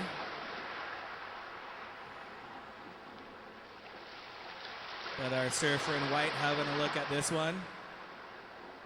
And going right, nice slashing first turn. Getting some speed, driving down the line, setting up for a little foam climb. And that'll do it for his first attempt.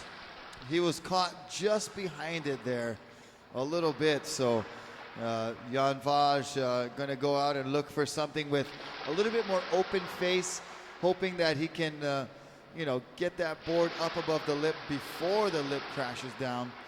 just to work on his timing a little bit better as he heads back out. Still plenty of time, 14 minutes and 10 seconds remaining.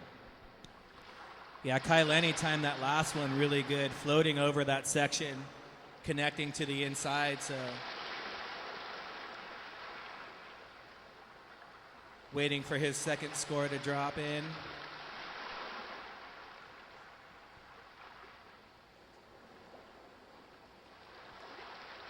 So got a couple of local Groms excited on the action, coming to check it out.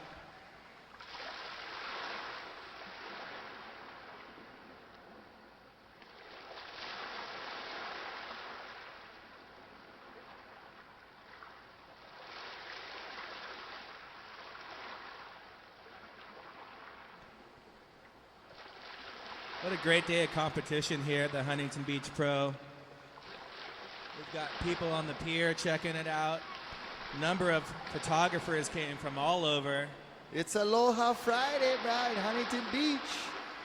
Chee-hoo. Where else would you rather be right now? Huntington Beach, Surf City, USA, home of the 2013 Stand-Up World Tour, Huntington Beach Pro Grand Slam. Some Groms posing for the pictures right there. Oh, how's that board? No more fins, bro. You must be doing plenty 360s. The finless board, right on. I like chai. No, Uncle might get hurt.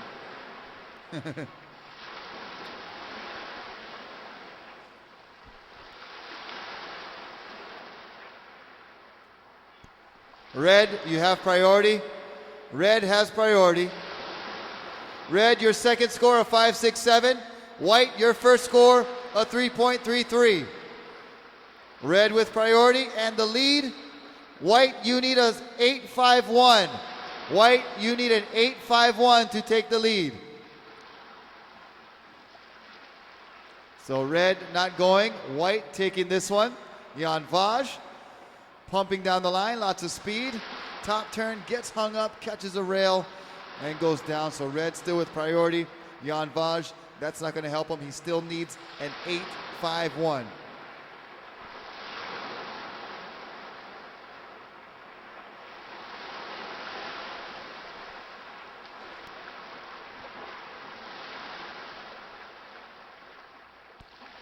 So time remaining, 11 minutes and 35 seconds. Kai Lenny in the lead with a 6.17 and a 5.67. Jan Vaj in second with a 3.33 and a low-scoring second ride. White, you need an 8.51 to go to second. To go to first.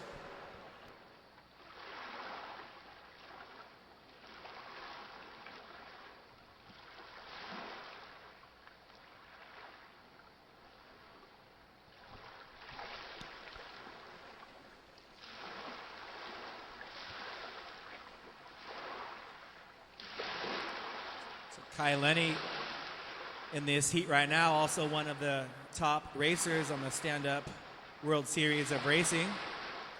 Kai Lenny, the current Stand-Up World Series Racing champion, will be looking to try and regain his surfing title as well, but Jan Vaj looking at this one, paddling into the right, setting up for a slashing turn off the top. That wave really didn't have much to offer. Little rock and roll, turns it into a 360.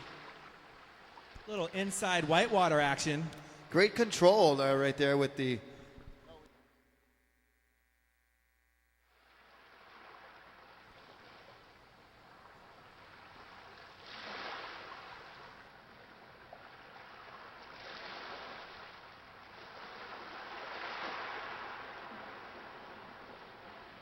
So red still has priority, and Jan Vaj with some fancy footwork on the inside, albeit it was way on the whitewash on the inside. So we'll see if he can muster up a score there, and some low-flying choppers zipping by.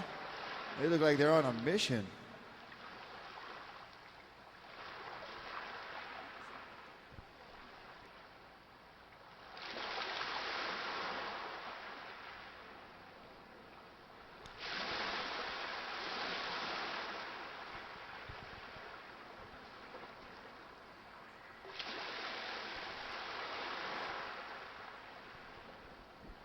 So our surfer in red, Kai Lenny is still maintaining priority. Jan Vaz, your last wave, came in at a 2.73. You still need a 8.51 to move into first.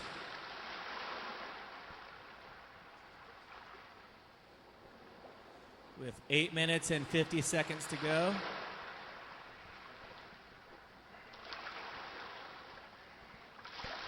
I'd like to say aloha and welcome to all of our viewers online at watermanleague.com, as well as youtube.com/The Waterman League. A couple of ways to follow online.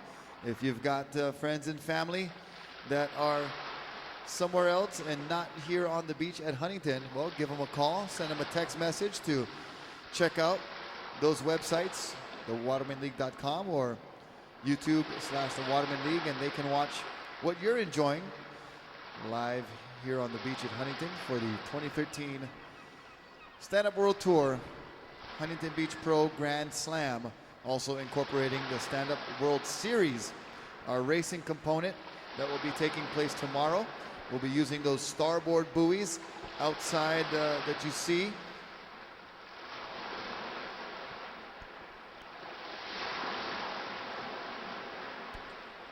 So, Kai Lenny, you have 2 waves. Jan Vaz, you have 3 waves.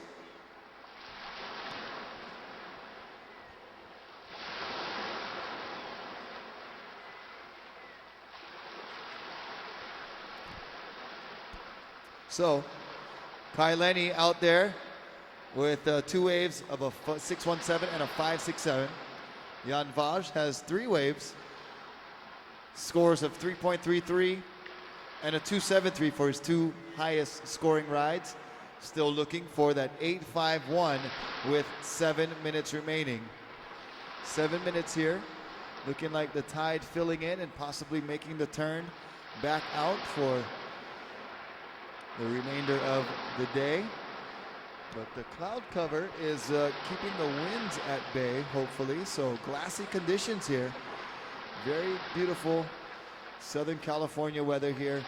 We had some sunshine the last few days, but it's almost a little bit nicer with the cloud cover, I gotta say, coming from North Shore of Oahu, where we have sun almost year round. It's nice to be at the beach with a little bit of clothing on and some coverage.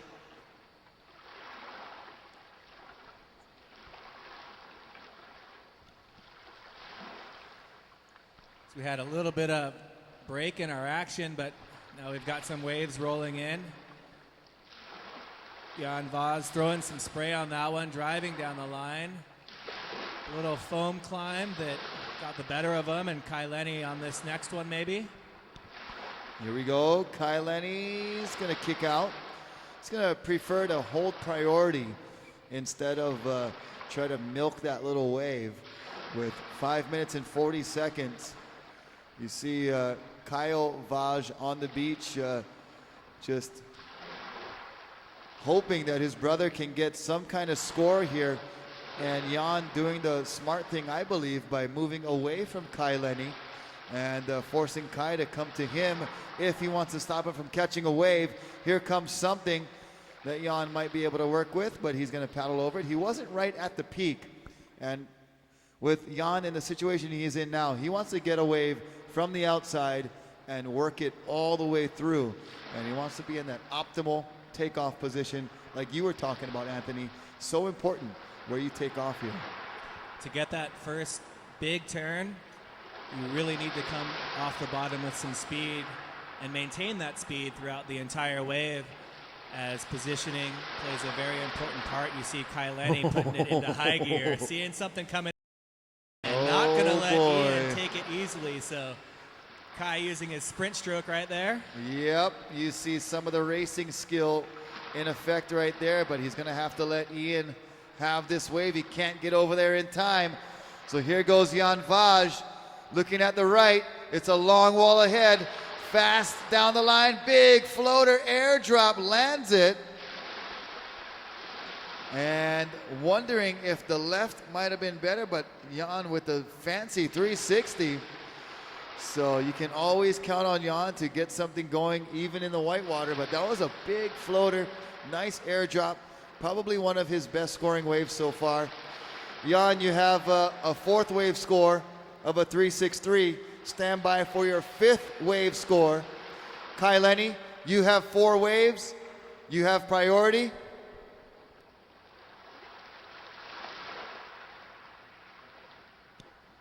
So with one big floater and then a little bit behind the section, our surfer in white, but now we see our surfer in red up and riding. Kai Lenny throwing tail on that one and spray. Using his speed, paddle transfer, cut back. We'll see if he goes into a 360 and does. Holds on, and I believe one more section for a maneuver. Pumping down the line. And that last maneuver would be most people's best turn. Kai Lenny on a high-scoring wave, I believe. So Kai catches a wave after Jan Vaj. White, you have priority. White, you have priority. White, your last score of 4.5. Last of white of 4.5. Stand by for last of red. White, you have 5 waves. Red, you have 5 waves also. Time remaining, 2 minutes, 45 seconds.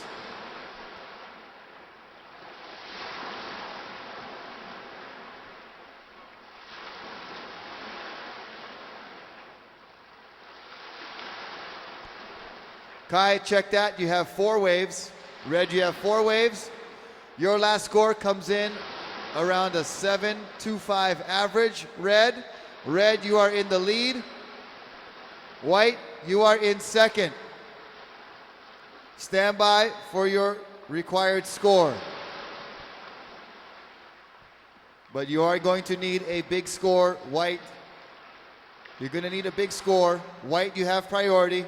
2 minutes remaining.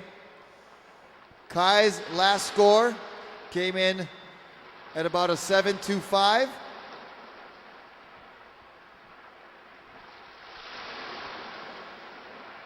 That first turn for Kai Lenny was very critical, and linking it all the way into the inside. You know, I think he used his priority wisely, put the pressure on Jan, which looked like a good wave, and maybe, like you said, that left might have been a little better, but he went big on that floater and left Kai out the back on that next wave. Yeah, Jan, you know, he had to work with what he went for, and he went right and only had that one big section.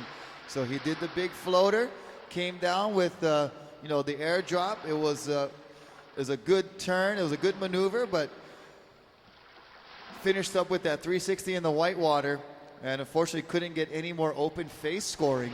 And then Kai Lenny caught that smaller wave, but he really worked it to pieces. Did the cut back to the reverse, hitting the whitewater, and then finishing with that last tail slide blast on the inside. So last score of Kai Lenny, a 7.17. Kai, you're in first. White, you need an 8.84. White, you need an 8.84. 35 seconds remaining. White, you have priority. White has priority. So Kai has to let Jan go on that wave. Jan gonna try to pull off something spectacular. Little cut back there. Nice top turn.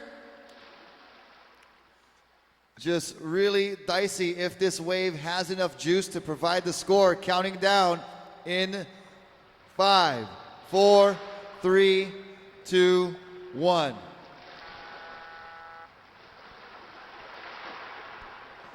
So the heat is over. Stand by. Heat number 2, stand by. So unofficially, Kai Lenny in first, Jan Vaj in second. Stand by for that last score. Jan needed an 8.84. So that last score coming in just over 5 points for Jan Vaj. So it is Kai Lenny in the red going to the semifinals. Congratulations, Kai. Also, congratulations, Jan Vaj. Great surfing. Well surfed heat there for both guys. Counting down. 5, 4, 3, 2, 1.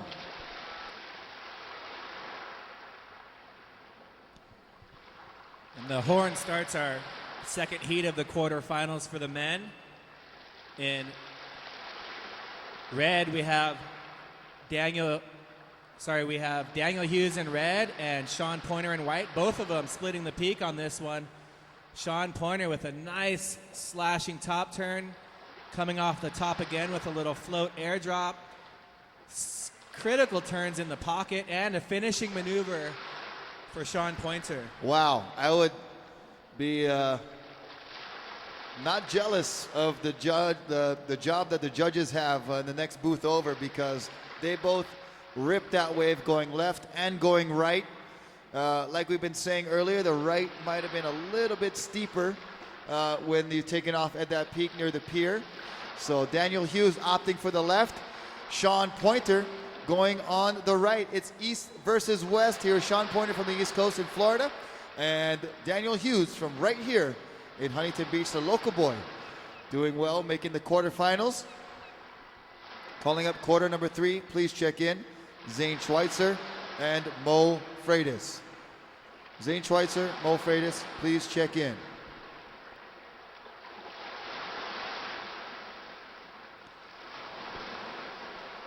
And right on the buzzer, both competitors scoring waves, and Sean Pointer, the current world runner-up, and Sean on another one, using his speed, slashing off the top, coming off the bottom for a quick foam climb. And another turn. Sean does a great job of using his back foot to accentuate all of his maneuvers. Yeah, he stays very well centered over his board also. Like we were talking about how Kai Lenny and some of the other guys that have that real low center of gravity, they have the ability to stay right over their stringer of their surfboard and really just lean into the turns while keeping their body weight centered over their board. Good job right there. Nice wave for Sean Pointer.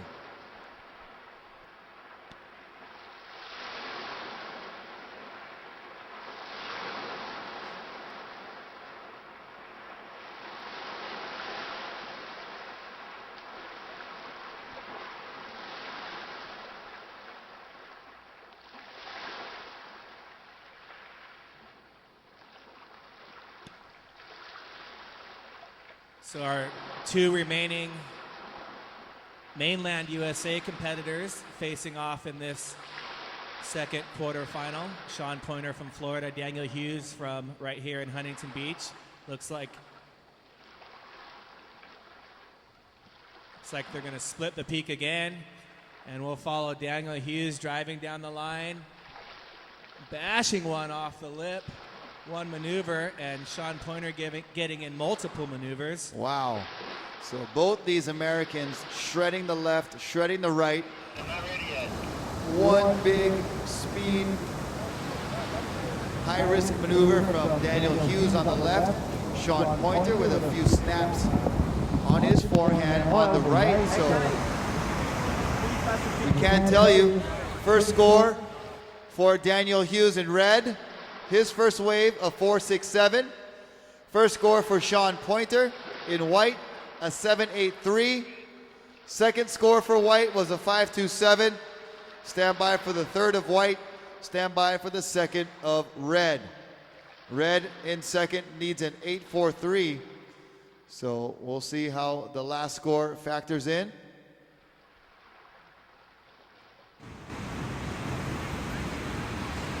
And we're going to throw it down to the beach with the winner of that last heat on to the semifinals, Mr. Kai Lenny. Kai winning, tremendous fashion again, going into the semifinals. How you feeling right now, bro? Feeling good. You know, I feel really good and comfortable under my boards right now, or over my boards, and basically just trying to get the best waves I can out there. It's nice with priority and 2 guys out because you can really be picky on what you want, and that's what I did. Tried to get the best waves I could find out there, and as well as hold priority as much as I could as well. So yeah, this is the exciting part for me. I think this format really allows you to push the surfing side of things a little more rather than just catching the best waves. So I'm enjoying myself now. I'm not even feeling like I'm in a heat, just trying to progress as hard as I can right now. Congratulations, Kai. Thank you, bro. Mahalo. What happened to your earring? All right, thank you, Kai Lenny. Congratulations. Go get some hydration while you wait for semifinals. Here we go, up and riding in red. It's Daniel Hughes on his backhand. Second score for Daniel comes into the 3-9-3, so he's up and riding now. Switches to his forehand, speeding down the line, up over the lip on that second turn, and then throwing some tail into that oncoming section. High-speed maneuver once again. Daniel Hughes really knows how to get that board moving. Last score for Sean Pointer, 8.5. White, you're in the lead. Daniel Hughes, you need a combination. Priority White. 14 minutes remaining. That was a nice wave we just saw by Daniel Hughes. Perhaps his highest scoring wave of the heat, we will see.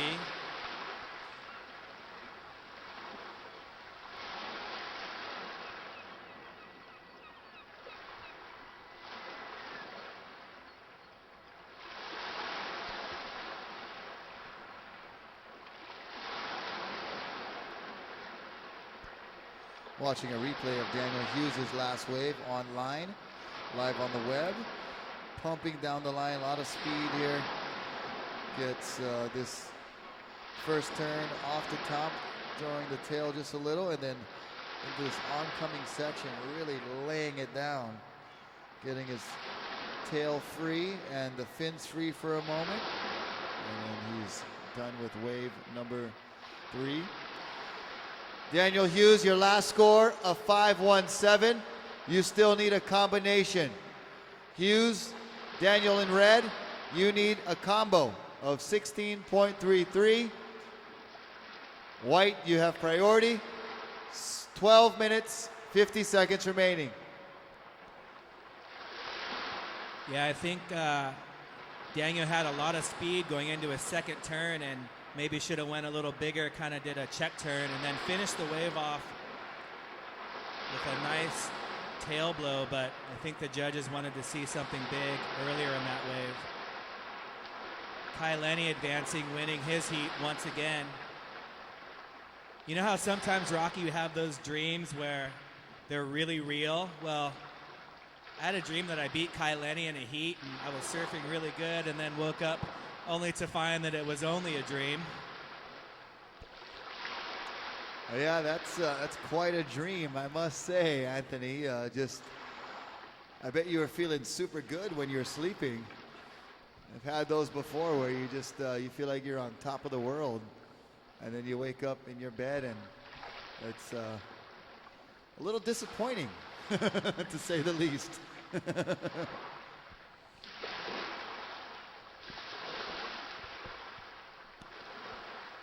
Kai Lenny, our first competitor, advancing into the semifinal rounds.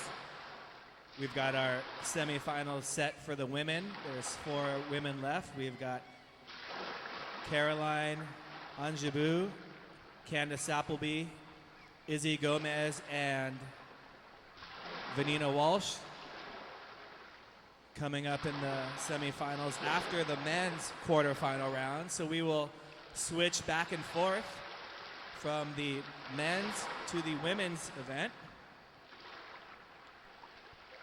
Those of you joining us on the beach, you're here at the Huntington Beach Pro, the stand-up world tour. These competitors will have 20 minutes to catch a maximum of 8 waves. Sean Pointer, you've got 3. Daniel Hughes, you've got 3 waves. They'll be judged on their best 2 waves. And what are the judges looking for, Rocky? Well, they are looking for critical maneuvers on the outside portion of the wave, in the critical part of the wave. And the maneuvers, they're looking for them to be done with speed, power, and flow. So they're looking for those 3 dynamics to be present in the maneuver to score it on a 0 to 10 point scale. Each wave is scored in that scale. And on the top of the scale so far, Sean Pointer with an 8.5 on his last score. Daniel Hughes looked at that one and decided not to go.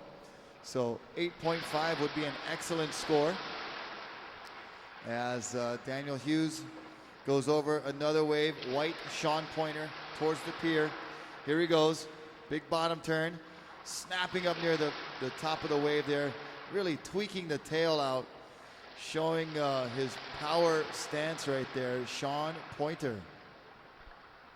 Daniel Hughes seeing Sean's wave, catching the one behind. A little bit of a smaller wave, but a nice cutback.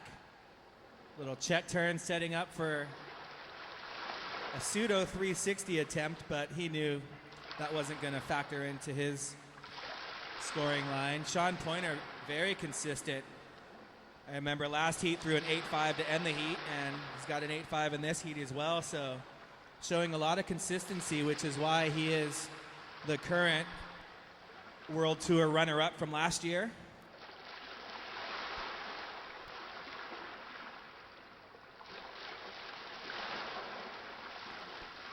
Daniel Hughes makes his way back out through the lineup. 8 minutes and 50 seconds remaining. 8:50 to go.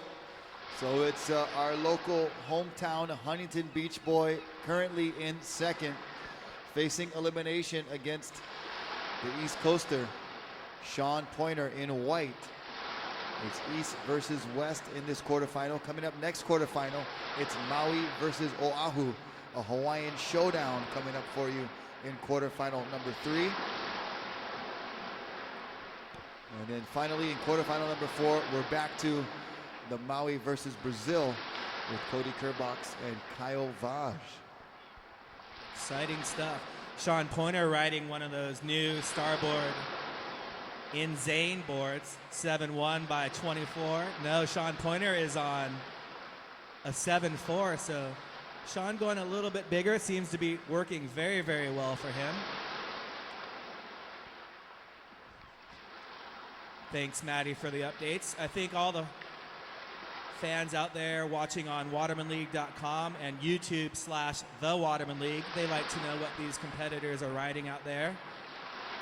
Yep, and time remaining right now, 7 minutes, 35 seconds. So time just ticking away here in this heat for our quarterfinal number 2 surfers. And it seems like the ocean has gone quite calm here.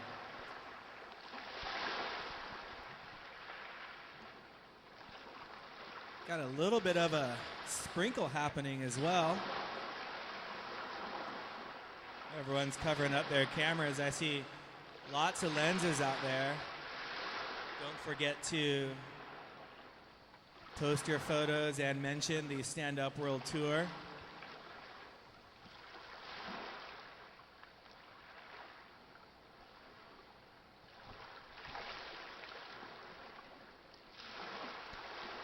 So last score for Sean Pointer, a 7.57. He's throwing that wave away. So Sean with an 8.5 and a 7.83. A 7.57 does not help. We only count the top 2 scores of each rider.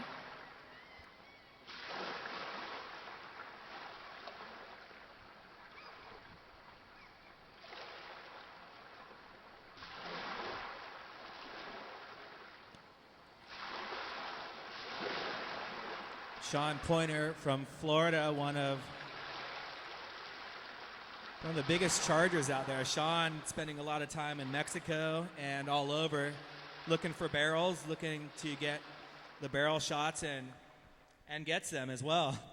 Well, speaking of this misty rain right here, why does Snoop Dogg carry an umbrella? For drizzle. Audrey Reyes, you are a raffle winner. Audrey Reyes, where are you, Audrey? Audrey Reyes, step up to the Turtle Bay tent for your free merchandise. Audrey Reyes, where are you? Audrey, you just won some free merchandise from Turtle Bay Resort. And Daniel Hughes in a combination situation, looking to go very, very big. Falling off the back of his board. He gets back on quickly to get back out and try and get 2 high-scoring waves in 5 minutes.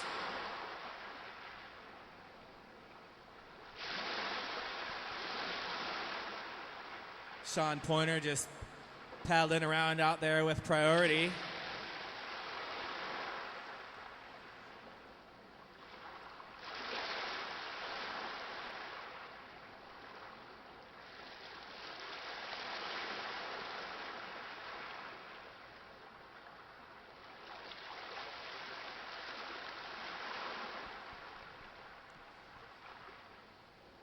Four minutes, 30 seconds to go. 4 minutes, 30 seconds to go. Daniel Hughes looking for a combination score of 16.33. So he needs a couple of eights in the next 4 minutes and 20 seconds. Sean Pointer throwing away a 7.57 and a 5.27. I'll take either of those scores any day of the week.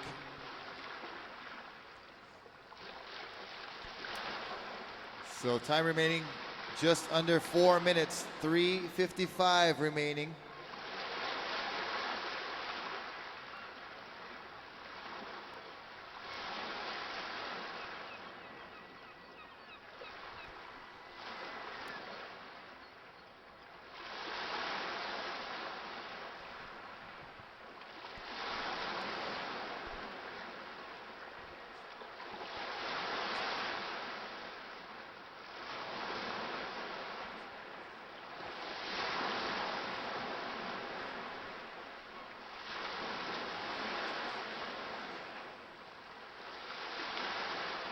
We got Zane Schweitzer and Mo Freitas coming up in our next heat. It should be exciting. Mo Freitas making his way back out on his Focus body glove ripping board. Mo really on the cutting edge of height and width of his board design, riding one of the narrower boards in our competition with his incredible balance. And speaking of incredible balance, Zane Schweitzer, known for his backflips, paddling out back onto his board. Yeah. I'm just going to do a backflip right back onto my board. And Daniel Hughes needs a backflip rodeo here to get out of his combination situation. Good first turn, driving down the line. He went for something fancy, but he is up against a very formidable competitor in Sean Pointer. And Sean really unleashing some high scores. And Daniel Hughes kind of has to just see if he can pull something out of his back pocket and throw it down for the judges with 1 minute and 50 seconds remaining. White has priority. You know, it's not over yet, but it's not looking good for Daniel, but you've got to give him a lot of credit. The hometown boy from Huntington Beach. You know, you look at some of the competitors that he was up against in the earlier rounds, advancing into the quarterfinals. He really surfed a great event. Unfortunately, Sean Pointer is just in form right now. Well, he had the draw with Kai Lenny from the very beginning. So it was he and Kai just going all the way through. Took down Daniel Hughes, was able to skip the repecharge round and take out Ayrton Cozzolino.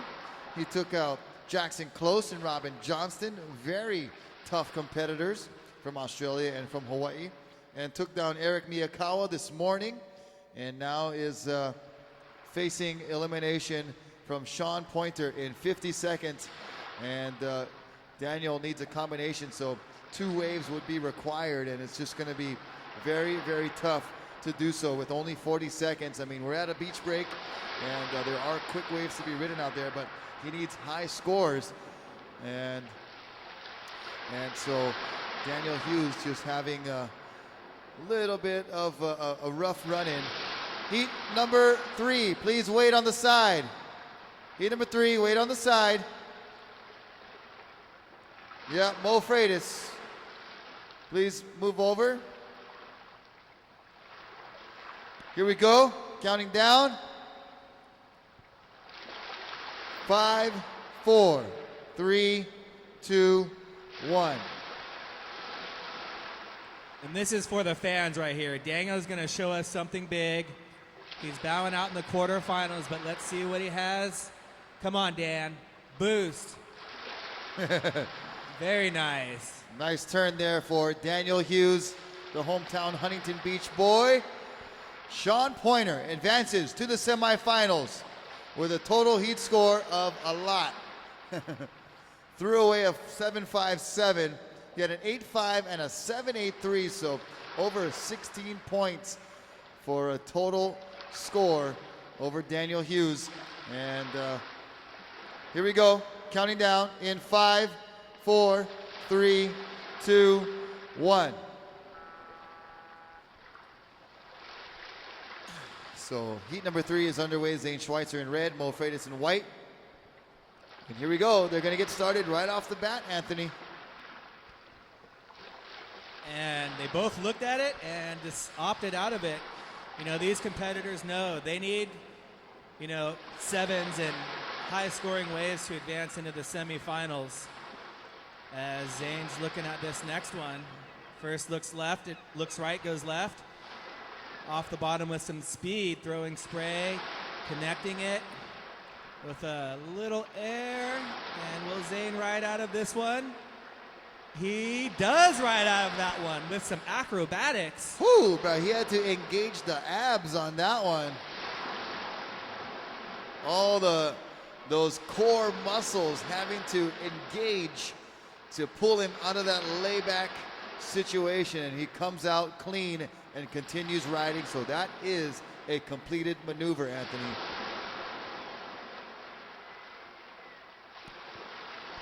Ladies and gentlemen, let's give a round of applause for Daniel Hughes on the beach and Sean Pointer.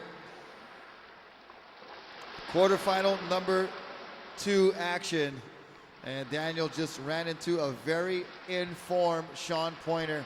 He was on point, no pun intended there with last name being Pointer, but he was very much in form and laid it down, provided a tough campaign for Daniel Hughes to overcome.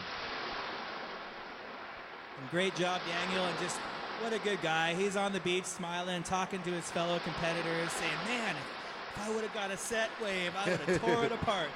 Yeah, you know, he's a good-spirited young man and fun to be around, and always up for a positive experience. And Daniel Hughes, congratulations. Good job in the quarterfinals. It's Sean Pointer, however, moving on to the semis. We'll talk to him in just a moment and get some chit-chat with Sean going on for the webcast as we watch heat number 3 in the water right now. Heat number 4, check in. Cody Kerbox and Kyle Vaz, please check in.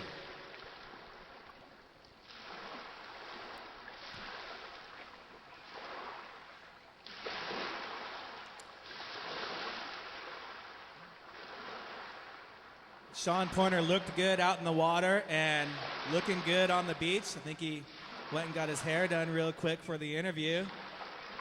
And we're going to throw it down to Sean Pointer on the beach.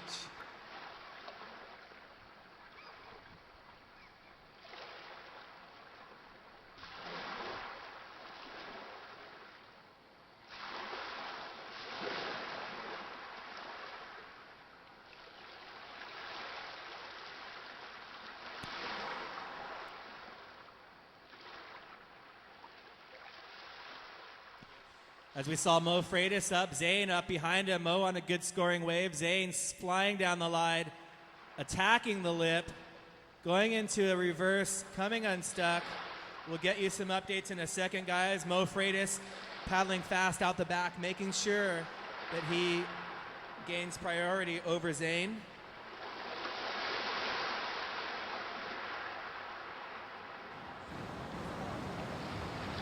So priority will be with Mo Freitas in white, and we'll get you some scores out there in the lineup after we interview our heat winner, Sean Pointer. All right, Sean, congratulations once again on winning this round. Down to the next round. How you feeling, bro? I'm feeling good.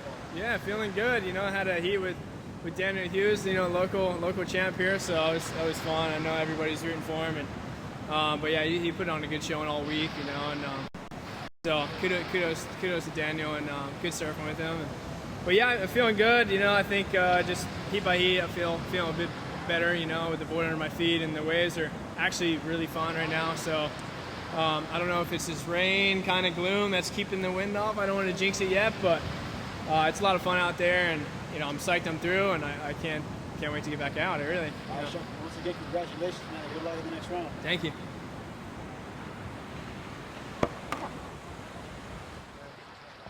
Well done, Sean. Very good surfing. And please, can I have that 5.83, your lowest scoring wave of your heat?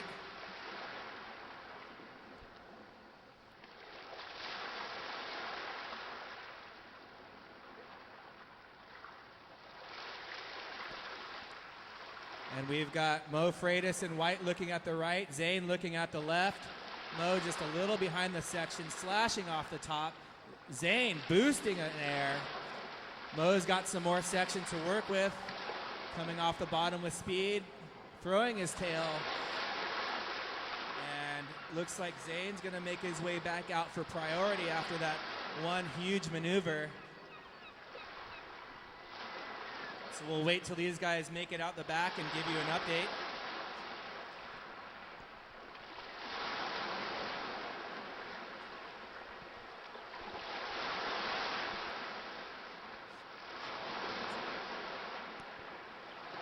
So this is Anthony Vela. I am being joined by one of the female competitors from Australia, Kiali Doris. Kiali, how are you?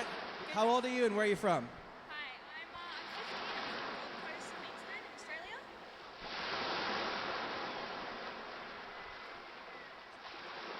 Yeah, say it again. I'm 15 and I'm from the Gold Coast in Queensland, Australia. So this is your first event on the Women's Stand-Up World Tour. How did you enjoy the competition? Yeah, it was. It was really fun. It was good to see all the other girls surfing because I've not really surfed against that many girls before, especially from around the world. But it was really fun and I enjoyed it a lot. So we're waiting for the last scores to drop in. Just 1 second, gentlemen. So what do you think about these guys ripping out there? I just want to be just like them. I wish I could do the moves they could do. That's what I aim to do. Yeah, I wish I could do some of the moves that they fall on. I can tell you, just 1 second, gentlemen, waiting for your second scores. Mo Freitas, your first wave was a 4.33. Zane, your first wave was a 4. We've got scores for each of you to be locked in on your second and third waves. Mo's Cotton has ridden 2 waves. Zane has ridden 3 waves.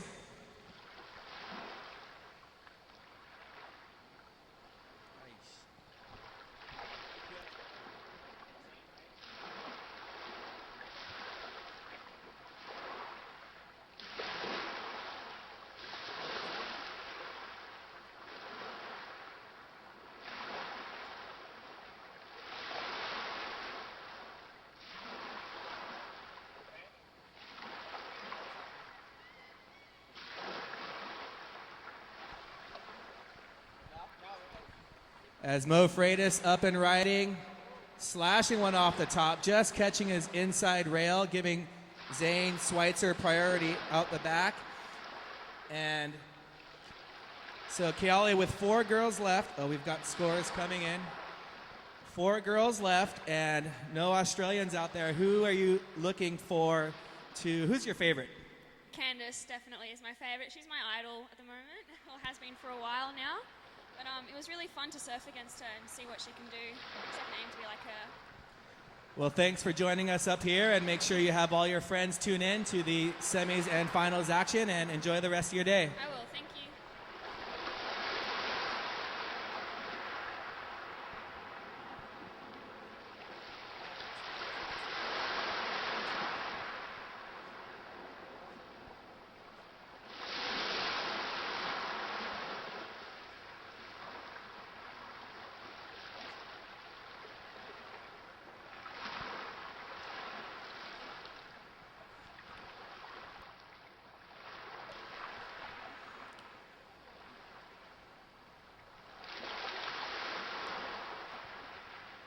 So update for the competitors. As Zane Schweitzer in red looking at this one. Zane eyeing the left. Gaining some speed, a nice check turn. Another little turn setting up for something big at the end. Beautiful paddle transfer 360 as Mo Freitas on the next wave. This has a good wall on it. Mo with a couple of turns out the back, sliding the tail on that one. And a finishing floater as Rocky will give us an update thus far before those last two scoring waves. So Zane Schweitzer out in the lead. Mo Freitas in second, looking for a 5.57. And we're waiting for the last two scores of Zane Schweitzer and Mo Freitas.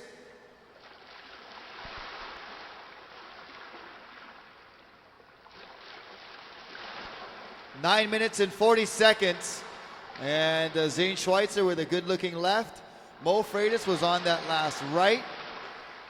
It's Zane in red in the lead.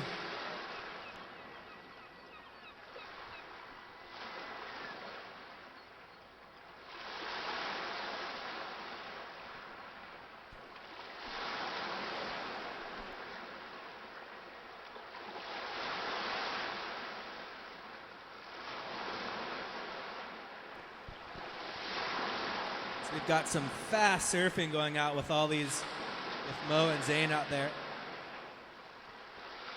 And Zane, your last wave coming in at a 6.33. You are in, I take that back. We're still waiting on your last wave. That was your previous wave. You are in the lead with a 6.33 and a 4. Mo with a 4.33 and a 4.77. Mo, you need a 5.57. That was before your last two waves that were just caught by each of you.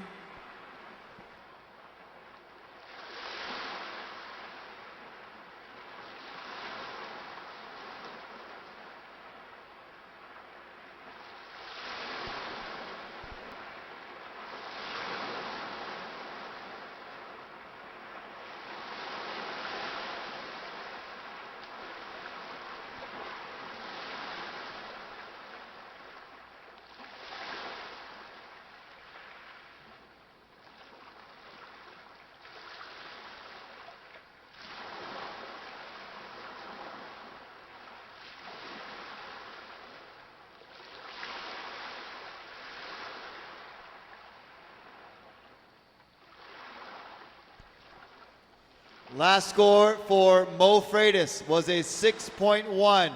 Mo in white, you are in the lead. Last score for Zane Schweitzer, a 4.5. Mo Freitas in white in the lead. Red, Zane Schweitzer, you're in second. You need a 4.54. Red, you need a 4.54.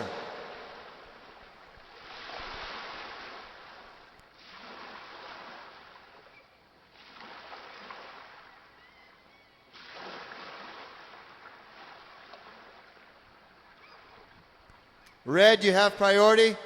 Red, you have priority. With just under 7 minutes to go, Zane Schweitzer in red needing a 4.54 and with priority. He's going to use his priority on this one. Going backside with some speed. Going for something big and not completing it. Well, he was building up a lot of speed to try to get down the line with his paddle and his board weaving up and down, looking for that big maneuver. You know, he's capable of busting out those huge maneuvers and just caught the nose on that third or fourth pump down the line and was not able to continue riding. Priority now with white Mo Freitas as Zane Schweitzer possibly looking at the peak over in front of the scaffolding. Mo Freitas now on the move, white with priority.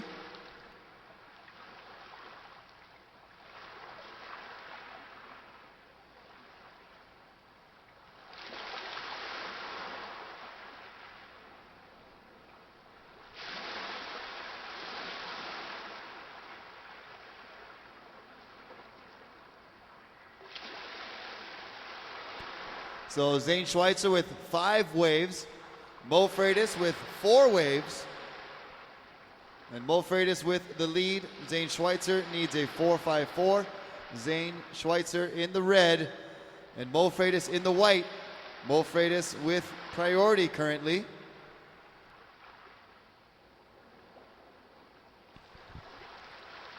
And Mo just mirroring Zane out there in the lineup, trying to stick close to him, using his priority to play defense and keep Zane off of anything. And a little pirouette by each of them.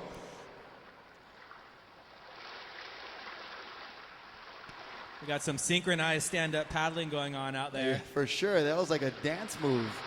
They both twirled around, and now Zane heading over towards the pier and Mo in tow, following Zane.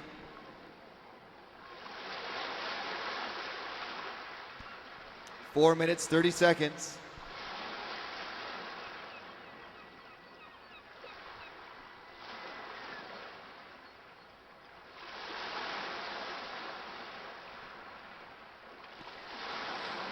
So both competitors with a low scoring 6 and a mid-range 4. Mo just a bit ahead of Zane. He's just 0.04 points ahead of Zane. Zane needs to better. Oh man, I know. He needs to better his 4.5 by 0.04. A total score of 10.87 for Mo Freitas, a total score of 10.83. So 0.4 of a point separating these two riders right here. Mo Freitas with priority. And Mo is not going to get it. Priority to red. Red, you have priority. Red with priority. You need a 4.54, Red. You have 3 minutes and 20 seconds. Red, you have priority. You need a 4.54.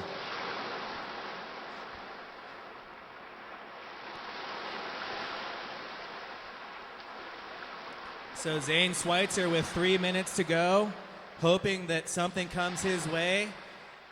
And he has priority, so his fate is in his own hands if he can just get something sent his way. And just a reminder to the competitors in the following heats to give these guys plenty of room. With man-on-man heats, there's plenty of opportunities in your heat, so give the judges have asked to give our competitors plenty of room as Mo and Zane continue to dance out there in the lineup. 2 minutes and 25 seconds.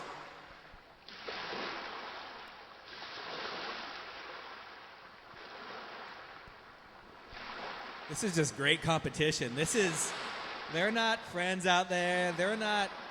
They are just fighting each other out there, going blow for blow on the waves and not letting any of their competitors gain an inch. Yeah, going stroke for stroke when there's no waves. And, when they hit the beach, they're going to embrace and be friends. But right now, for the time being, during competition, it is a battle out there, and you got to put your friendship aside, and also you got to be mature enough to put competition aside when you hit the beach, and be willing to shake hands and be gentlemen about it. 1 minute 30 seconds, 1:30 remaining. And you hear the whistles on the beach. The Schweitzer crew sees something out there as both competitors sprinting towards the pier. All Zane needs is a little bump. He needs a 4.54 to take over the lead, but Mo can also get another wave to better his position, and it looks like Zane is turning. Yep, Zane with position on the right, and down the line speed. Top turn there for Zane, and he's got to pull something out of the hat and tries for the reverse, and he completes it. So a couple of nice backhand turns into that slashing reverse into the whitewater. Fancy footwork by Zane to pull off that reverse with 40 seconds remaining. And Mo definitely not giving it to him easy, hassling him out there and making it difficult for Zane to get into that wave early. Yep. And didn't allow him a good first turn, but Zane really got the best of that wave as Mo sees something 20 close seconds. to the pier. There goes Mo Freitas with 13 seconds. Counting down. 5, 4, 3, 2, 1. And riders still going. Mo's on the beach. Zane on a wave right now. He's in the red, finishing up his last ride. Previous score for Zane Schweitzer, a 3.47, not enough. And it looks like, for the moment, it is Mo Freitas in first with Zane Schweitzer in second. Standing by for the last scores to come in. Heat number 4, stand by. Heat 4, stand by.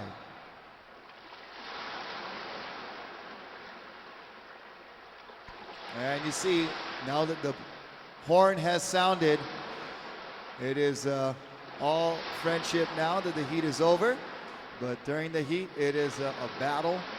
It's an amazing ability to be able to turn on and off that switch when we hit the beach, and you become friends. But it's a battle in the water. And standing by to start heat number 4, stand by.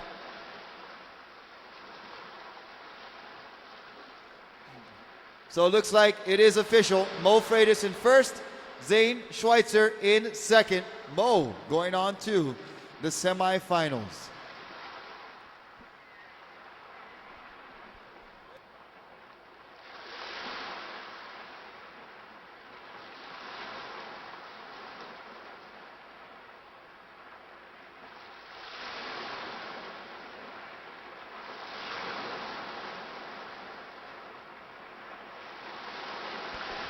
Stand by. Heat 4, stand by.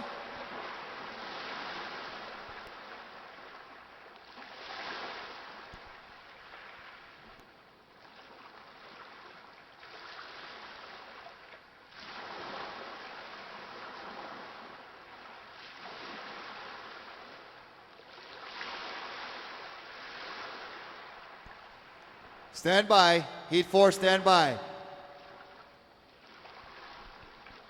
Literally stand by.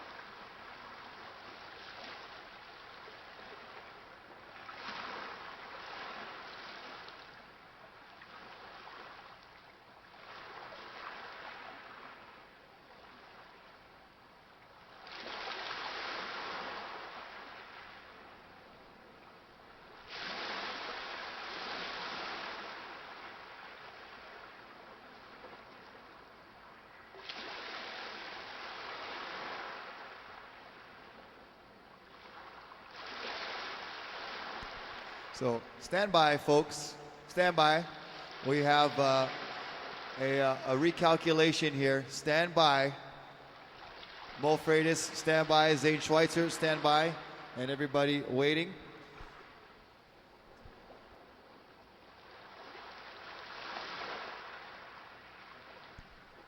Stand by. Everybody stand by.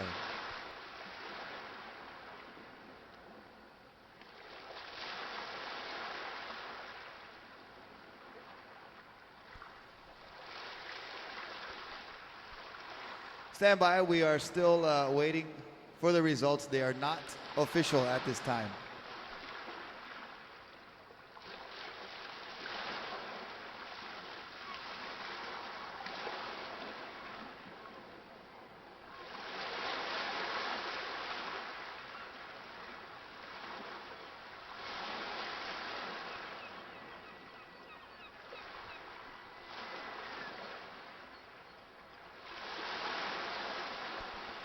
Heat number 4, please stand by.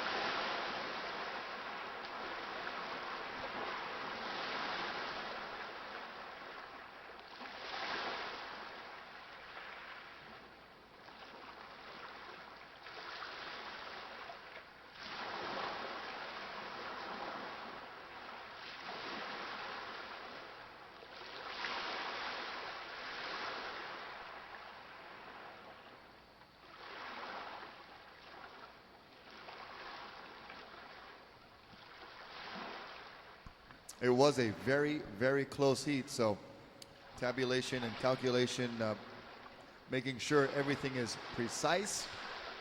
But once again, results are not official at this time. Results are not official.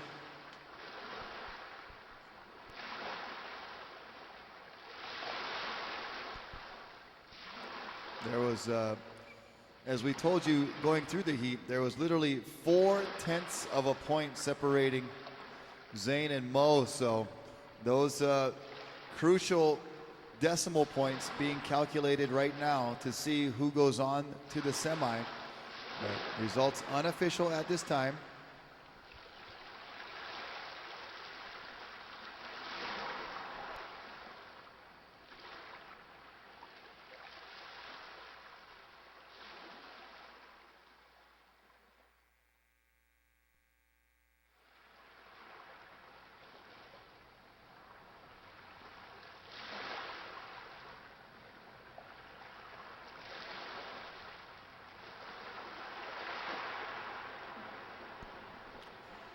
So while we work out the results here for quarterfinal number 3, we are going to go to a short commercial break for those of you viewing on the web, and we'll see you in just a minute on the other side. Mahalo.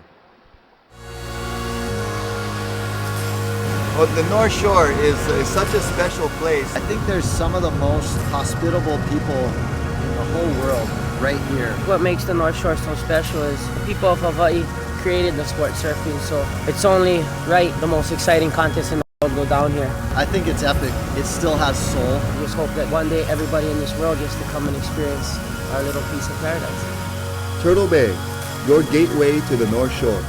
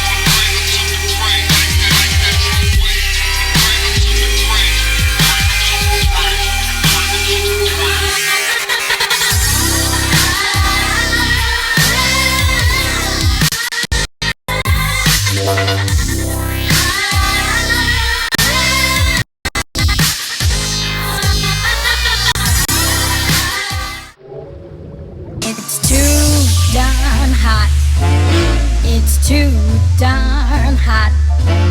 I'd like to sup with my baby tonight. I'd like to sup with my baby tonight. Refill the cup with my baby tonight. But I ain't up to my baby tonight, 'cause it's too darn hot.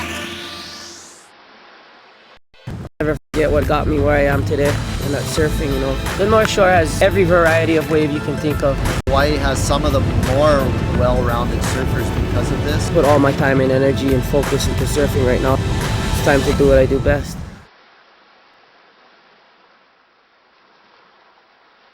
All right, welcome back to our live shot here, the 2013 Stand-Up World Tour Huntington Beach Pro Grand Slam event.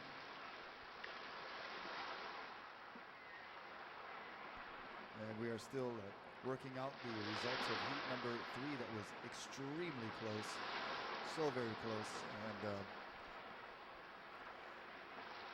virtually tied the entire heat, Mo Freitas and Zane Schweitzer. And it was much deliberation.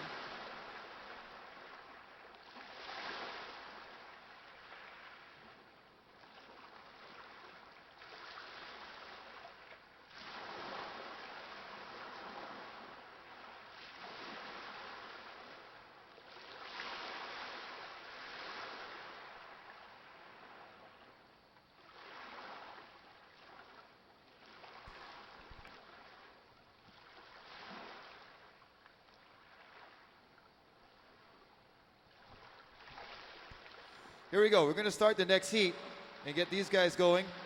Next heat, get ready. Here we go. In 5, 4, 3, 2, 1. So, we are in heat number 4 of the quarterfinals.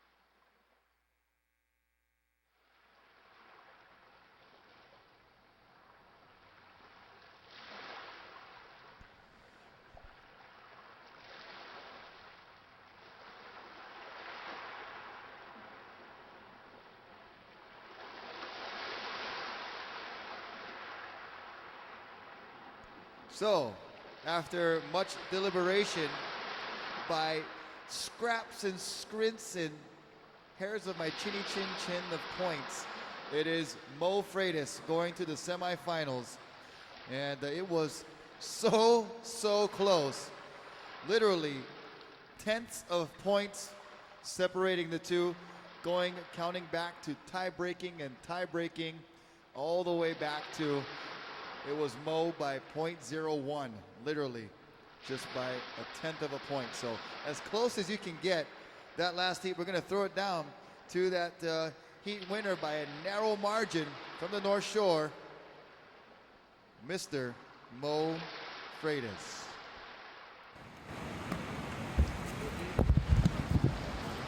Mo, very close heat right there, bro.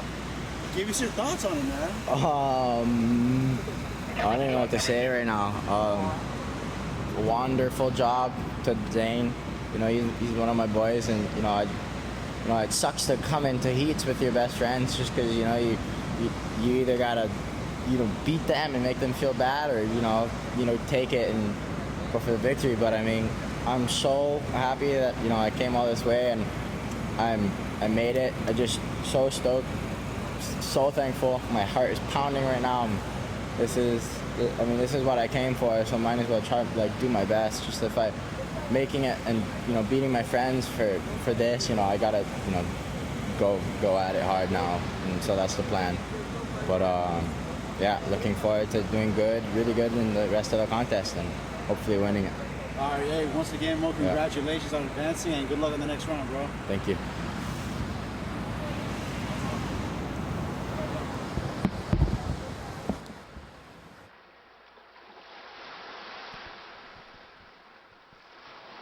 Thanks, Mo. I know both camps on the beach were waiting in anticipation for the results of that heat. Meanwhile, we had Kyle Vaz, your first wave, with an 8.17. Cody Kerbox with a 4.33. Kyle, you're in the lead.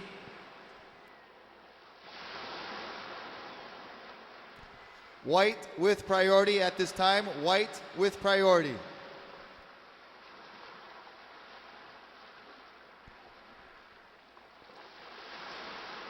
Sorry, guys. We were really tangled up on the announcer's side and the tabulation side.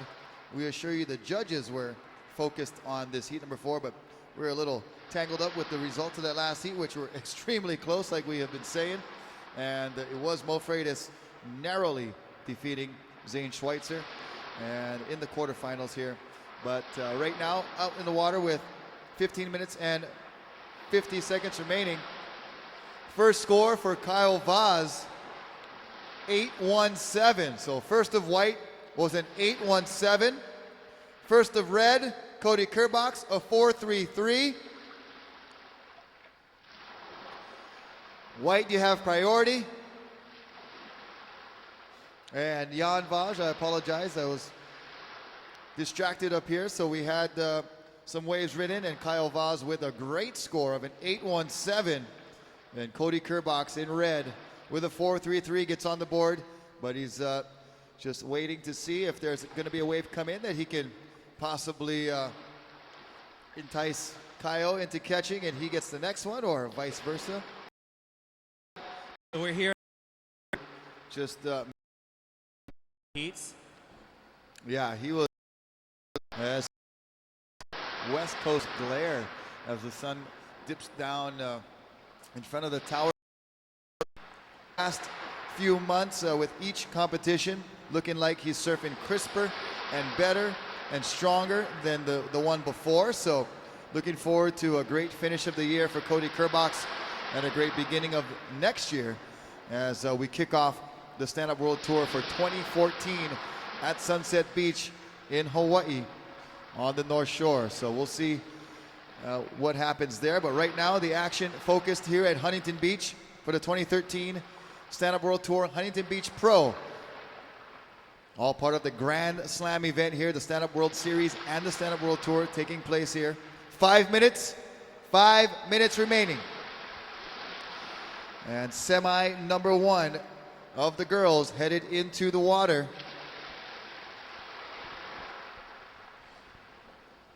We'll also see Cody Kerbox in the racing portion of our Grand Slam. He'll be competing and has competed in the Stand Up World Series as Cody's eyeing this little bump coming in. Now Cody is one of our dual athletes, as we see here. Kyle Vaz slashing off the top for turn number 1 and throwing tail on turn number 2. So he's looking to improve on a 4.6. We'll see if he's able to do so. Here's Cody. Here's Cody looking at the left, but realized it was closing out the right. Sorry, looking at the right. I'm confused up here. Cody's not confused. He knows what he needs to do in order to advance. And he's just going to wait for a wave that will give him about a 6 scoring potential and see if he can ride under pressure once again, trying to advance into the semifinals. Well, and we'll have to see how that score comes in for Kyle Vaz. He might need a fraction more if Kyle is able to improve on that 4.6. Stand by for the score coming in for white. Kyle Vaz, that was your 6th ride. That was your 6th wave. Cody's just got 2 waves, being patient with priority, knowing that he needs a good score. Yeah, not too much coming in that we can see out ahead just beyond the pier, but you never know. Like you say, the pier, the spot here is very mysterious. You know, waves can just pop up out of nowhere. The sandbar is very shifty when the tide is going out. So we'll see if something pops up. So far, the second score, wow. This score coming in for Kyle Vaz, a 7-1-7. So Kyle out in front. Cody, you now need an 8-5-1. Cody Kerbox, you need an 8-5-1, 2 minutes, 45 seconds. So the situation that we just hypothesized has come to fruition with Kyle Vaz improving greatly on that 4.6 and really upping the ante for Cody Kerbox, now needing an 8-5-1. Oh, it's big words for in Hawaiian, huh? I was just thinking that. You were reading my mind or something. I was like, I need to look that up. Hypothesize. I forget what that means. We've got just approaching on 2 minutes. 2 minutes, 10 seconds. 2 minutes and 10 seconds. Kyle Vaz staying busy under priority, getting his second scoring wave under Cody's priority, linking two big maneuvers together, impressing the judges. Well, he was able to steer clear of where Cody was, and I think that's been proven to be a good strategy if you don't have priority, is to kind of move off to your own space. And, you know, there is equal opportunity scoring happening from the pier all the way to the south end of the break, marked by that starboard buoy on the far south end. So, you know, no reason to be scrunched up with your competitor if you don't have priority. There's plenty of room to operate here. As Cody Kerbox with priority, he's going to go with 1 minute, 20 seconds. Watch him here, down the line speed. And gets up and over the lip, throws the tail, only gets one maneuver in there, so that will not be an 8-5-1. And he gives priority back to Kyle Vaz in white with 1 minute remaining. But what a fantastic maneuver that was. And Cody just knew he had to go on something and also to hold off Kyle because he's been scoring those high scores on the inside. So Cody kind of thought, if he can do it, I can do it, and went for a good first turn. But unfortunately for him, the wave didn't offer much more. Yeah, and it's, you know, just like in baseball, you know, you never want to go down just looking at the last pitch. You want to take a swing. And Cody definitely rearing up his bat right there and taking his best crack at that pitch that the ocean gave him. And he was able to, you know, make contact, so to speak, and hit the lip one time. But to get that 8-5-1, you're going to need quite a bit more than that. As we've got 15 seconds left in this heat. Kyle Vaz getting completely barreled on that wave. What? Here we go. Counting down. 5, 4, 3, 2, 1. That's the end of quarterfinal heat number 4 of the men's. Now we're going to shift gears and go over to the semifinals for the girls. Candice Appleby and Caroline Angibault. This should be a great showdown. Both these girls are ripping. Yeah, Caroline winning her heats against tour ratings leader Nicole Pacelli, and Candice posting the highest scores of the event so far. So should be a fantastic heat to watch. We'll just waiting for the judges. We're on hold still, girls. Be ready. Stand by. Here we go. Counting down. 5, 4, 3, 2, 1. No priority at this time.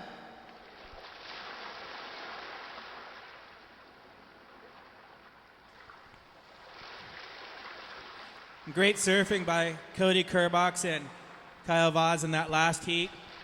Cody should be very proud of himself, doing well, making it through to the quarterfinals and just going down to an in-form Kyle Vaz, who's been, we've talked about kind of rhythm and timing, and he's had very good rhythm all day and all event. Yeah, that is very, very true, Anthony, and definitely put it on display right there. Ladies and gentlemen, round of applause for Kyle Vaz and Cody Kerbox.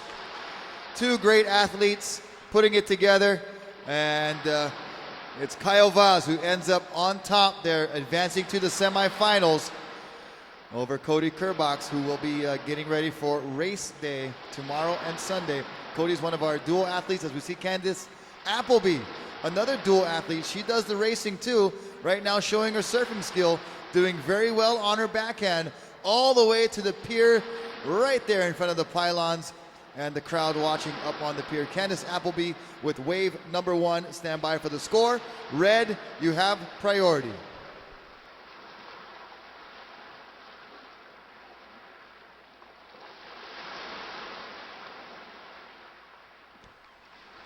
Candace Appleby getting her campaign started with a left-hand backside wave. And leaving Caroline out the back with priority as Caroline looking to paddle into this one. She looks right, she looks left, deciding to go right. A little check turn, she's looking for some speed. And comes off the top.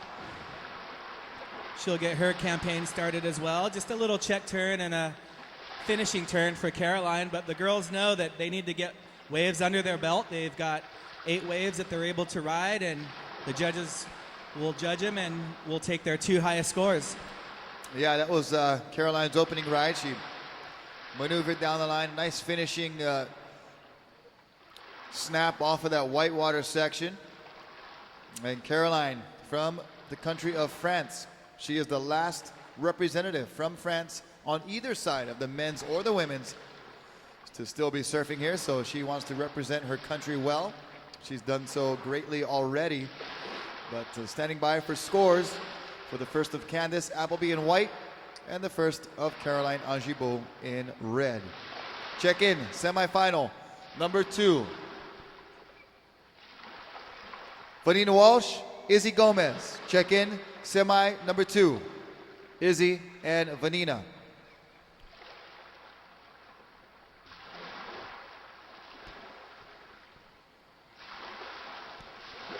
As both competitors are looking at her right, Caroline down the beach comes off of that one. Candace fading back into the pocket with a paddle transfer, and she'll look to gain some speed and close that wave out with a nice little slash. So both the girls staying busy, getting a couple of waves into their scoring lineup.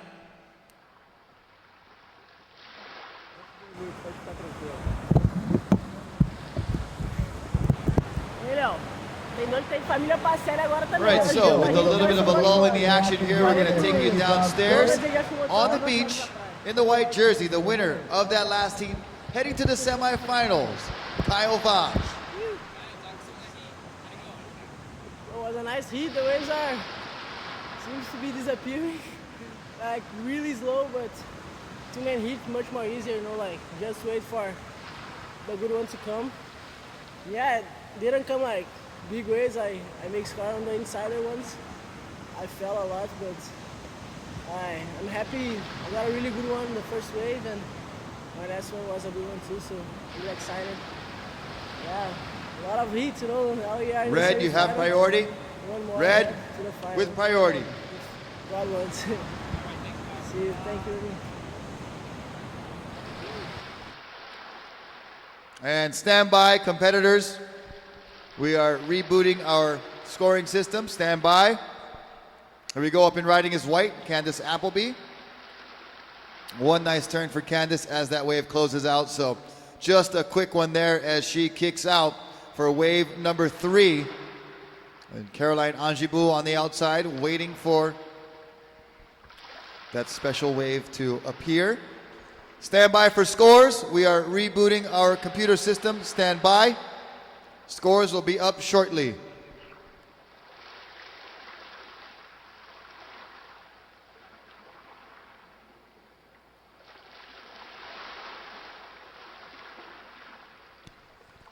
And both of these competitors in the water, seasoned competitors, staying busy,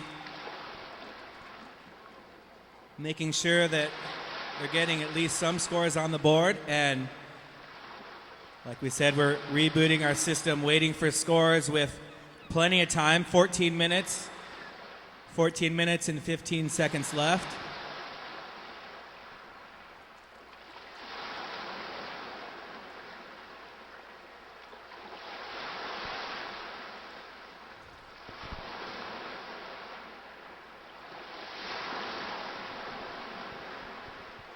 As Caroline's up and riding with a one-turn wave off the top. It was a nice turn. And Candace looking at this one. Candace on a nice looking right. Coming off the top, throwing some spray and maybe getting a little too aggressive on that one, but she'll make her way back out. And red will gain priority. So priority back to red now. And Candace back on her board, making her way back to the lineup. The tide dropping out here. We're not seeing the rip tide and rip currents that we've been seeing the last few days with the receding currents, receding tide. So that is a welcome sight. Still very glassy, very contestable conditions. So we're stoked to have waves. We're stoked to be here at Huntington Beach and to have the community and the surfers cooperating and letting us have the break here. We do appreciate that very much. We appreciate the help of the Huntington Beach lifeguards and the support of Duke's and Sandy's right here behind us, the restaurants at the foot of the pier. And here goes Candace Appleby in white, staying very busy. I believe this is her 4th scoring ride. Nice snap, and then a nice finishing re-entry off the top. So a good combination of maneuvers right there for Candace Appleby. Time remaining 12 minutes and 5 seconds, 12:05 remaining.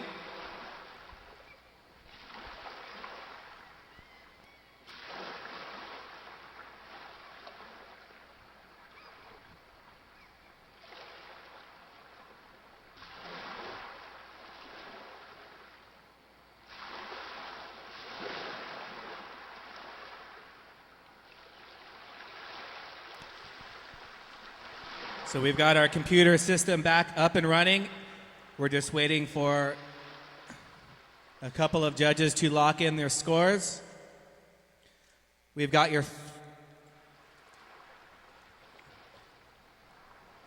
first scores coming in. Oh, it's a highlight.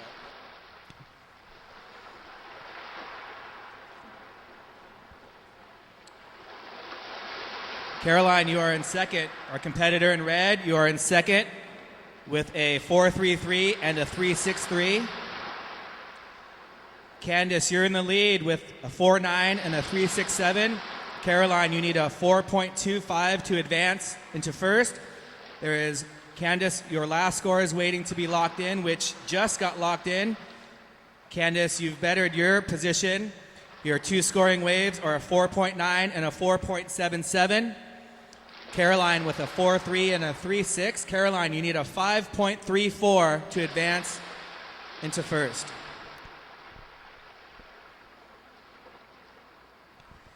As red uses her priority.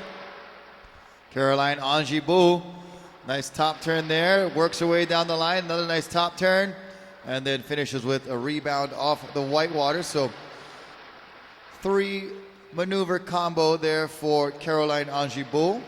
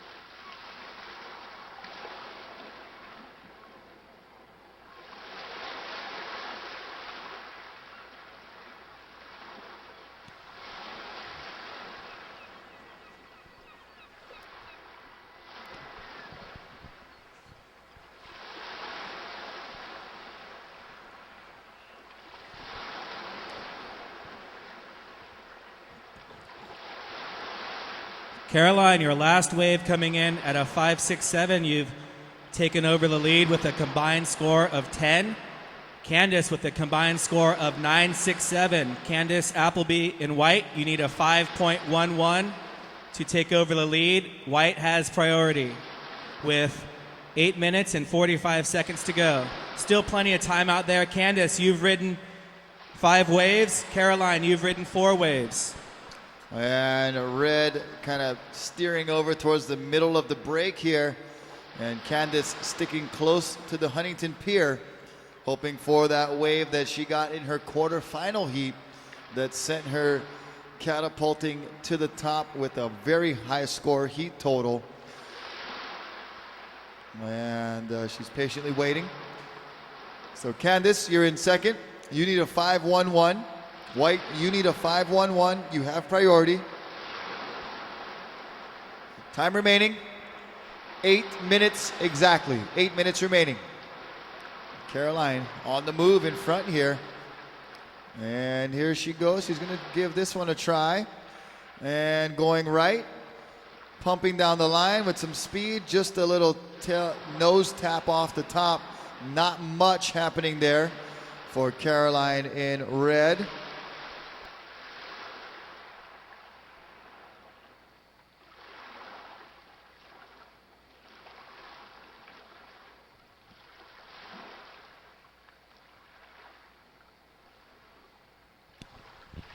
So Caroline just surfing her 6th wave. Caroline, you've got 2 waves left to ride in this heat with 7 minutes to go.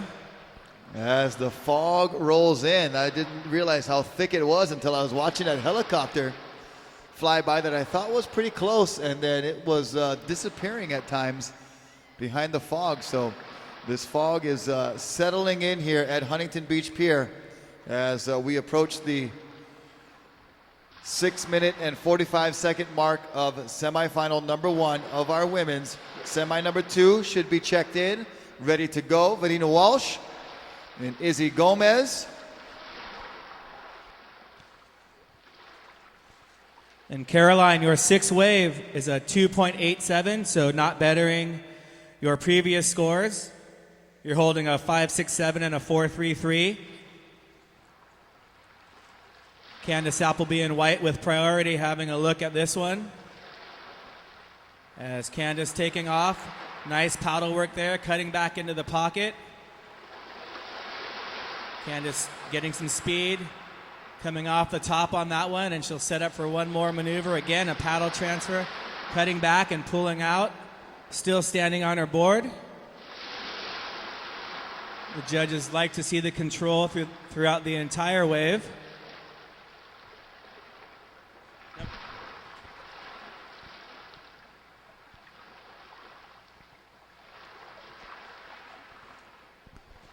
So Candace with that last ride right there. That was her 6th scoring ride.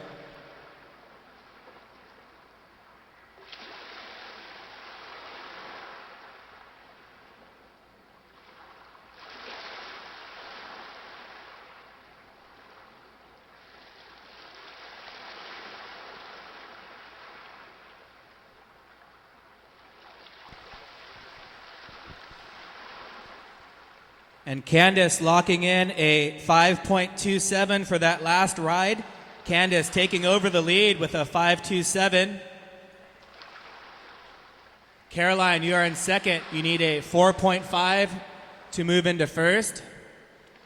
Candace showing some great paddle work on that last wave. Both competitors have 6 waves with 4 minutes and 40 seconds to go. Red with priority. In red, we've got Caroline Angebou of France. In white, Candace Appleby, just down the road in San Clemente, California. I'd like to say hi to Michelle and Bob, who are at home watching Candace. This is a very, very tight heat. Candace with a total combined score of 10.17. Caroline with a combined score of 10.00.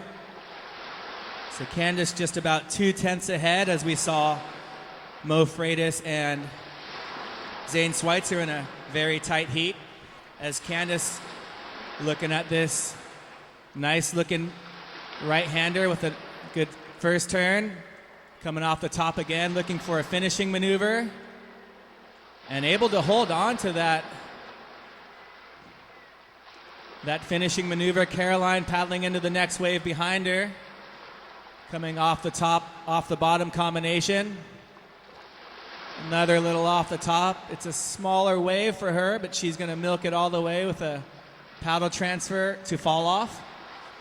Caroline looking very good throughout this entire competition, as have both girls, and all girls for that matter, that are in this semifinal, as we've got Vanina Walsh and Izzy Gomez looking to battle in this next heat with 3 minutes to go. Izzy and Vanina, both good friends, both starboard riders, both Roxy riders, so it's going to be a showdown. Yeah, and they're both quite young too, so they're the next generation, next couple of generations of the sport of stand-up paddle surfing, and should be exciting to watch them do battle in the semifinals. They're going to be stoked for each other. I know, even if one of them goes down, they're such good friends, and they really do share a lot of common sponsors. So there's a team aspect going on there. But right now, when they get in the water, the horn blows, like we've been saying, all of that just goes out the window until that horn blows. 2 minutes, 15 seconds, 2:15 remaining.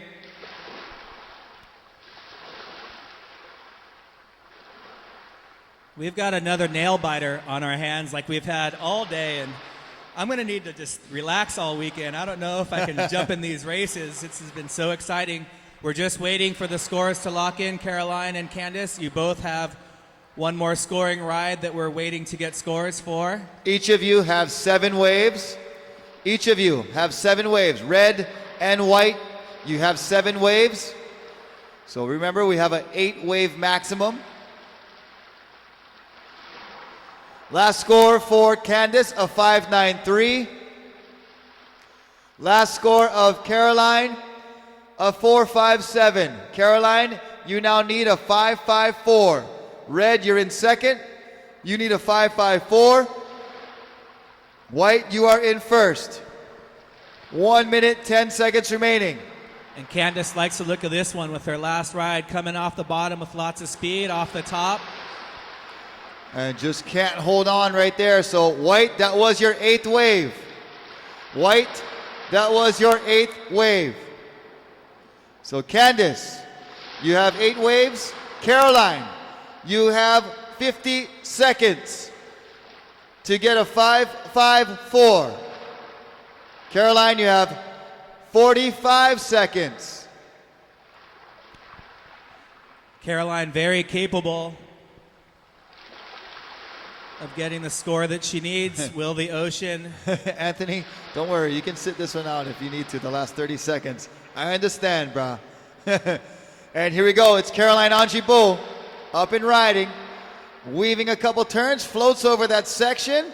That's all the wave will give her. What was it? A 5.54 or not? We will find out soon enough as both girls head in to shore. Counting down. Here we go. 7, 6, 5, 4, 3, 2, 1. So another heat down to the wire. That's been the MO for today. The mantra for today has been we'll leave it in the hands of the judges. But was that score a 5.54? It is coming in right now or very soon. We don't want to speculate too much, but just one turn off the top right there for Caroline, and didn't find much more scoring as the score comes in at a 2.93. So Candice Appleby, you are going to the finals. Great showing from Caroline Angibault. Let's give these ladies a round of applause on the beach as they head up. Great competition, awesome job, both of you. But it's Candice Appleby heading to the final, standing by to start. Semi number 2. In 5, 4, 3, 2, 1. So So right now it is Vanina Walsh and Izzy Gomez, both Starboard team riders doing battle, both Roxy team riders, and it is Vanina Walsh possibly gonna draw first blood here. She's down the line on her forehand. A couple of nice turns there as she ends up in the closeout section.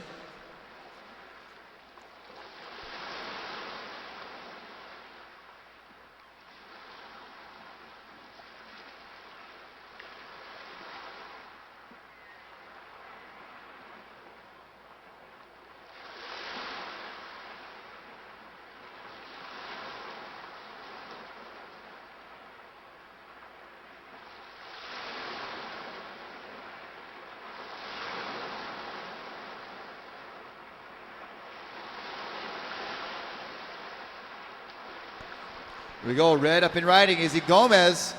Oh, and she just catches a rail and goes down.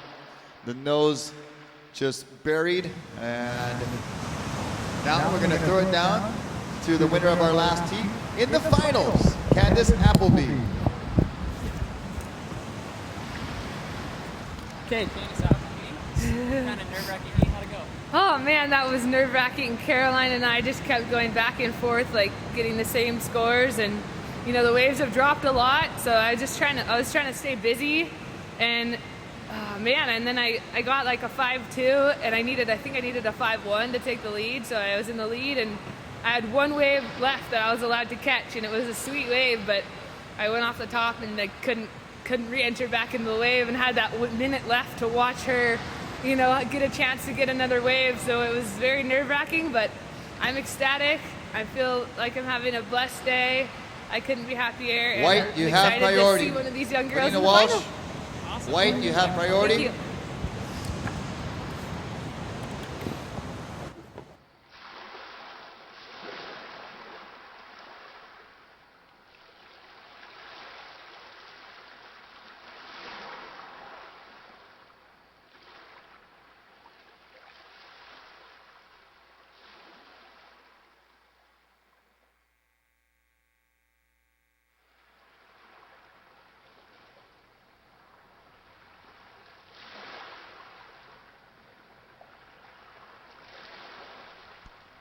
"17 minutes, 20 seconds remaining.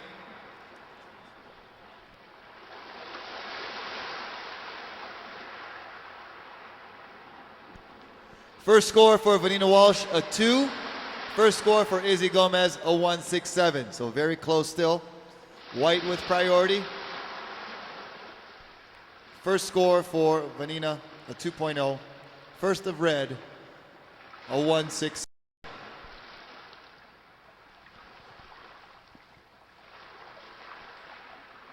You talked about it just a second ago, Rocky, how the youth of these two girls and a number of our competitors in this event, Mo Freitas, Felipe Gaspar, you know, the future looks very bright for our sport.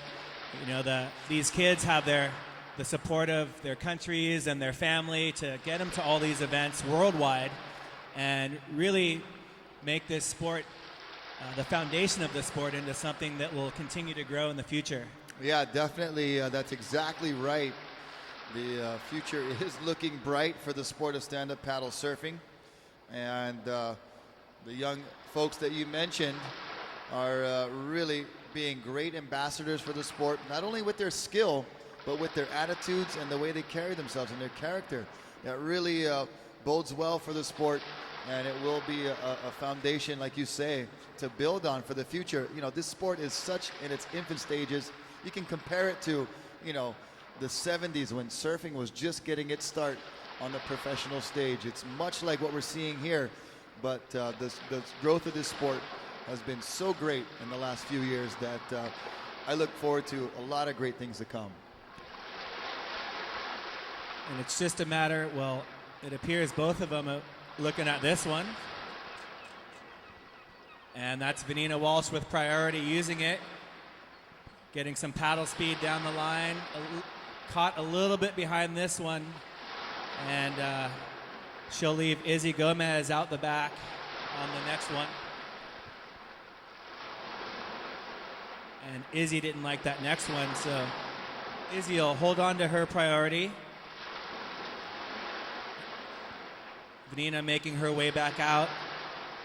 And it's just a matter of time, Rocky, until we have some non-industry sponsors begin to support these athletes. It seems that people are using stand-up paddling in many different commercials out there. I've seen it for deodorant, I've seen it for cars, I've seen it for insurance, and you know, it's only a matter of time until, like I said, some non-industry sponsors start supporting the sport and supporting the athletes. Yeah, you know, once you start getting that corporate support, then the sport tends to take off and grow exponentially. Of course, we're doing it grassroots style for now with the Waterman League and the Stand Up World Tour. So thankful that we do have an avenue and a way to get the sport out there through the Stand Up Paddle World Tour and the Waterman League. As we see red, Izzy Gomez working that wave all the way through very nicely. That's going to help her situation. She's got a 1.67 so far. Vanina Walsh, a low score of a 2 and a 1.1. White, you have priority. White, you have priority. But the way we're doing it right now is just building a foundation, like you say, Anthony. And you know, it's great to see it grow from a grassroots beginning into a world-class athletic sport and hobby. And we're really generating a lot of popularity around the world. I mean, look at our webcast. You know, we got thousands of viewers this week that aren't even here at the beach. They're watching from remote places around the world, and they're getting to enjoy it. Also, thanks to the great media crew of the Waterman League and the Stand Up World Tour, working so hard to get every event broadcasted live on the web. You know, there's only a few guys involved. You'd think that there's a team of like 20 guys, but it's just a few guys working really hard. Here's Vanina Walsh working hard on her backhand, trying to get a score. Nice top turn there, and goes for a strong finish, but unable to bring it back around. So red, you have priority. Red, your previous score, a 3.83. Red, you are in the lead. White, your last wave, you will need a 3.51 to get back to first. Stand by for your last score. And I'm old enough to remember when snowboarding kind of started to make its presence known on the mountains, and you know, a lot of the quote-unquote hardcore skiers were laughing at it, you know, saying, oh, it's like the hula hoop, it may not be around, much as a lot of the quote-unquote hardcore surfers are saying the same about stand-up paddling. But if you look at a number of the godfathers of surfing who are now stand-up paddling and really only stand-up paddling, it shows you how much people, once you try it, you love it, and those that don't try it, they won't love it. Yeah, you gotta give it a try. And you know, I've come from a surfing background and picked up a stand-up paddle board about 6 or 7 years ago, when it just started to gain or regain that popularity and explode to what it is now. And took me a whole, it was like learning how to surf all over again. The wave judgment, the turning of the board, especially, you know, out at VLAN, when you got the trades howling, you know, it's like trying to get that board turned around and you know, being in the right spot. The difference of standing and look at the ocean compared to sitting down, it's a different perspective. So it's quite an exciting way to enjoy the ocean, and a lot of more people are picking it up nowadays, and it's great to see. And it's cool to see the athletes perform and do it on this level, at a high level that we're seeing here. Is Vanina Walsh up and riding in white. She needs a score. Actually, she got the score on her last ride, so she's now in the lead. Izzy Gomez, you need a 1.77 to retake the lead, as we watch Vanina shred this wave all the way to the inside. Nice turns there for Vanina. And one last one right there. She drops the wallet and kicks out on that last turn. So Vanina Walsh, you are in the lead. Your last score was a 3.6. Stand by for your latest score. Your previous score was a 3.6. Stand by for your last score. Izzy Gomez, stand by. Right now you need a 1.77, but I believe that was a pretty good score turned in by Vanina Walsh. So Izzy, you're gonna need more than a 1.77. You have priority. Time remaining, 12 minutes.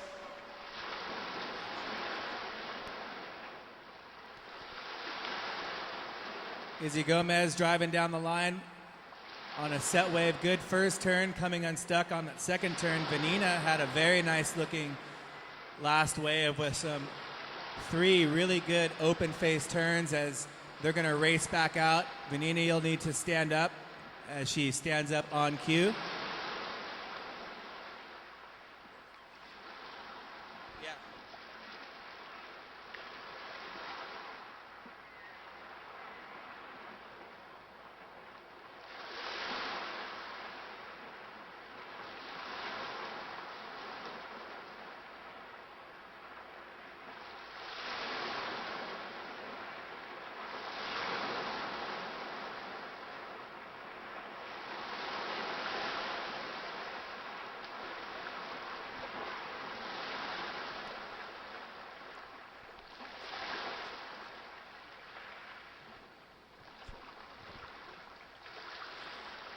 So here's our surfer in red, Izzy Gomez, with a nice looking wall in front of her. Beautiful first turn off the top with aggression.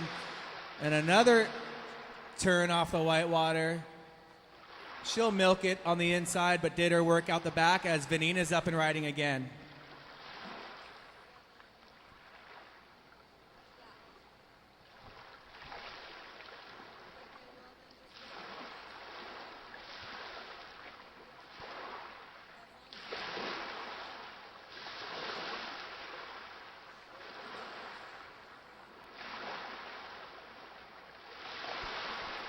Okay, 7 minutes and 30 seconds remaining. 7:30 remaining.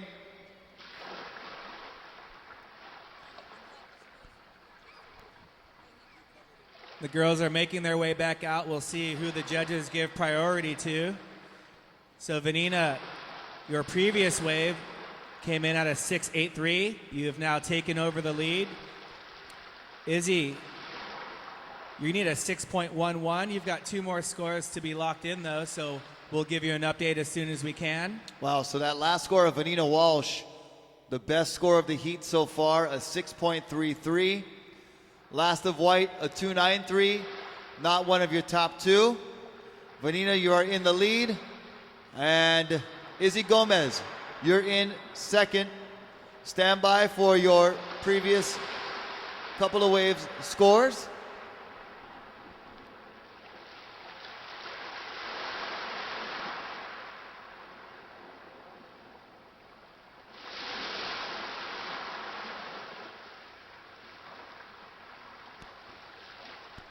Six minutes, 20 seconds.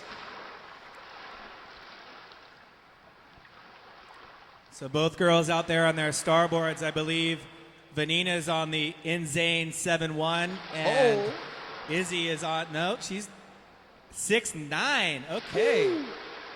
And Izzy's on a 7-4, getting the nod from Maddie Schweitzer. So starboard really innovative, as their tagline would read, as Vanina Walsh looking at this good-looking wave by the pier.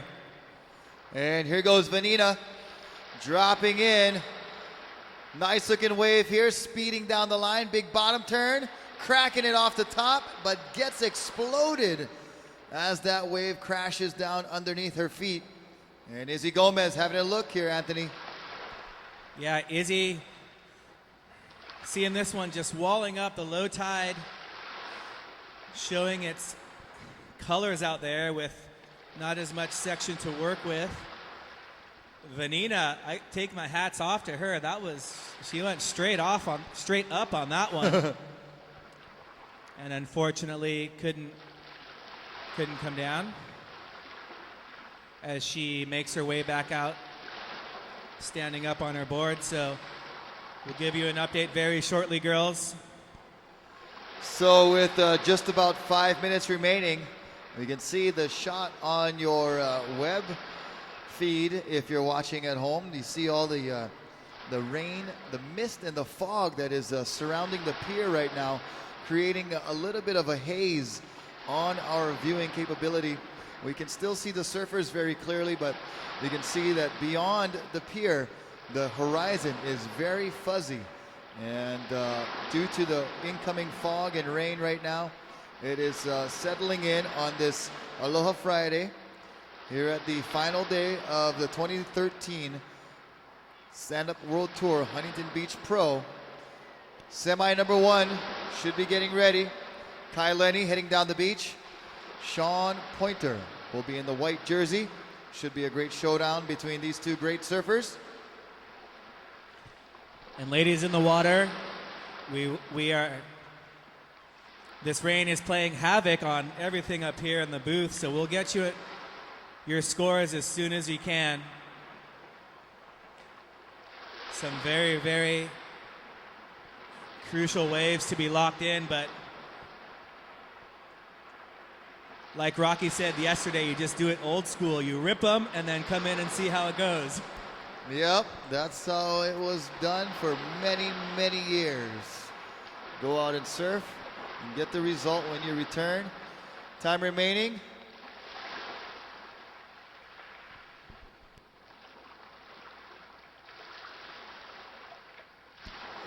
.3:13 on the clock. 3 minutes, 13 seconds remaining.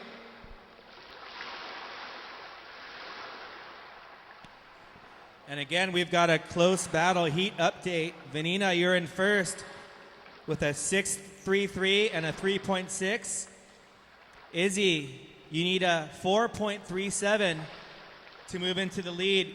Izzy, you've got a 5.57 and a 3.83. So once again, we have a nail-biting heat. Vanina's total heat score, 9.93. Izzy's total heat score, 9.4. So only 0.5, 1/2 of a point is separating these two competitors. Woo! Wow, what a close heat.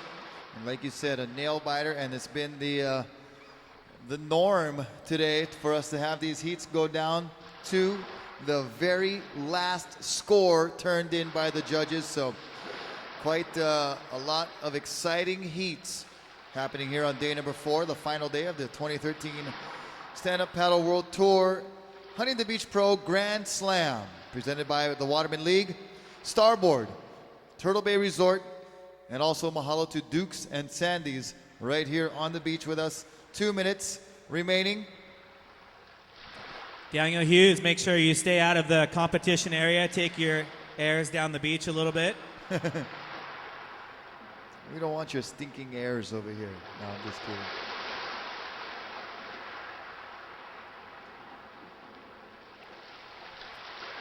Coming up on 1 minute, 30 seconds.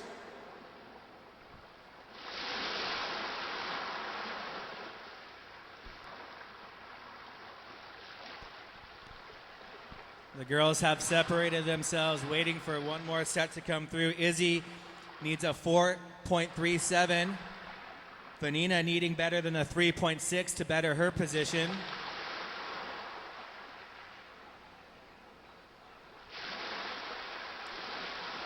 And 1 minute. Little bump coming, Rocky. Vanina coming off her board. Izzy's having a look at this one. And she will catch it. It's a good looking wave. Good first turn coming off the bottom, off the top, throwing spray. And looking for a finishing maneuver. Wow. And pulls it. Izzy Gomez with under a minute to go getting a scoring wave. And Vanina looking at this next one. 30 seconds.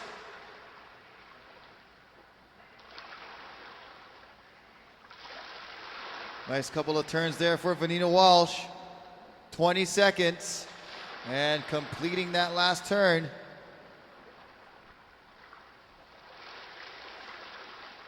Ten seconds.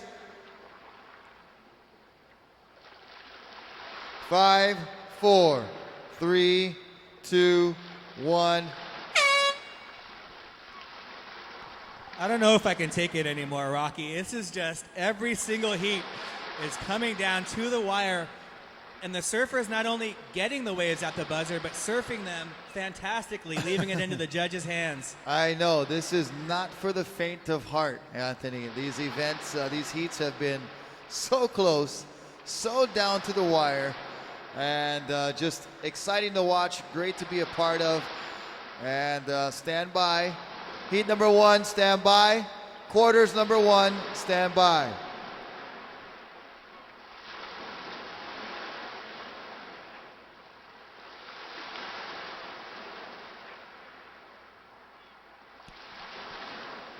As we see Izzy and Vanina down the beach, and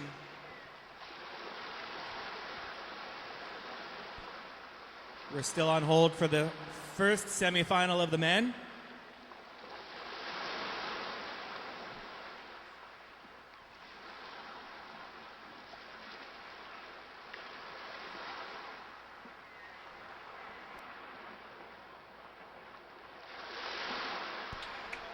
Give those girls a round of applause down there. Great job. What a showdown, and what a great view of the future of the sport here. Those two ladies, very, very strong competitors. Lots of years ahead of them, and they've already got a great result here by making it into the semis. And only one of them, however, can go to the finals. Oh, come on, just let them both go into the finals. It might take both of them to take down Candace Appleby the way she's surfing today. So unfortunately, only one can advance.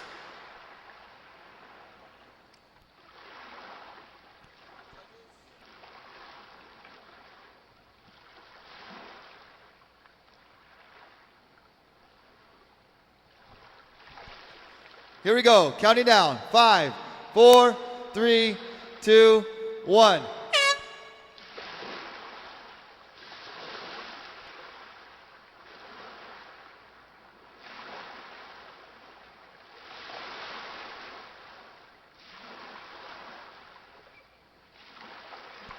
So we got Sean Pointer in white, Kai Lenny in red. Sean Pointer had one of the highest heat totals we've seen all contests long in his previous quarterfinal against Daniel Hughes. He had a 16.33 total. And Kai Lenny, of course, has been winning every single heat on his road to the semifinals. Semi number 2, check in. Mo Freitas, Kyle Vaz, check in.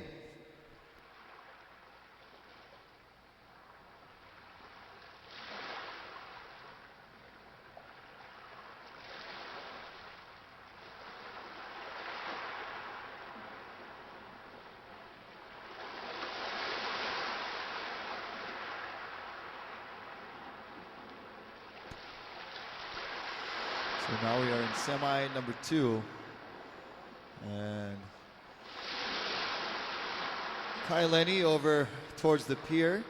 Sean Pointer kind of hanging just south of Kai Lenny to his right side, to our left. See how small the boards are. They got to keep moving in circles to stay afloat while standing on the board. Standing is part of the judging and contest criteria.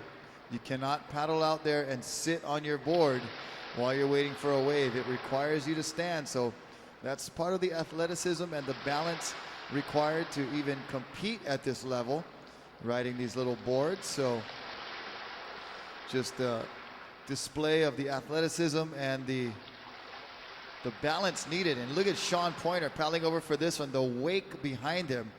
And here goes Sean on his opening ride, white paddling, and up and riding now. Big bottom turn. Oh!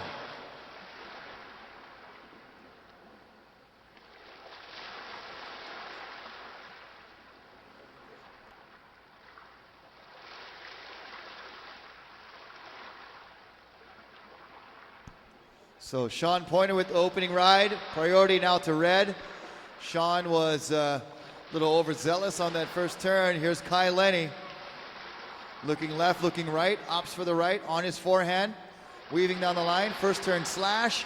Second turn into the whitewater. Throwing tail. Lots of spray. And now back on his backhand. Into that little reform. And he kicks out. Priority with white. White, you have priority.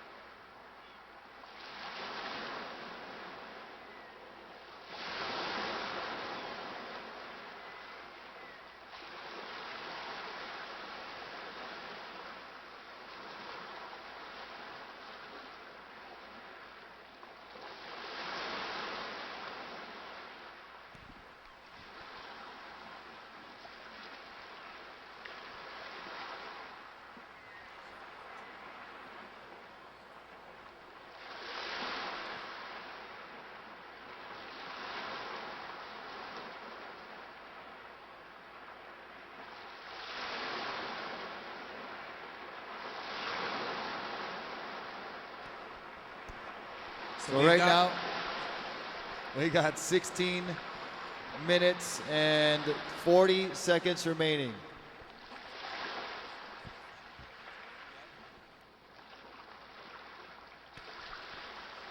And we've got official results from that last heat.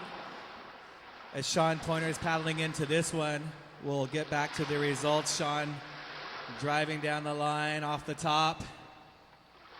Boom, a little airdrop floater. Oh, and a face smack. Did the judges score that? Oh, I don't know, but his board and his head collided there. He seems to be okay. That's our first order of business. Just making sure Sean's okay. His foot slipped off there. So both Izzy and Vanina with their highest scoring waves of the heat on their last wave. Vanina with a 5.3 and Izzy with a 7.0. Izzy Gomez advancing to the finals. Vanina Walsh with an equal third. So Vanina building on her Turtle Bay result. Vanina's got a third at Turtle Bay and an equal third here at this event. So we look forward to seeing her in France as Vanina runs over to hug Izzy. Izzy just bawling over there. This is really cool to see what's going on in our sport. Yeah, we talked about the camaraderie they share and very evident on the beach right there. And we talked about the character and the attitude and personality of these young athletes in this sport. And that's going to be part of the draw to the sport, I think, is the positivity of surrounding all of the athletes. And they carry the right attitude. And it's going to be contagious, I believe, in years to come. And we should see a lot of growth and a lot of great things happening thanks to our next generation and our current generation of stand-up paddle surfers. And I gotta say, great surfing by Vanina Walsh. She really progressed from heat to heat. She actually had to go through the repechage round. She was in that tough bracket with Ibaya Moreno and Izzy Gomez and came through the repechage, which is something wonderful to see, that we have these opportunities for the women. And Vanina surfing very, very well in that semifinal. And Izzy just edging her out. Yeah, you know, they battled back and forth. It's the kind of heat that you love to watch because one surfer goes ahead, then the other surfer catches a wave, and they go ahead, and they bounce back and forth, exchanging the lead. It's not a dominating performance all the way across. And then, of course, in the end, it comes down to who gets that last big score. And it was Izzy Gomez able to muster up that 7-point ride for the final seconds of the heat and take it and be in the final against Candace Appleby. Here's Kai Lenny. Kai up and over that first wave, that first turn right there, and then into the second turn. And then aerial attempt, 1 foot on and 1 foot off. Incomplete turn on the third maneuver for Kai Lenny. That's shifting priority back to Sean Pointer.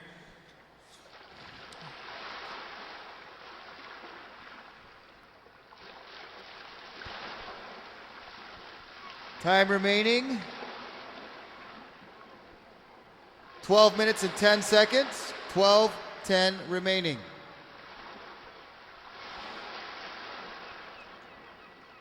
And with all of the fog and the haze and the drizzle that is hitting our electronics, our clock is temporarily unavailable, so we're going back to the stopwatch tactics. And all competitors should have a watch anyway. That's something you learn when you're a grommet. Our surfer in white, Sean Pointer, you got a 4.17 and a 1.33. And we're just waiting on Kai Lenny's last wave, but we do know he is in first place. Red, you are in the lead. Standing by for your last score. White, you have priority.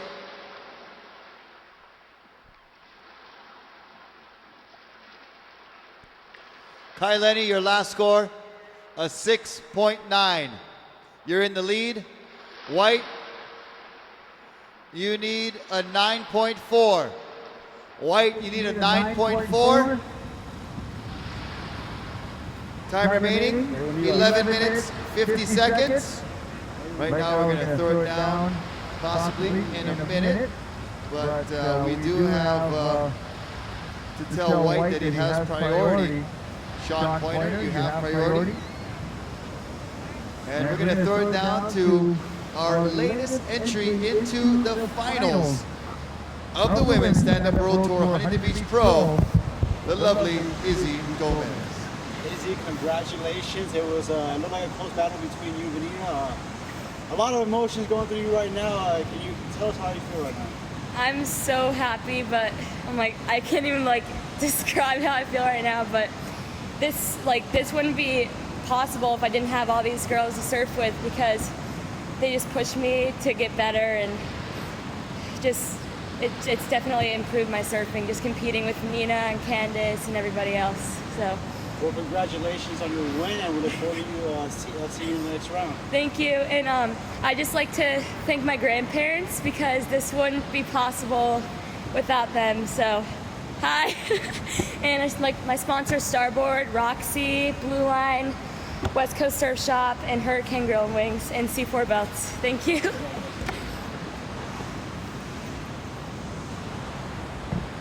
All right, thank you, Izzy. And a big congratulations to you. And best of luck in the final. It'll be Izzy Gomez and Candace Appleby coming up right after semi number 2, I believe.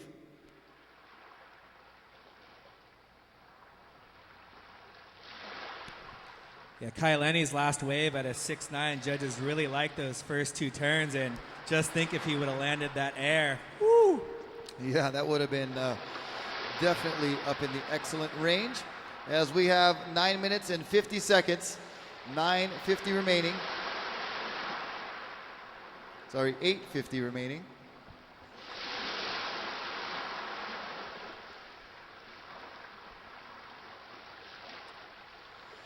So 8 minutes and 30 seconds. 8:30 remaining.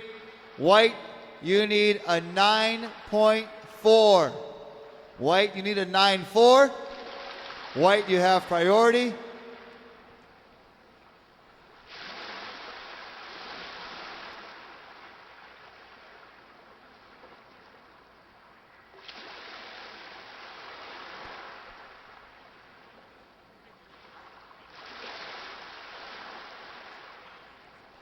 Eight minutes. 8 minutes. So we want to give some shout outs to people at home. So if you're watching at home, why don't you send Rocky a text and let him know that you're watching. He'll give you a shout out.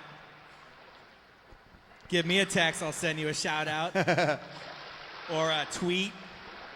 Anthony Vela, sup. Anthony Vela, sup. What's up? You can comment on the YouTube Commentary. page. Let's keep it positive. Let's keep it positive. Always positivity. Positive vibration. So we are now in the almost to the 7-minute mark.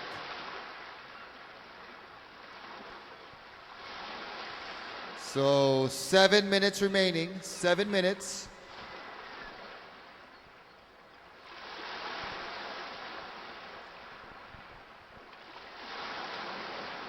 Just got a text from Dave Bainey of Infinity, who's watching the webcast. Dave Bainey taking notes.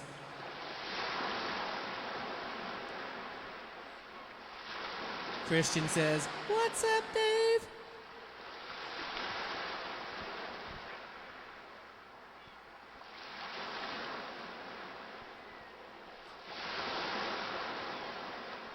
We've had an exciting day of action, working our way through round 5 of the men, the quarterfinals of the women. We finished the quarterfinals of the men. We have our 2 finalists for the women. Go USA. We have Candace Appleby of San Clemente and Izzy Gomez of Florida, who spends a lot of time over here on the West Coast competing. Yep. So representing East and West.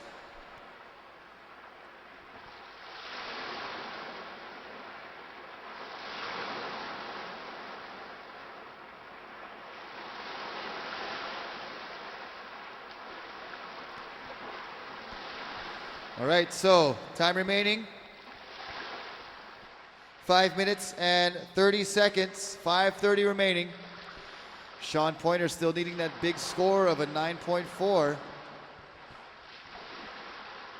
Very capable of. Kyle Lenny has been trying to stay busy, but not much to offer. A couple of early waves in this heat, and then they've mostly been paddling around, trying to be in that perfect spot when a set wave does come.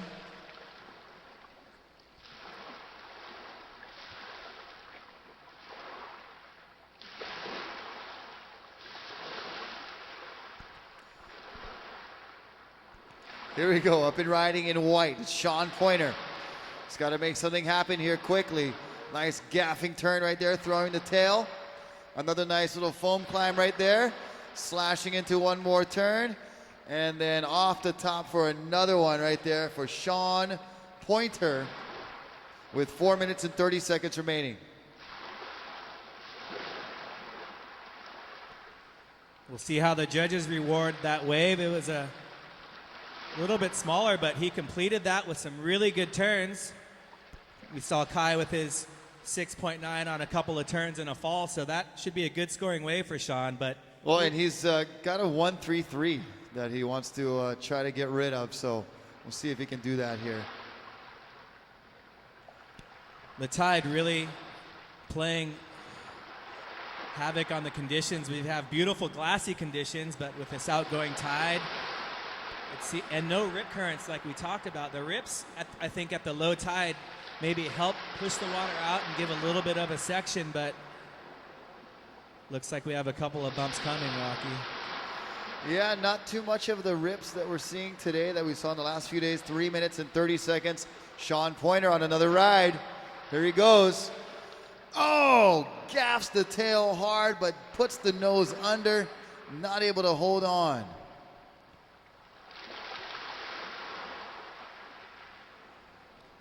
That looked like a really good wave. Sean knew he had to go for it. Sean, your previous wave coming in at a 6.07. So you've bettered your position. You need a 7.5. Sean Pointer, you need a 7.5. Red with priority and the lead. Here we go on the outside. Something approaching maybe 2 minutes and 50 seconds.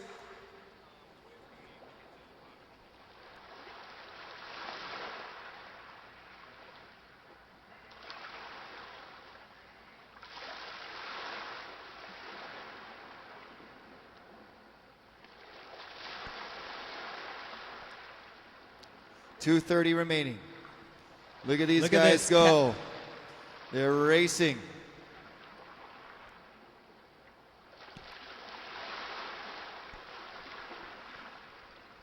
Here we go. White and red. It's red up and riding.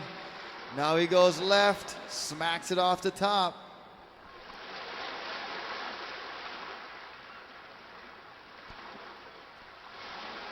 Two minutes.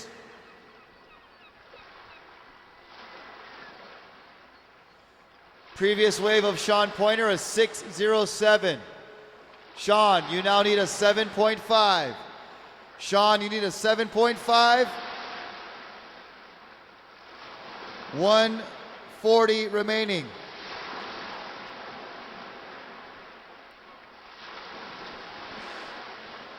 You've got the Nash team wanting the clock to tick down. You've got the Starboard team. They're out there doing some sort of sacrificing, trying to send a set. And Sean Pointer capable of getting a 7.5. He's having a look at this one.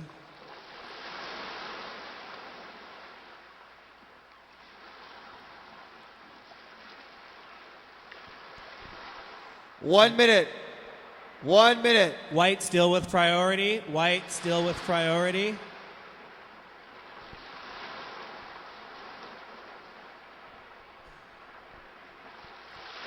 Kaileni going up on this wave, not going to ride it far.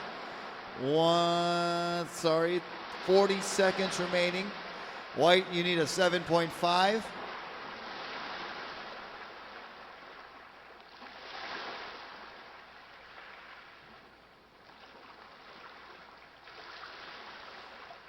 25 seconds.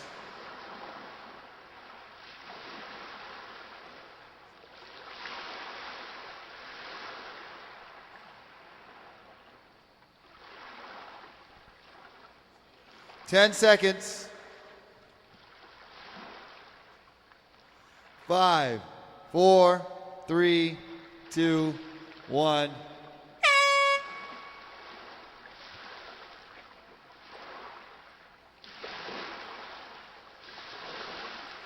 So it's Kai Lenny moving on to the final, taking out Sean Pointer.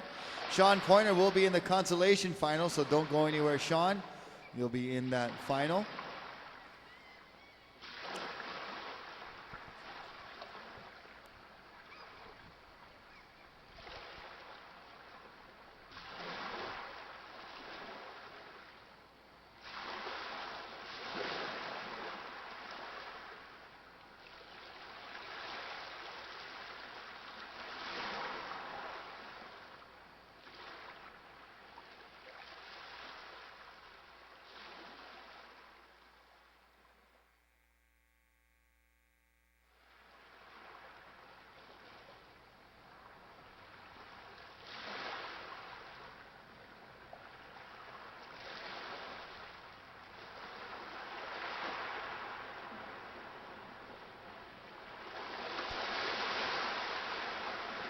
Here we go, counting down in 5, 4, 3, 2, 1.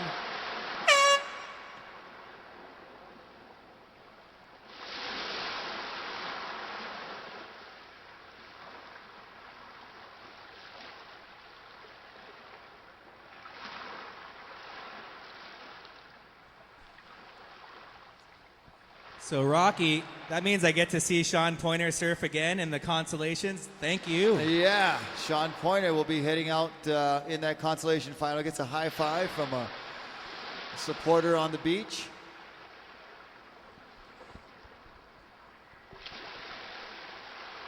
And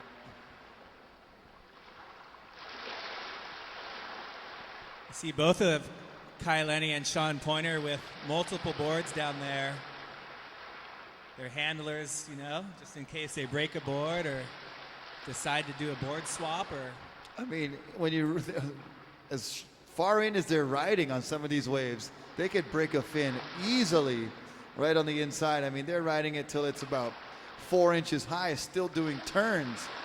So very wise to have an extra board handy.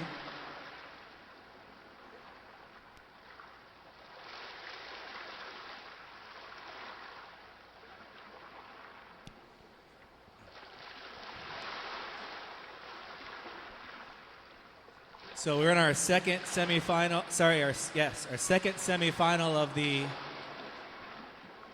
of the men, and after this,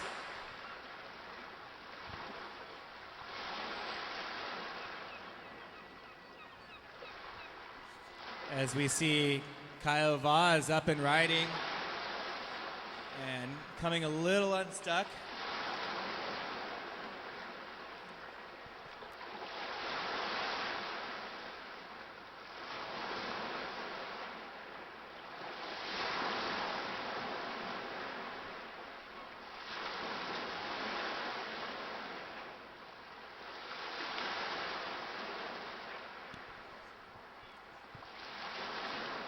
So in the water now we have Red Mo Freitas from the island of Oahu.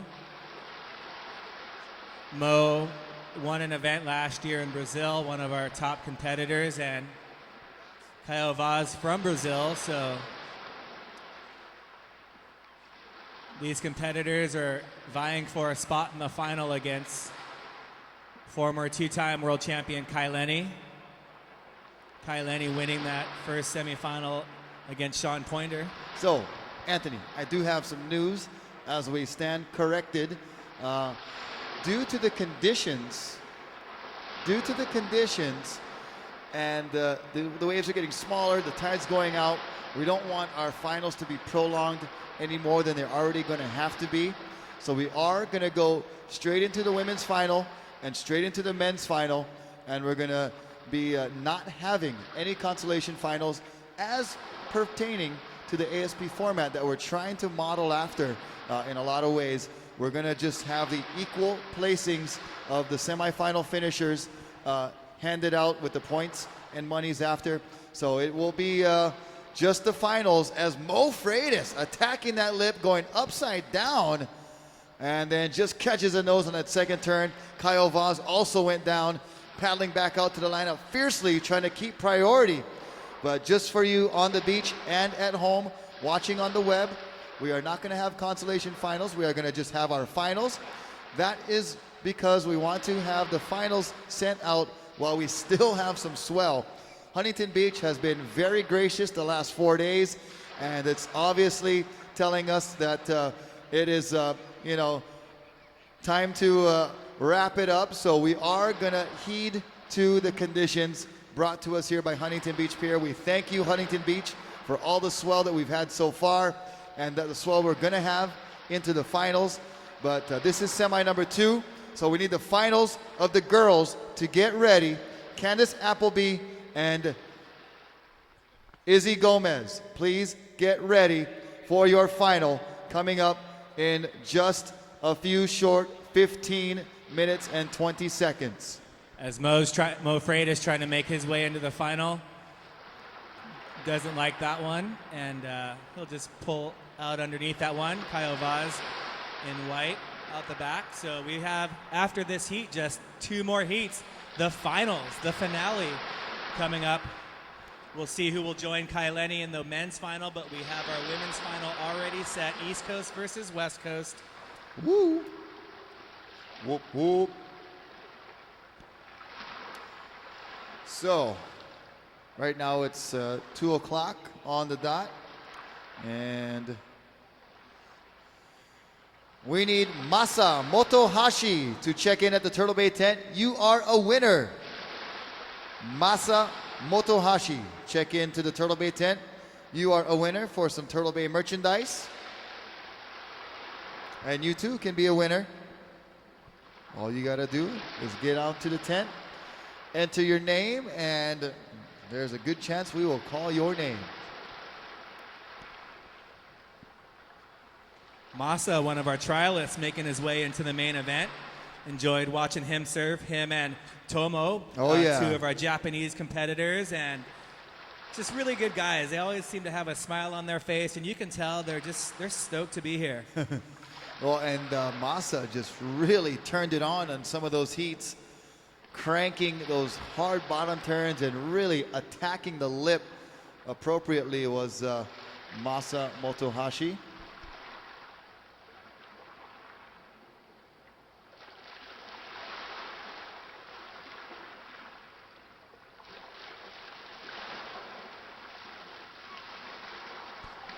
Red, stand by.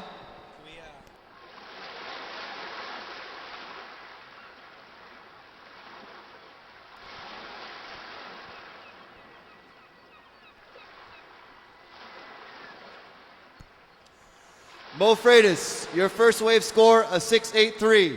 You are in the lead. Kyle Vaz, you need a 6.47.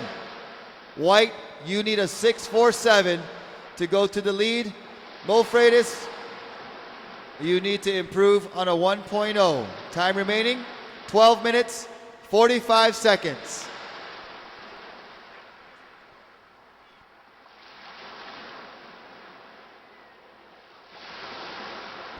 White, you have priority. White with priority, red with the lead.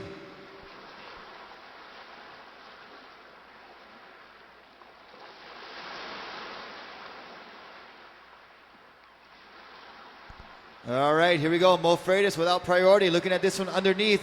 He's going to take it, the right-hander, and no, he kicks out.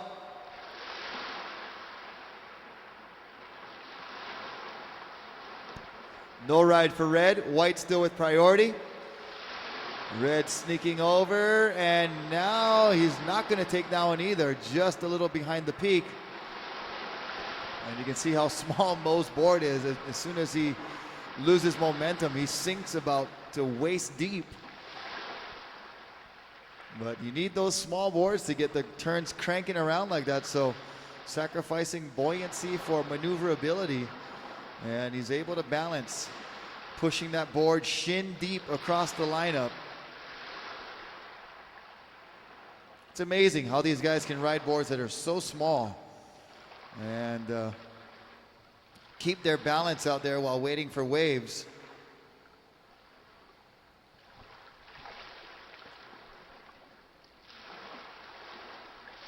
"11 minutes, 12 seconds remaining. 11:12 on the clock. Red in first. White, Kyle Vaz in second. Needs a 6-4-7. Girls final, get ready. So a little adjustment of the schedule here because of the conditions, and that happens many times during surfing events, that you must work your way around the conditions that you are dealt with. And so with having a consolation finals, we chose to forego and bypass and postpone or cancel the consolation finals due to the conditions. So I'm sure all of our athletes will understand that very much. So semifinalists will finish with equal thirds, as well as semifinalists in the girls' semis will finish with equal thirds. And then we'll be having a man-on-man and a one-on-one, woman-on-woman battle in the finals for the women's coming up next, followed by the men's.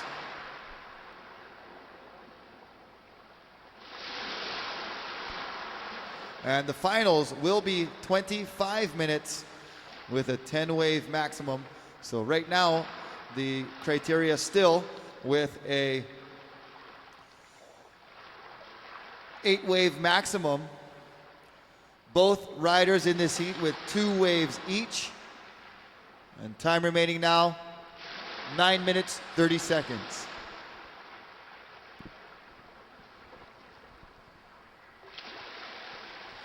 Still plenty of time, and there's waves that are coming in as the girls get set for their final. Izzy's mom, Brandy, has been sitting down there for the entire week just watching both of her kids in that same spot, just enjoying the competition. What a great supporter. Enjoying when they do well, stressing when it's on the line. But that's what parents are there for. They are there to harness all of your stress and be pulling for you and wanting to do your best. So great support, Mom. Glad to have you here. And you must be extremely proud of both of your children. As Mo Freitas and Kyle Vaz still dancing around the outside. White with priority. White, you have priority. 8 minutes, 20 seconds. White needs a 6-4-7. That's a pretty good score. Of course, Kyle Vaz, one of the most talented athletes on this stand-up world tour. He is quite capable of getting a 6-4-7 and beyond, and he takes this wave here. Mo Freitas kind of making him go on that one, and he snaps one off the back. Another one on his backhand. Nice turn there. Kind of bunny hopped back into that wave. And getting the connection all the way to the inside. Finally, he's down. Mo Freitas now with priority. Red, you have priority. I'm going to go out on a limb and say that that's going to better his 1-3-7. You know, you are such a risk taker, I tell you, Anthony. Shout out down the beach to Heather Wilcox. Heather's down there from Florida supporting her fellow Floridian. Florida.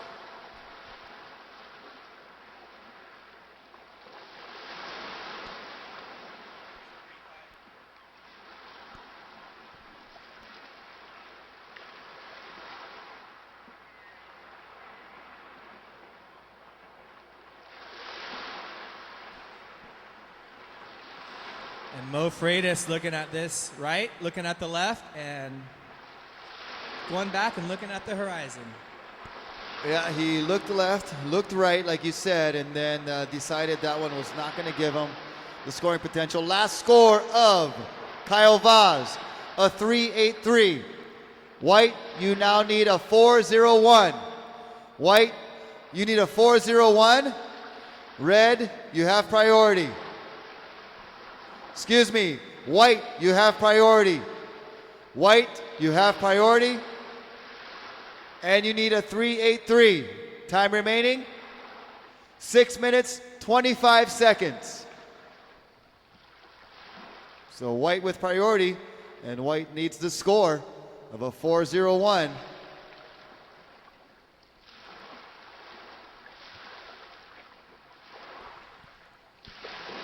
So white unable to catch that one. Mo Freitas going to take it in red.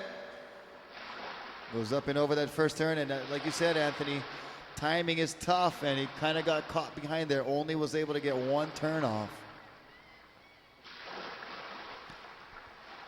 So priority shifting to white.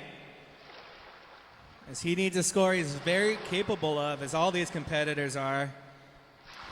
Well, Mo Freitas was currently counting a 1.0 as his backup score, so that last wave going to improve his position, as it will be better than a 1. So we'll let you know what that score is, and Kyle will let you know what you need as soon as his score comes in, because you're going to need more than a 401 once his score comes in.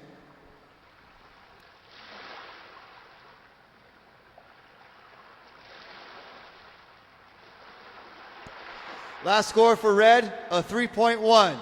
Last of red, a 3.1. Kyle Vaz, you now need a 611. White, you have priority. White, you need a 611. 4 minutes and 50 seconds remaining. So the surfers have their situation, and now it's all up to the surf here at Huntington Beach.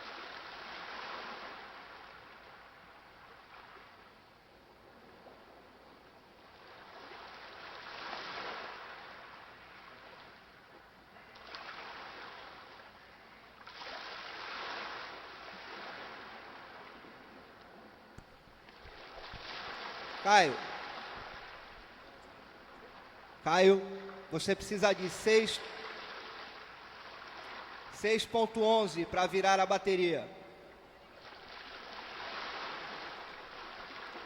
Caio, você precisa de 6.11 para virar.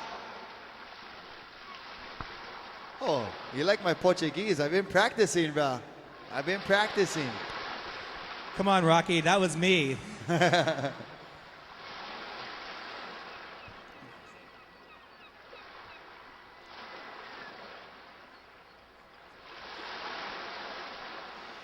3 minutes, 3 minutes remaining.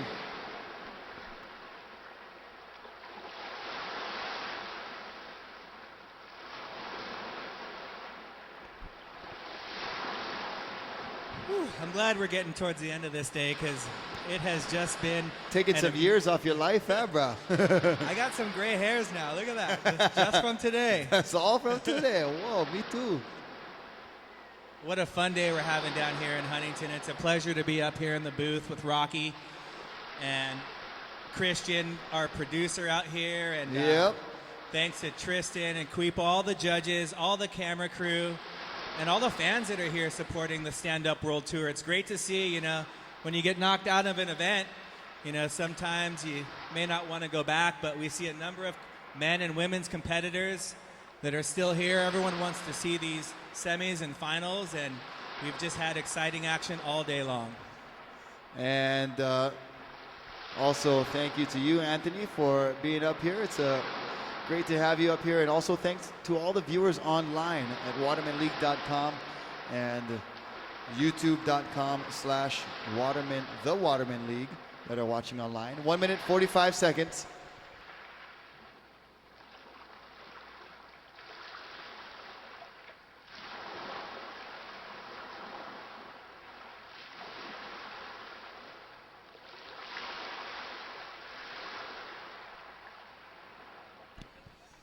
White with priority. White has priority. 1 minute, 20 seconds. As we see Kaio on his backhand with some speed, going vertical on that first turn, maintaining speed, another aggressive turn, and a great finisher. You see his footwork able to paddle back in and then jumps back off his board. Paddle 1 back out. minute. We'll see if that will better his 1-3-7. Again, Rocky, I'm going out on a limb on this one. He's going to better a 1-3-7. Man, you are just quite the gambler. I tell you. Are you sure?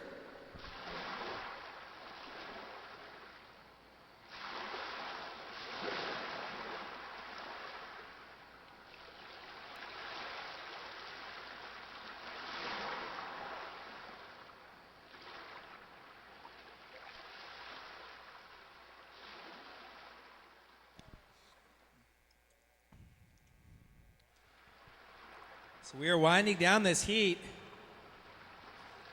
We've got 15 seconds. And we'll count it down. 10 seconds. Here we go. 5, 4, 3, 2, 1.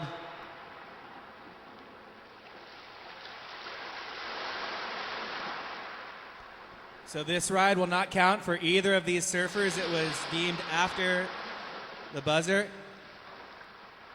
Stand by. Finals, stand by. That was not the start. Stand by, girls. Stand by. We got to reset our clock for 25 minutes, so stand by.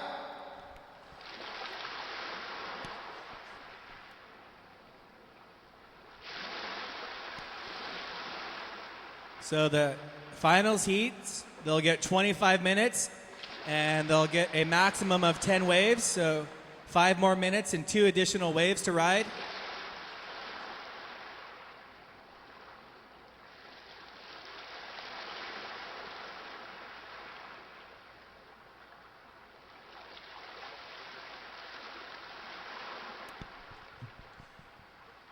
We're still waiting for scores. With ladies in the final, we're still on hold.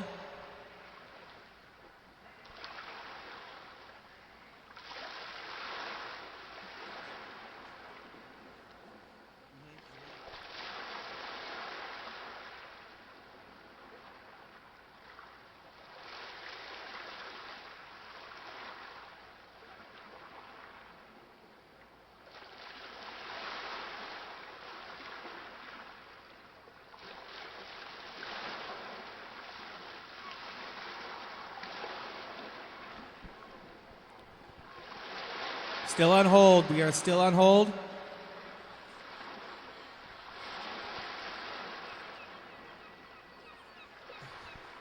And the results are in. Kaio Vaz needed a 6.1, earning a 6.13 to take over the lead from Mo Freitas. Kaio Vaz advancing to the finals.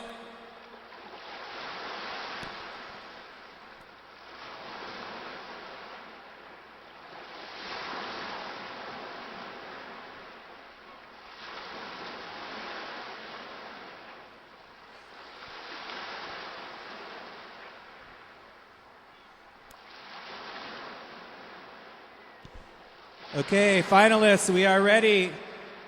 In 5, 4, 3, 2, 1.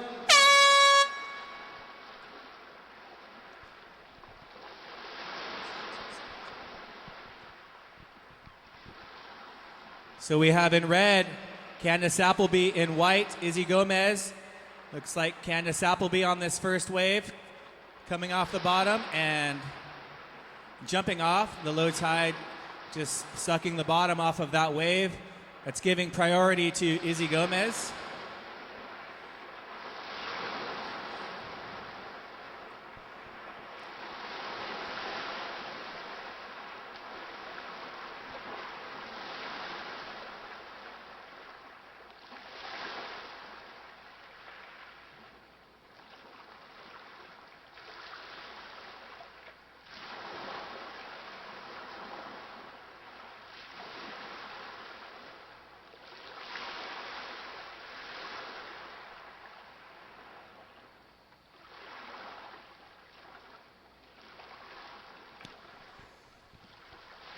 So the girls get 25 minutes in this final. Izzy Gomez made her way into the final, taking out fellow team rider Vanina Walsh. Candace Appleby winning in her semifinal over Caroline Angebou of France.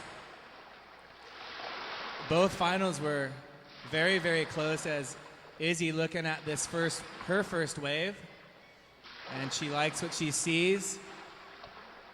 She's got some speed setting up for her first turn, a little bit of a bobble, but manages to get up again for a finishing move. And Candace looking at the next one. So Candace with the fading takeoff and smacking the lip. So we'll see what the judges think. Both girls getting scoring waves. Candace attacking the first turn. Izzy kind of setting up for turns. Both girls very experienced competitors.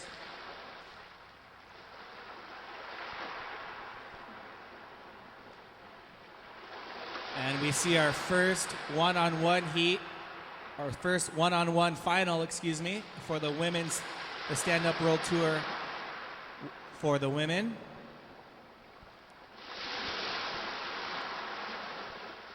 And priority goes to Candace Appleby in red.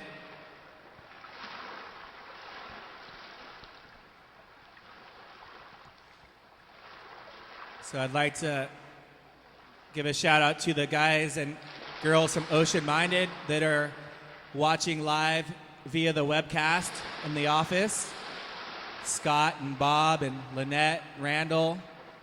It's been one of Candace's first sponsors since she was Izzy Gomez's age. And Izzy trying to stay busy looking at this little left. She's just trying to get a couple scoring waves and two little mini turns and a fall.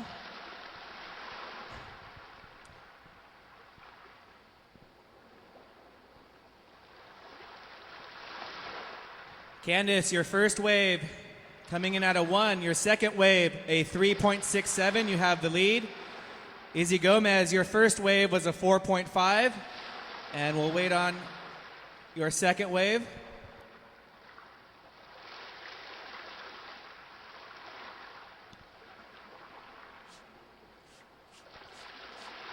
So we are here in the finals. The girls have surfed through several rounds. And they've been in the one-on-one heat format since the quarterfinals. So this is both girls' third surf on the day.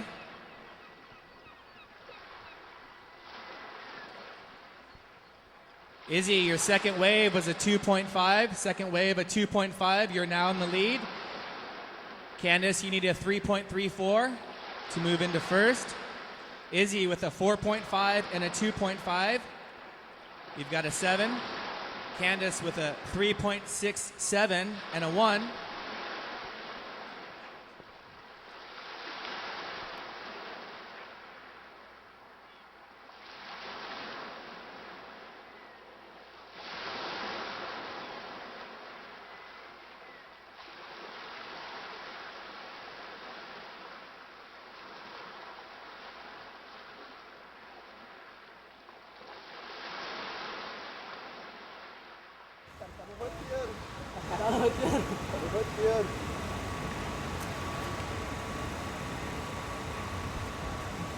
Well, we have a little bit of a lull for the women's final.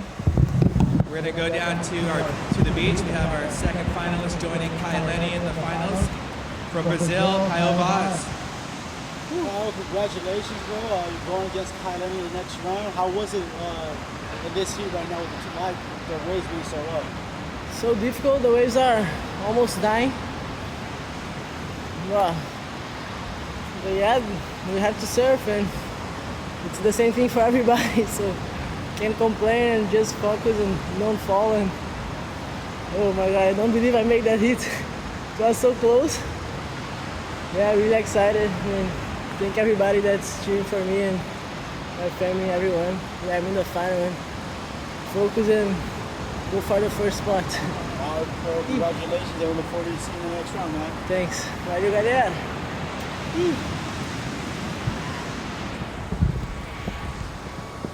Thanks, Kyle. Congratulations. Moving on to the finals, facing the formidable Kai Lenny. As we have 18 minutes, 30 seconds, 18 minutes and 30 seconds, plenty of time. Each of our competitors have ridden 2 waves, so they've got 8 to go.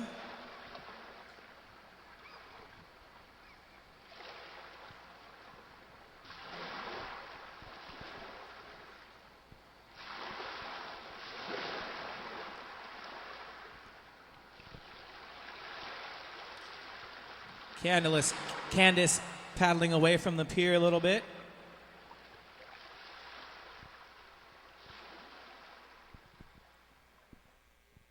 She's going to sniff around the lineup, try to find something higher than a 1. Candace needs a 3.34 to take over the lead.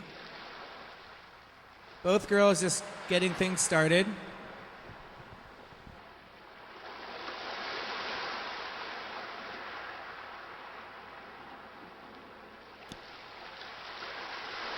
For those of you on the pier wondering what's going on, you are watching the finals of the Women's Stand-Up World Tour. This is the 3rd stop on the tour. They competed at Turtle Bay on the island of Oahu, then went to Brazil, and now we are here at Surf City, USA, Sup City, USA.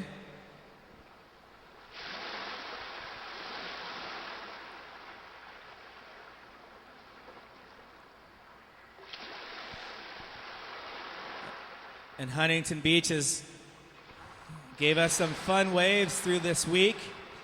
We've got a little bit of a low tide, which has dropped the swell down a little bit, but with the paddles and these boards, the competitors are very capable, as Candace Appleby will show us what she's capable of. Dropping into this one, coming off the bottom, throwing spray, and just coming off her board, leaving Izzy behind. On the next one, Izzy Gomez not getting into that wave.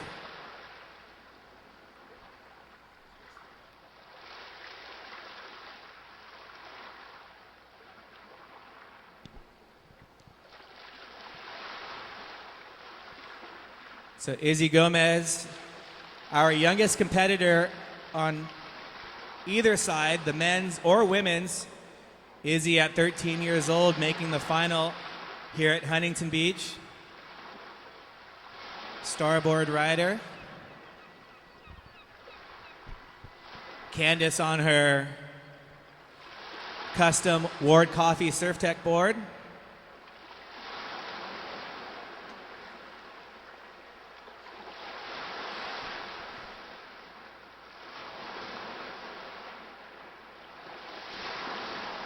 As Izzy is having a paddle for this one, choosing to use her priority.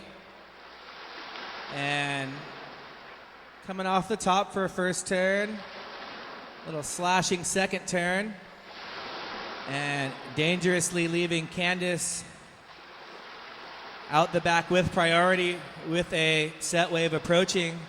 We'll see what Candace can do. There's a couple of waves coming. And here she goes. She's spinning around on this wave right here. Looking down the line to the right. It's got a nice wall up ahead. And nice bottom turn right there. Slashing off the top for 1. And then hits it one more time.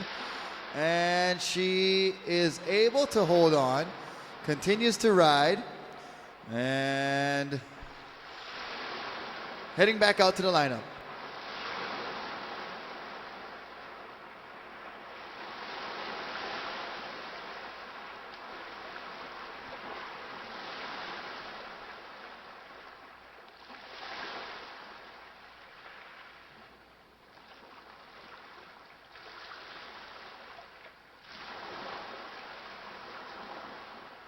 .14 minutes remaining. Candace gets on the board with her 4th scoring ride, I believe. And Izzy Gomez with 3 scores on the board.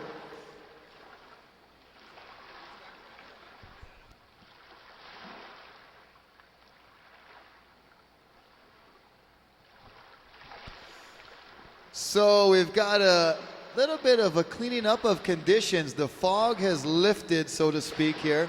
We can see a nice straight line on the horizon once again, and we can see the pier very clearly. The clouds have stayed to keep that glare off the water, thanks to a well wish from our producer here, who was very adamant about that. 13 minutes, 15 seconds remaining, 13:15 on the clock, and the view getting a lot better with the fog lifting and the haze fading away. Setting up nicely for the final. Judges giving Izzy Gomez priority, deeming that she did not give a effort for that previous wave, but she's giving an effort on this one, trying to build on her score. Izzy taking off, turning off the top, showing some paddle work with a nice looking paddle transfer cutback, and that'll be it for Izzy on this one. Another little rebound. Candace Appleby, your last score came in at a 4.33. You've taken over the lead with a total heat score of 8. Izzy Gomez, your previous wave came in at a 3, so you need a 3.5 to take over the lead prior to that last wave that you just rode, and priority will bounce back to Candace Appleby with 12 minutes to go. So red with priority. White just caught a wave there, as you said, Anthony. She needs a 3.5. Izzy, white, your last score, a 3.37, not enough. Red, you're still in the lead with priority. White, you still need a 3.5. So there's the situation for the girls in the final, right here for the 2013 Stand-Up World Tour Huntington Beach Pro Grand Slam event. We are just wrapping up the surfing, and this weekend we're going to get into some racing. Are you going to be racing, Anthony? I have a little bit of a bum knee, so if it was about 6 foot, I'd probably race just because we can, then the surf plays a role. But with this small conditions, I may be just watching at home. I have to see. I really enjoy racing, especially at Huntington Beach, and the World Series providing a great venue for all the stand-up paddle racers around the world. So I'm going to be day by day. We'll see what happens. All right. Well, day by day, you got today to think about it because the race is tomorrow. But regardless, we will have a lot of racers here tomorrow, Saturday, for the Stand-Up World Series. Of course, that is the racing portion of our world tour. We've been all around the world. We were in Chicago a couple of weeks ago. We were in San Francisco, Chile, Germany, and just all kinds of different locations around the world. And we'll be in Hawaii next month, October. If you're planning on heading out to that Stand-Up World Series event in October, make sure you stop by the Turtle Bay tent. We got discounted rooms for you if you're going to be in the area for that Stand-Up World Series event. 10 minutes, 22 seconds remaining. 10:22 remaining.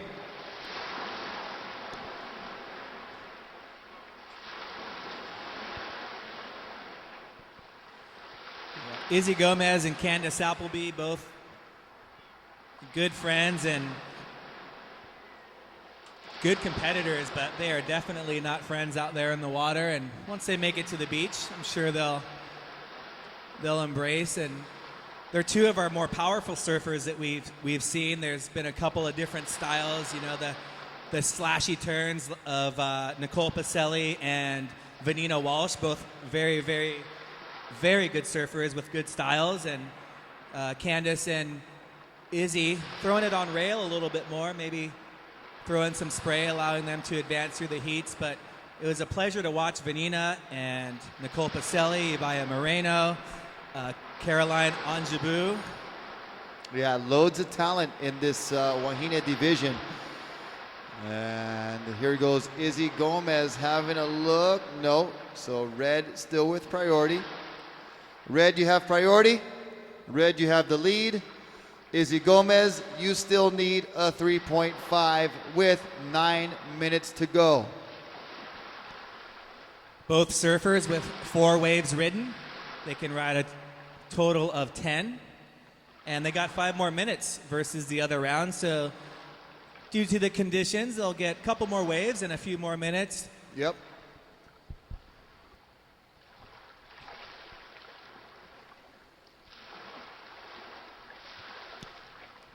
And once again, we're going to be getting into nail biting time. It's exciting.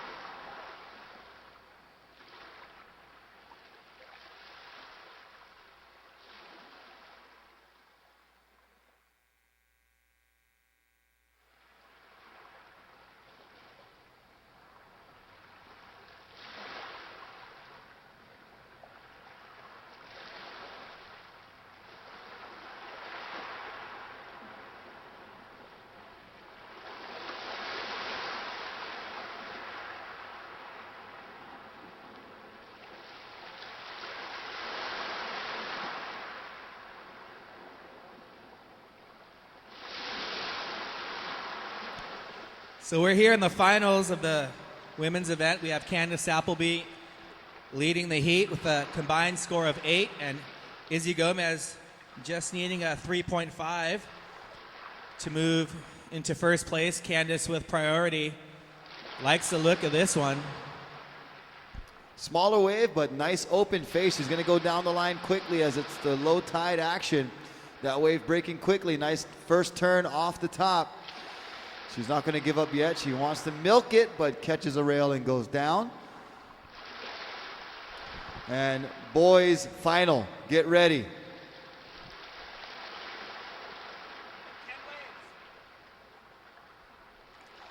And 6 minutes, 30 seconds remaining here for Kyle Vaz and Kai Lenny to get ready. 25-minute heat, 10 wave maximum. So like you said, Anthony, the extension on the time and the extension on the wave count as well. Here we go, Izzy Gomez. This wave looks good. And she did a very aggressive first turn and finishing off with a second turn. So we'll see if she can better her low score of a 3.37. She needs a 3.5. We'll see how the judges like those two turns. Yeah, conditions getting very dicey here in the waning moments of our day. Tide going low, waves getting shallower, waves getting a little smaller, still contestable, however. I mean, you've seen what contests have been run in the past, Anthony, and this is extremely contestable compared to what we've seen.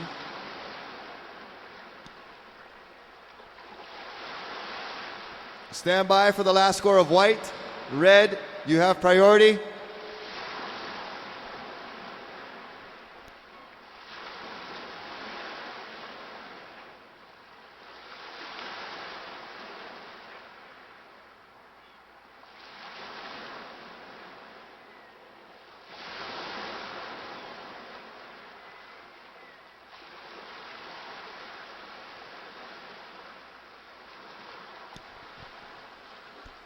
Last score for white of 5.07. Izzy, you're in first place. White, you're in the lead. Red, you need a 5.24. And Red, here she is. Needing a 5.24, floats it over the top nicely there. And it's going to be up to the wise men in the booth to see what that score will be. It's a nice big floater, bigger wave compared to what we've been seeing. One maneuver wave. Was it a 5.24? We'll have to wait and see. Yeah, we'll see. And with just under 4 minutes and 10 seconds to go, there's still plenty of time. And we'll see what the judges thought of Candace's last wave, like you said.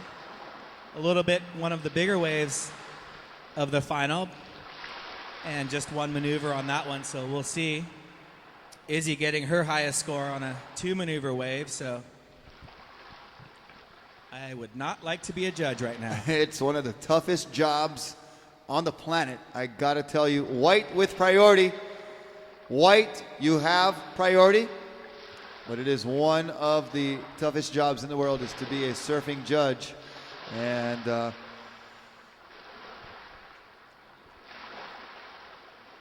so Candice, your last wave of 3.0, you still need a 5.24.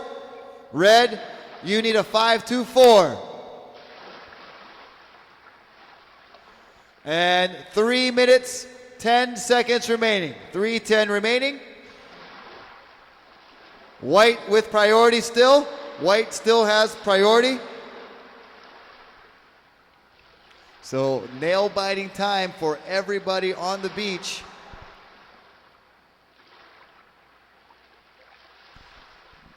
So another close heat. It's been the story all day long. The first heat of the day ending with us not knowing who got second or third. And it was like that all the way through, even to the quarterfinals, even into this last semi we had. Mo Freitas seems to be the magnet for minutely close heats, as he made one in the quarters and then lost one in the semis. And all these other heats, even in the girls' side, have been down to the wire, save only for like a couple heats. Every other heat has been decided on the last and final wave, Anthony. That's something you got to be appreciative of as a fan of the sport and a fan of competition, seeing everything come down to the last minute, just like in football. You want to see it go to overtime. You want to see the last field goal be made for the win, and that's what it's come down to today a lot in these heats. Agreed, 100%. You love to see how competitors do under pressure, really bringing out their A game with 1 minute and 40 seconds to go.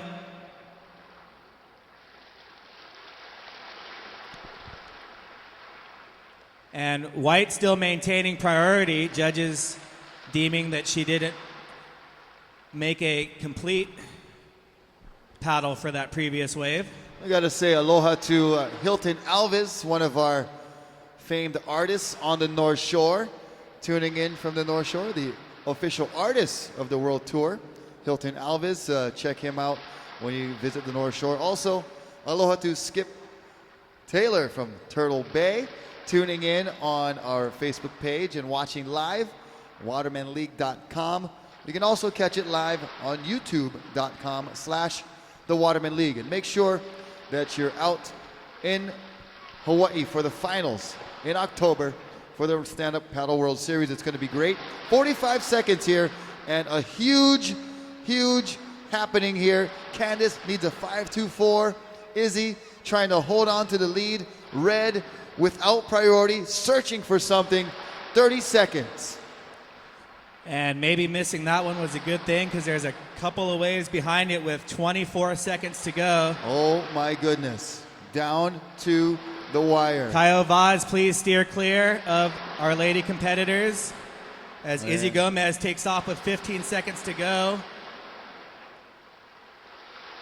With a couple of nice turns on that one and a couple of good finishing moves. In 3, 2, 1.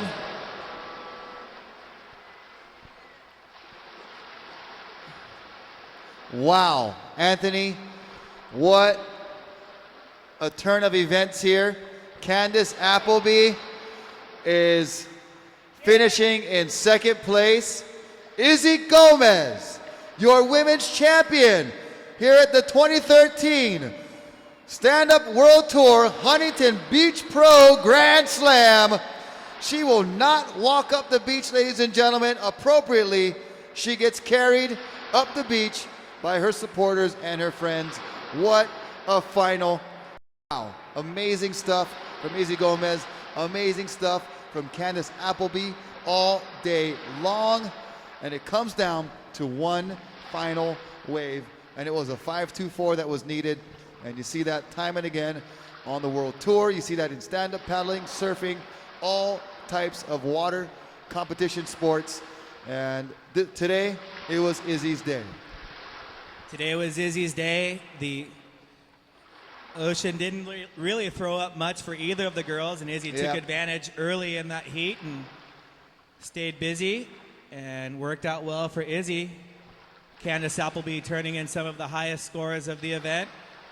So she's got to be proud, but Izzy Gomez, our Huntington Beach Pro winner.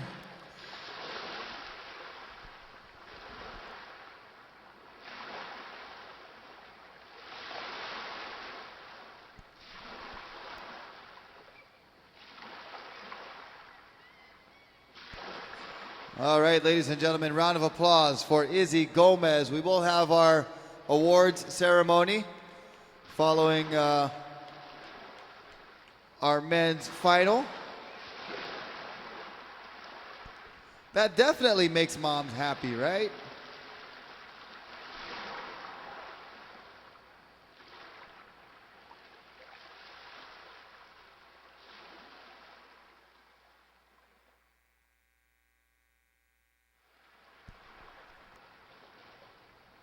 Here we go. Counting down to start the men's final.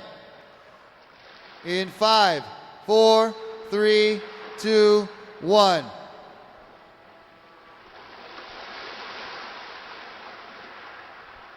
So our men's final is on.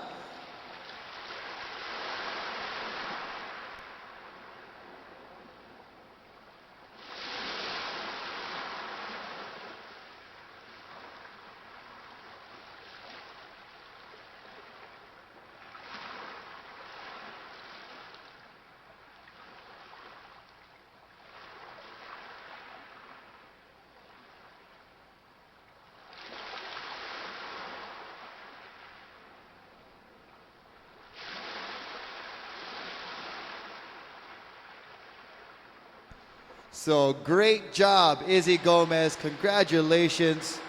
What a performance. Also, ladies and gentlemen, let's give a round of applause for Candace Appleby making her way up the beach.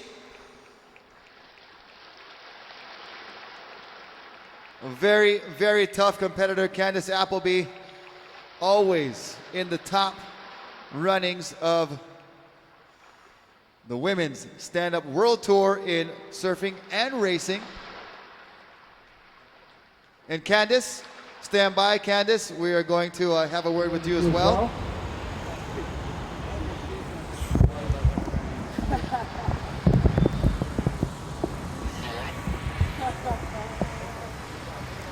All right, so we're going to throw it down to the beach where we are standing by with our champion in the white, Izzy Gomez. Izzy, congratulations. You are the champion. I don't know how, tell us how you're feeling right now.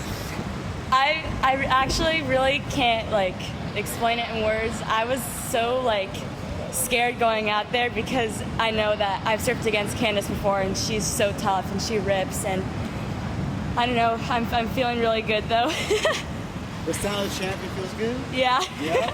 Well, congratulations. Thank you. For a great performance out there, and we look to see you for you next year for the Thank you. All right, thank you, Izzy. Congratulations. And stick around for our awards ceremony coming up in just a little while. Meanwhile, your final underway for the men's. It is Kai Lenny drawing first blood. So, white, you have priority. Kyle Vaz, you have priority. Stand by for the first score of red.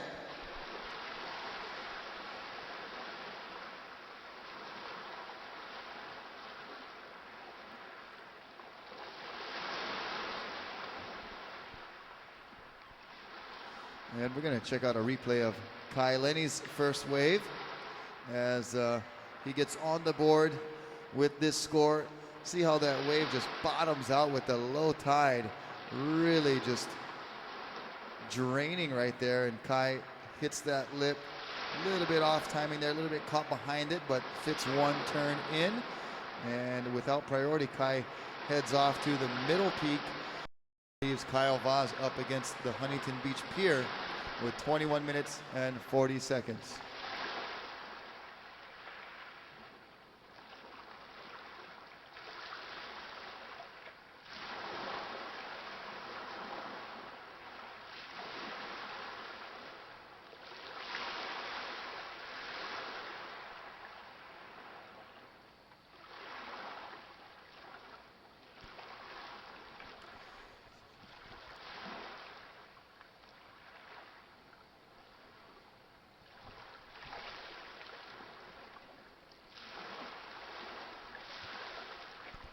Here we go, Kai Lenny up and riding.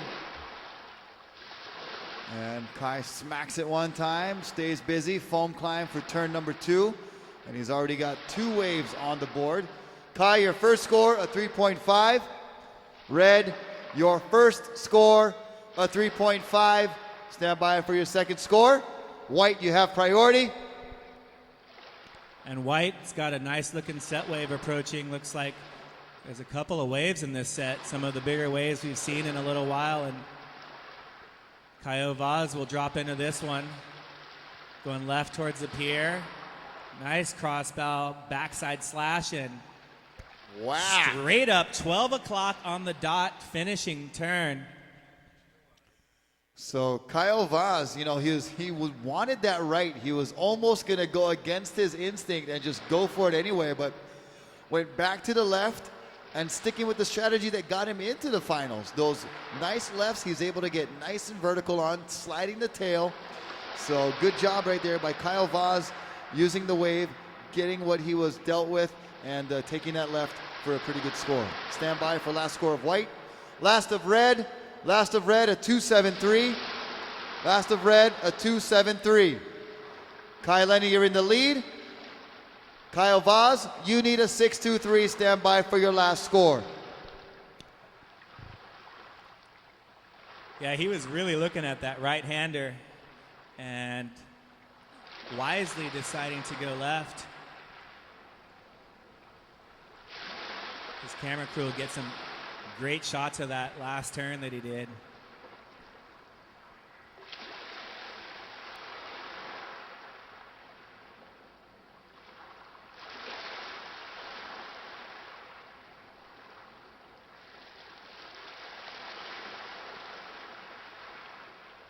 Last score for Caio Vaz, a 5.33.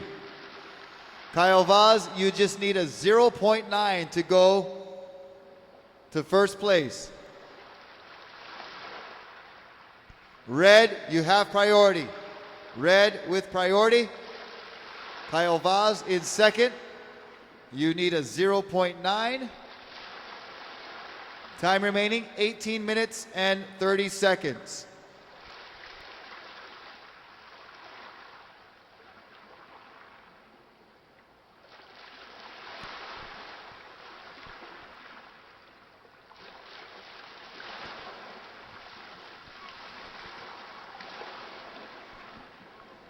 And Red, Kai Lenny, using his priority, getting some speed down the line, coming off the bottom, off the top. Another whitewater re-entry and a slashing finishing turn. And another one for good measure.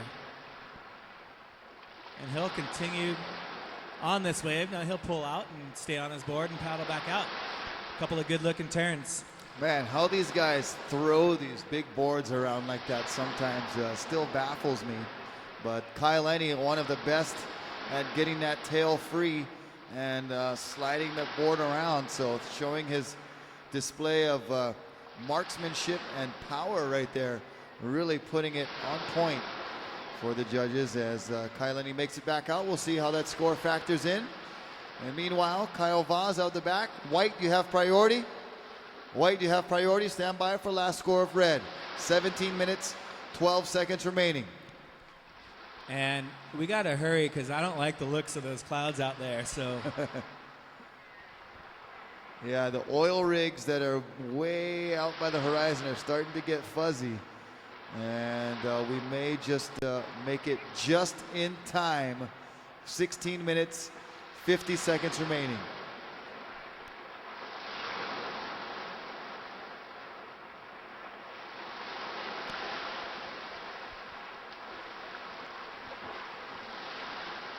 we've made our way through the trials of the men's event, and we had a opening round, a rapid charge, third round, fourth round, fifth round, and we got into our quarterfinals, which have been man-on-man as White's going for this one, Rocky. Caio Vaz up and over that first peak. Nice turn there, throwing the tail, slashing, but can't hold on. Crucial mistake there for Caio Vaz. And, you know, when you go up against a guy like Kai Lenny, you want to have all cylinders firing. And you can't let those little rail catches and nose pokes get you down. But Kyle Vaz had an opportunity right there, and it just kind of slipped away. But we'll see how that score comes in. He may still need that score. Last score for Kai Lenny. Last of Kai Lenny, a 6-7-3. Red, you're in first. Red, you have priority. White, you are in second. White, you need a 4-9-1. Kyle Vaz, you need a 4-9-1. He's going to look at this one here, Anthony. And he's doing a little redo. Nice float to airdrop and completing his second turn on that one. We saw his last wave. There was a collective gasp on the beach as he dug a rail, but he made sure to complete that wave. Yeah, almost identical to what he just did on the wave before. This time ensuring that he keeps the nose out and completes the maneuver, so giving himself a lot better shot at the title here by completing that wave. Stand by for Kyle Vaz's third ride. Kai Lenny, you have 3 waves. Kyle Vaz, you have 3 waves as well. Stand by for your last score. And look at this one forming up right in front of Kyle. Is he going to make it out in time? And he will not. That was a nice duck dive, stand-up paddle duck diving.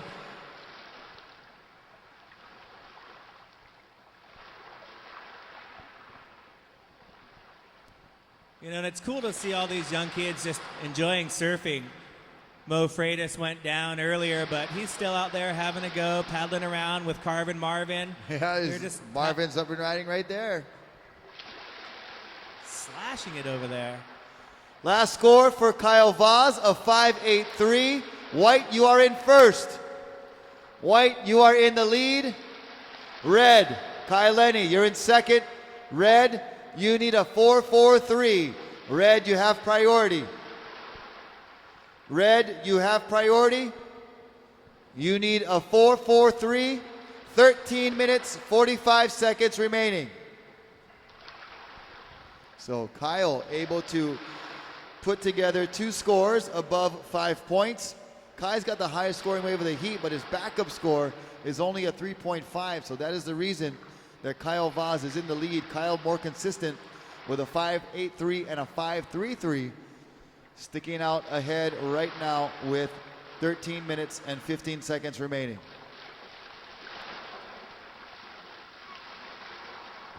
Yeah, I'm sure Kai Lenny can get a 4-4-3 going switch, but we'll see if the ocean offers something for him to get a high scoring wave.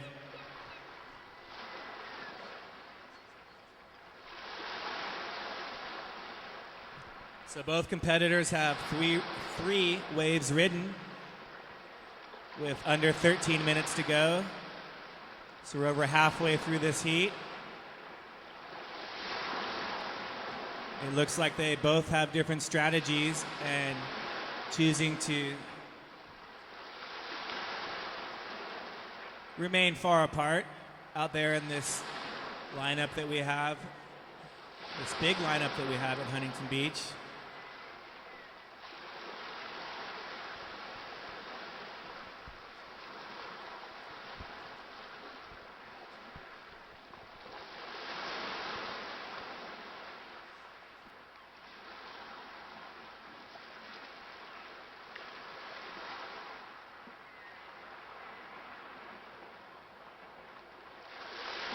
Twelve minutes.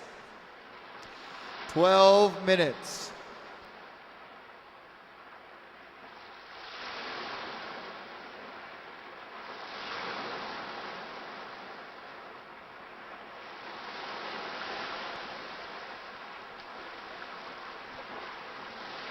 So we see a few more sets coming here for the men's final as we just completed our women's final. And our competitor in red, Kai Lenny, having a look at this one. He only needs a 4-4-3. He looks left and then goes right. Coming off the bottom aggressively, throwing some spray on that one. Another check turn. And boom. Finishing with a exclamation point. So Kai Lenny will hope that score is better than a 4-4-3. Kyle Vaz now with priority. 10 minutes, 55 seconds. 10:55 remaining.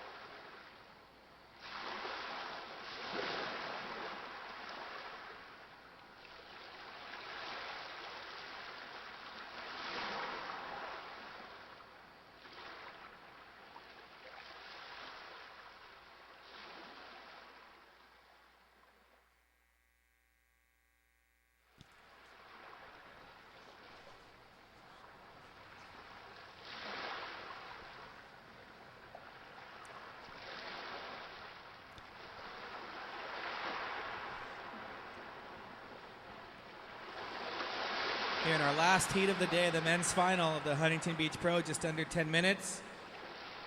Waiting for Kai Lenny's last wave to be locked in. White, you have priority.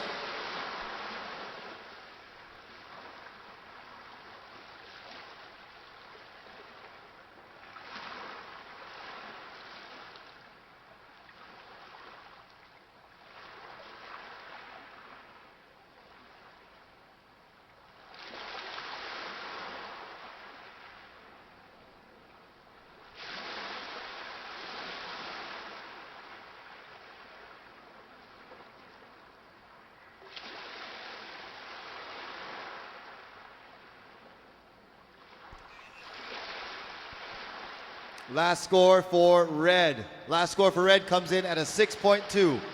Red, you are in first. White, you now need a 7.1. White, you need a 7.1. White, you have priority. 8 minutes, 45 seconds remaining.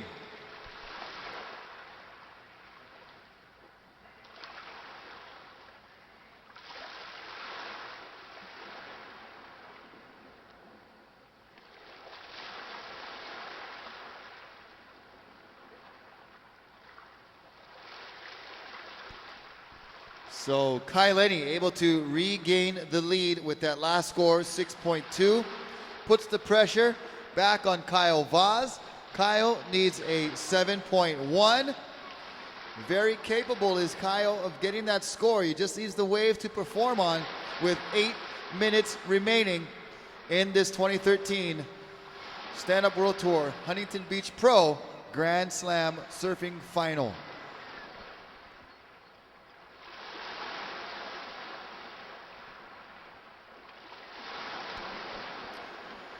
And here we go.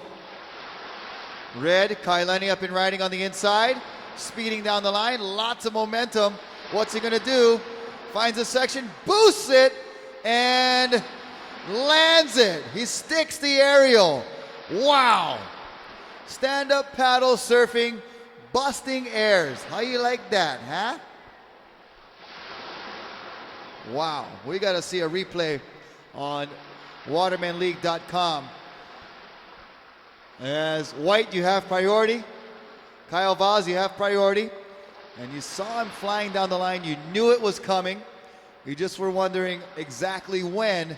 Finds the open spot right there and then gets up above the water, launches. No question, that was a full-blown aerial and no question about the completion as he rides out of it. Kai Lenny, two-time world champion, proving why he has done so right there on that wave with a single maneuver wave, boosting out of the wave. And Kyle Vaz looking for a score of a 7.1. Stand by for the last score of Kai Lenny. It was just one maneuver on a smaller wave, albeit a very progressive maneuver in this stand-up paddle surfing. Very, very new still. A very infantile sport as far as progression. So we're seeing things that are being done for the very first time in some cases. Aerials just coming into play in stand-up paddle surfing only in the recent couple of years. I remember last year about this time, Zane Schweitzer showed me a sequence of himself surfing a left, and he boosted in air. And that was the first air I had ever seen landed by a stand-up paddler was from Zane Schweitzer, but it's catching on. Daniel Hughes, one of the local Huntington Beach aerial specialists here. Kai Lenny showing that he can get airborne, and that is going to be probably the way the sport will be progressing, at least in conditions like this, as we have 5 minutes and 30 seconds remaining.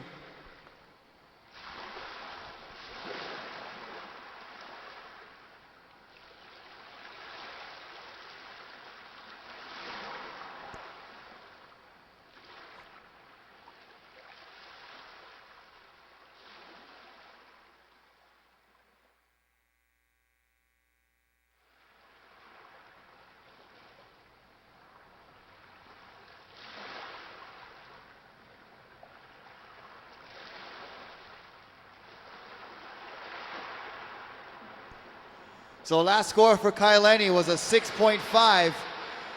That is one of his top two. So Kyle Vaz gonna need a bigger score than a 7.1.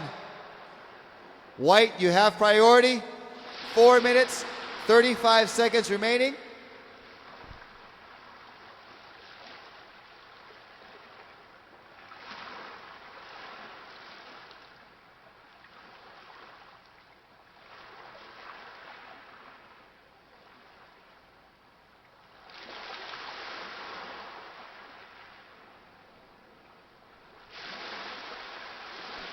Four minutes, 10 seconds remaining.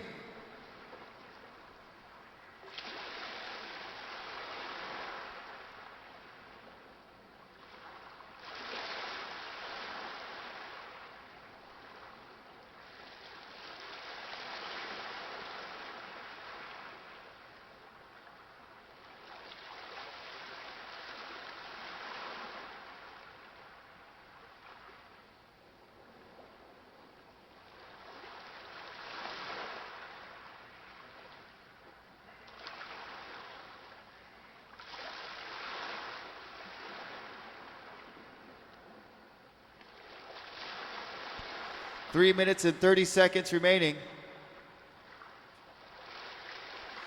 Taking a look at the crowd on the beach that is just anticipating the winner to return to the beach. Will it be Kai Lenny? Will it be Kyle Vaz? Kyle Vaz needs a big score above 7.1. Kai Lenny with some pretty good scores turned in. White with priority. White, you have priority. Kai Lenny just continuing to kind of float around Kyle Vaz and keep the pressure on, not allowing him to relax one bit. Yeah, and the police are waiting on the beach for Kai Lenny, I believe, surpassing the 25-mile-an-hour speed limit out there on that air that he did. He was flying down the line. And here we go, Kai Lenny forcing the issue with Kyle Vaz. And Kyle, knowing he's got priority, he's up and riding here, pumping down the line, knows he's got to do something big. Throws the tail, a little bit out of control, but regains composure and throws the tail once again. And the Brazilian Brotherhood is very stoked for Kyle Vaz right now. Was that a score above 7 points? We'll have to wait and see. 2 minutes, 2 minutes remaining. This is the final of the 2013 Stand-Up Paddle World Tour Huntington Beach Pro. Previous score of Kai Lenny was a 6.03. So Kai Lenny with a 6.73 and a 6.2. Kyle Vaz still needs that 7.1, but stand by for the last score. Priority is with Red. Red, you have priority. 1:30 remaining. This is the final for the men's Stand-Up Paddle World Tour 2013 Huntington Beach Pro Grand Slam event, all brought to you by Waterman League, Starboard Innovation Quality, as well as Turtle Bay Resort. And right here on the beach, mahalo, thank you to Dukes and Sandy's on the beach.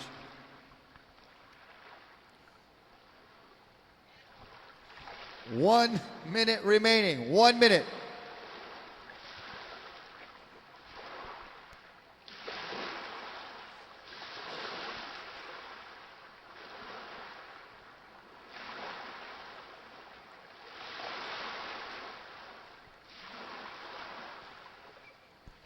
We see a Hector Gonzalez down there helping keep the beach clean, picking up some trash. Thank you, Papas. 30 seconds.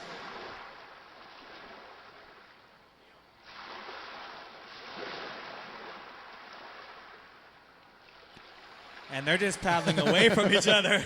They're like magnets of the same strength there, just going away from each other.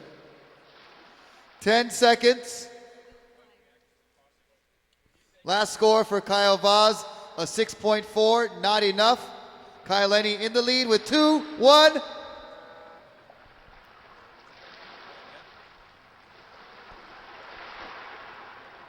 And Kai Lenny throwing up his hands in victory. I believe this is still a scoring wave. That counts, the double claim gives you extra points.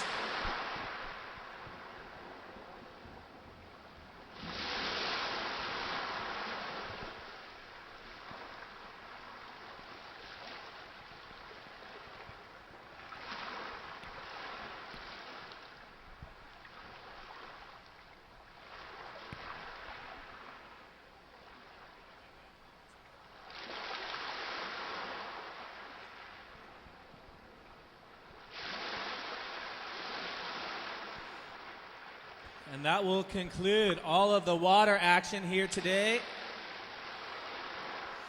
Wow. As we will have our award ceremony beginning shortly.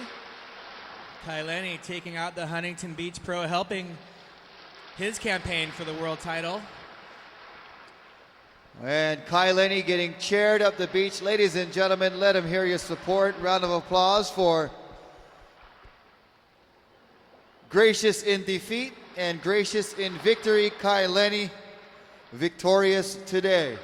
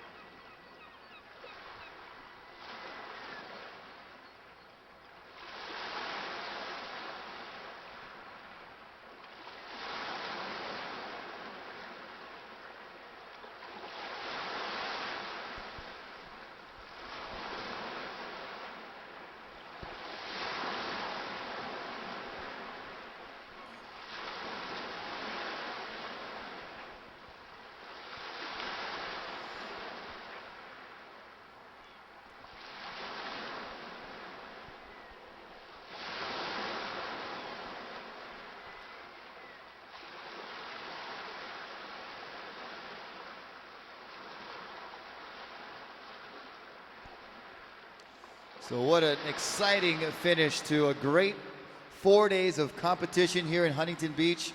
Those of you that joined us live here on the beach, thank you so much. Those of you who joined us on the web at watermanleague.com, we hope it was very exciting for you. And those of you who joined us at youtube.com/watermanleague, I'm sure you enjoyed all parts of the show. And it was a great, exciting week. We still got more action for you this weekend. The Stand-Up Paddle World Series is coming to you tomorrow right here at Huntington Beach. We'll have racing, long distance, and short course. So it's going to be a great time tomorrow. And some of the Aussies making their presence felt here. Jacko and Jensen. And we'll have our champion up here very shortly with pictures and photo opportunities being taken here. Come on this side. So we got the big fuzzy mic and the live mic here. So Kai Lenny, another win for you. The conditions were pretty tough. It deteriorated all day long. I'm sure you were expecting it to get pretty tough. The final was with Kyle Vaz, a very formidable competitor. How did you feel going into the final?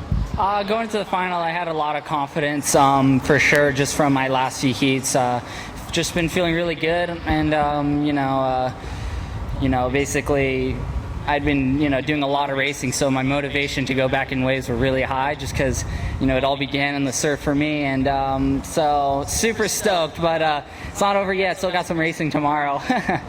You're looking forward to the racing action, and you had the first heats of the morning, the last 3 days. Was that an advantage for you, do you think?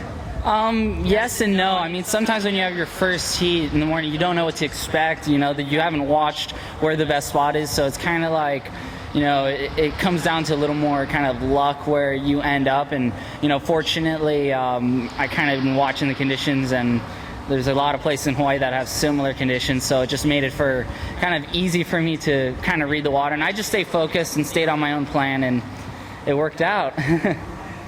You landed an aerial in the final. You attempted a few throughout the other rounds.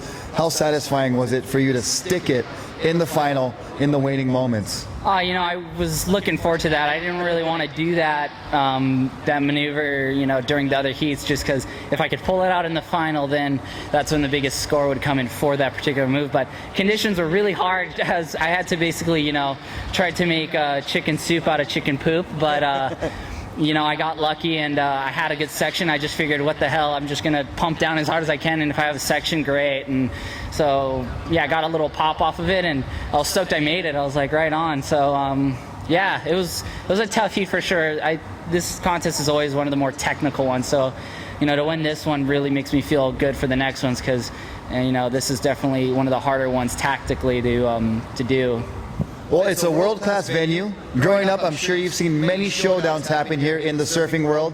So how does it feel to be a champion at Huntington Beach? Oh, well, the last time there was an event here in Huntington Beach, I lost out and got fourth, and I just so badly wanted to win here because, I mean, you watch U.S. Open of surfing, you watch all these events that have been through, through Huntington Beach, and you kind of want to have your name, over here in Huntington, so to speak. So, no, I'm just stoked.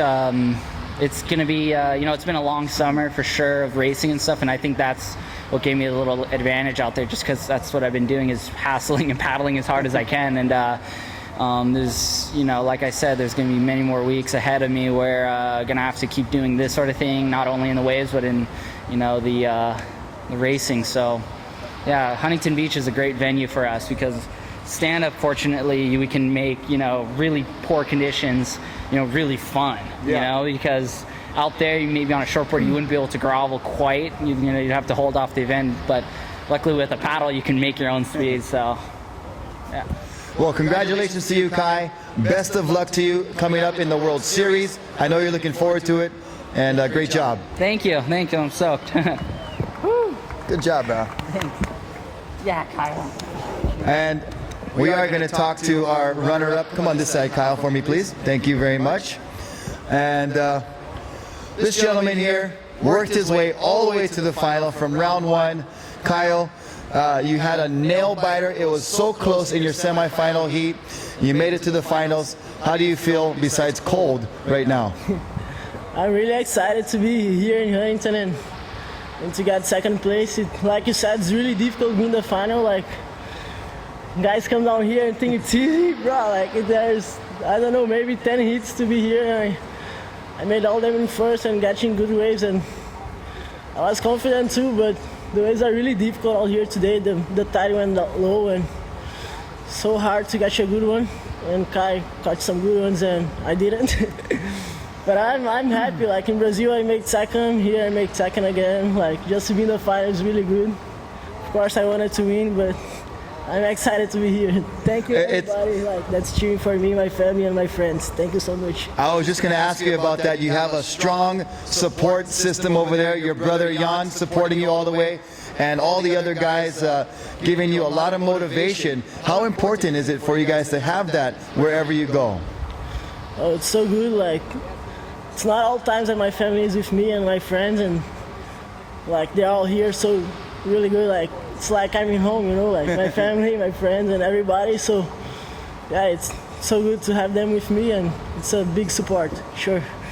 Well, you have we have awards to give to you in just a little while. We're going to let you get warmed up, buddy, but congratulations. Great surfing. Always a pleasure to see you do good. Yeah, thank you very much. Thank you, everybody that cheers.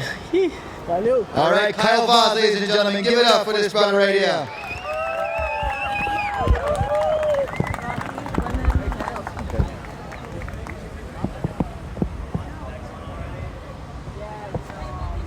Am I still holding two? Okay, all right. I am a very talented MC, as you can see. Two mics coming from two different directions. And we could have some technical support. O'Neill, what would you like me to do here? Oh, okay, there we go.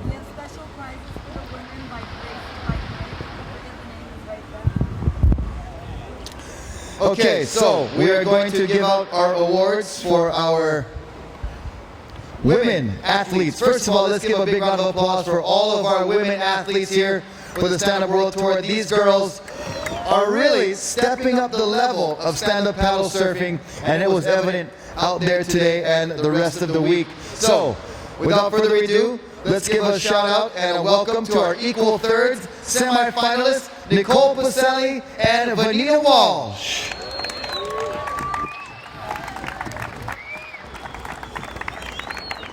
Come on up and stand up on this side, Vanita. Congratulations. Great job. And where is Nicole Pacelli? Is she here? Is Nicole present? Oh, she is probably off getting ready for the next event already, training. In second place, your runner-up in the final, please put your hands together for Candace Appleby. Good job, Candace. Thank you. And This is graced by Grant. This is graced by Grant. we have special prizes from Graced by Grant. Graced by Grit. So, looks like some grippy pads. Or what are they? Oh, oh, some headphones. Awesome. I messed up with Caroline Archibald.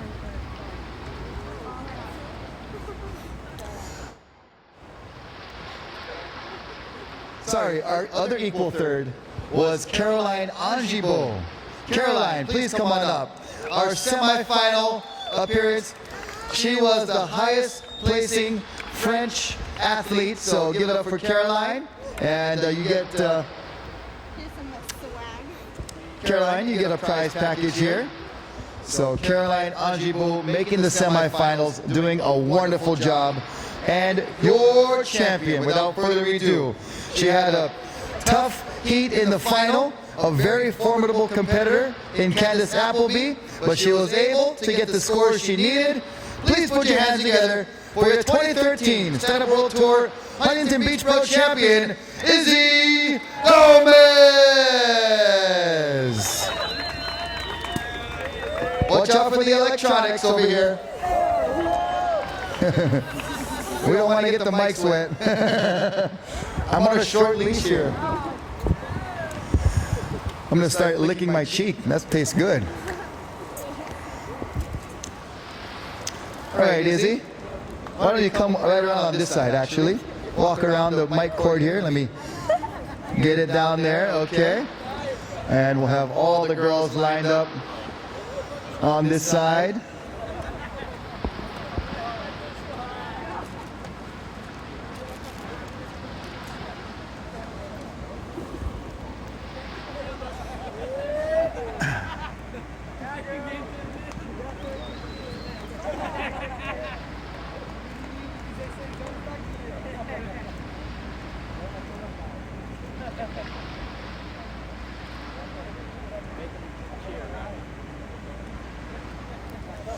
All right, everybody, let's give it up for all these Wahine right here. Progressing ever so much. Every event, the talent gets more and more. You guys just keep getting better and better and better. So congratulations, girls. Thank you so much. And enjoy the rest of your time here in the lovely Huntington Beach, California.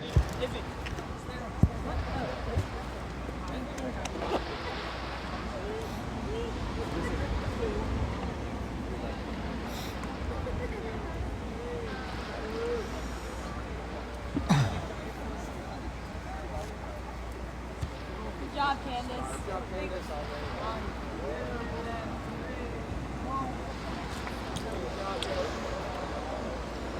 All right, thank you, girls. Congratulations, awesome job.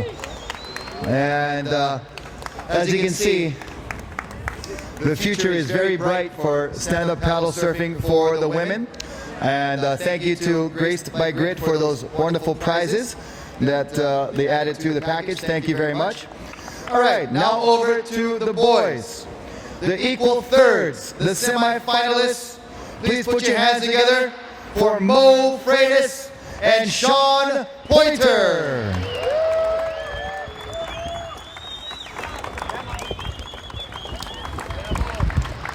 From round 4 on, the heats were just unbelievably stacked. All these guys could have been in the finals, and it was just a fraction of points that kept these guys away from the finals. But what a performance. What a great job by these two guys right here. You guys stay up here real quick, and we're going to get down to our finalists. We just heard from him. He's so stoked to be here. He's such a humble guy. We're so stoked to give him awards whenever he's in the finals. And it's only a matter of time before he becomes a champion as well. But please put your hands together. From Brazil, give it up for Caio Vaz.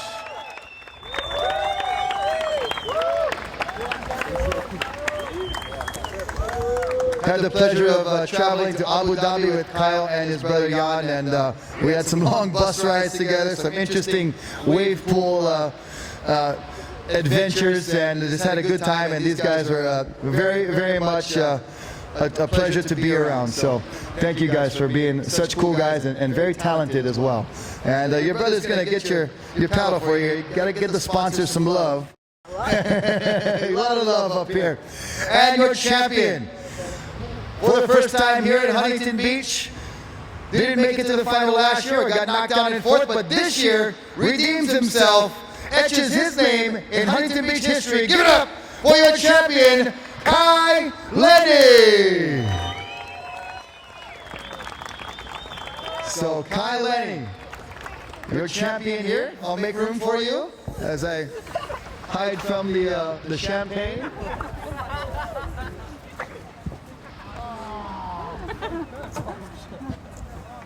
Doesn't work very well. All right. Huh? Yeah. Yeah, are you guys 21 or what?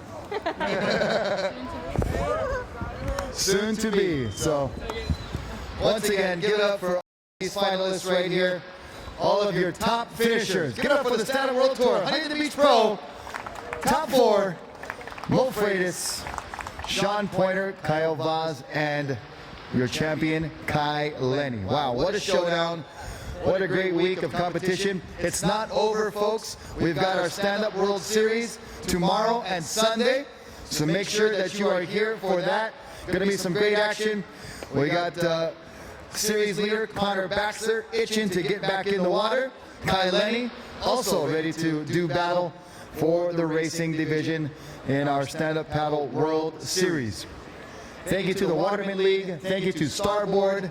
Thank you to Turtle Bay Resort, getting involved in the world of stand-up paddle surfing and racing. Also mahalo to Dukes right here on the beach, as well as Sandy's, helping us out every day on the beach here in Huntington. And let's give it up one more time, guys. Let's give it up for everybody right now. Give it up for the Stand-Up Paddle World Series, Huntington Beach Pro Grand Slam event. Come on, you guys, do it for the camera. Now we're starting to get into the directing and the production side of movie work, where we need you to cheer at this certain time. Right, Johnny? All right. You guys did a hell of a job. Block the Brazilian flag.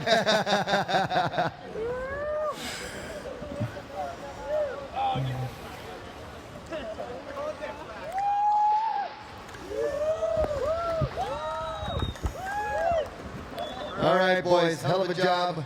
Well done, and Hawaiian flag. I know, right?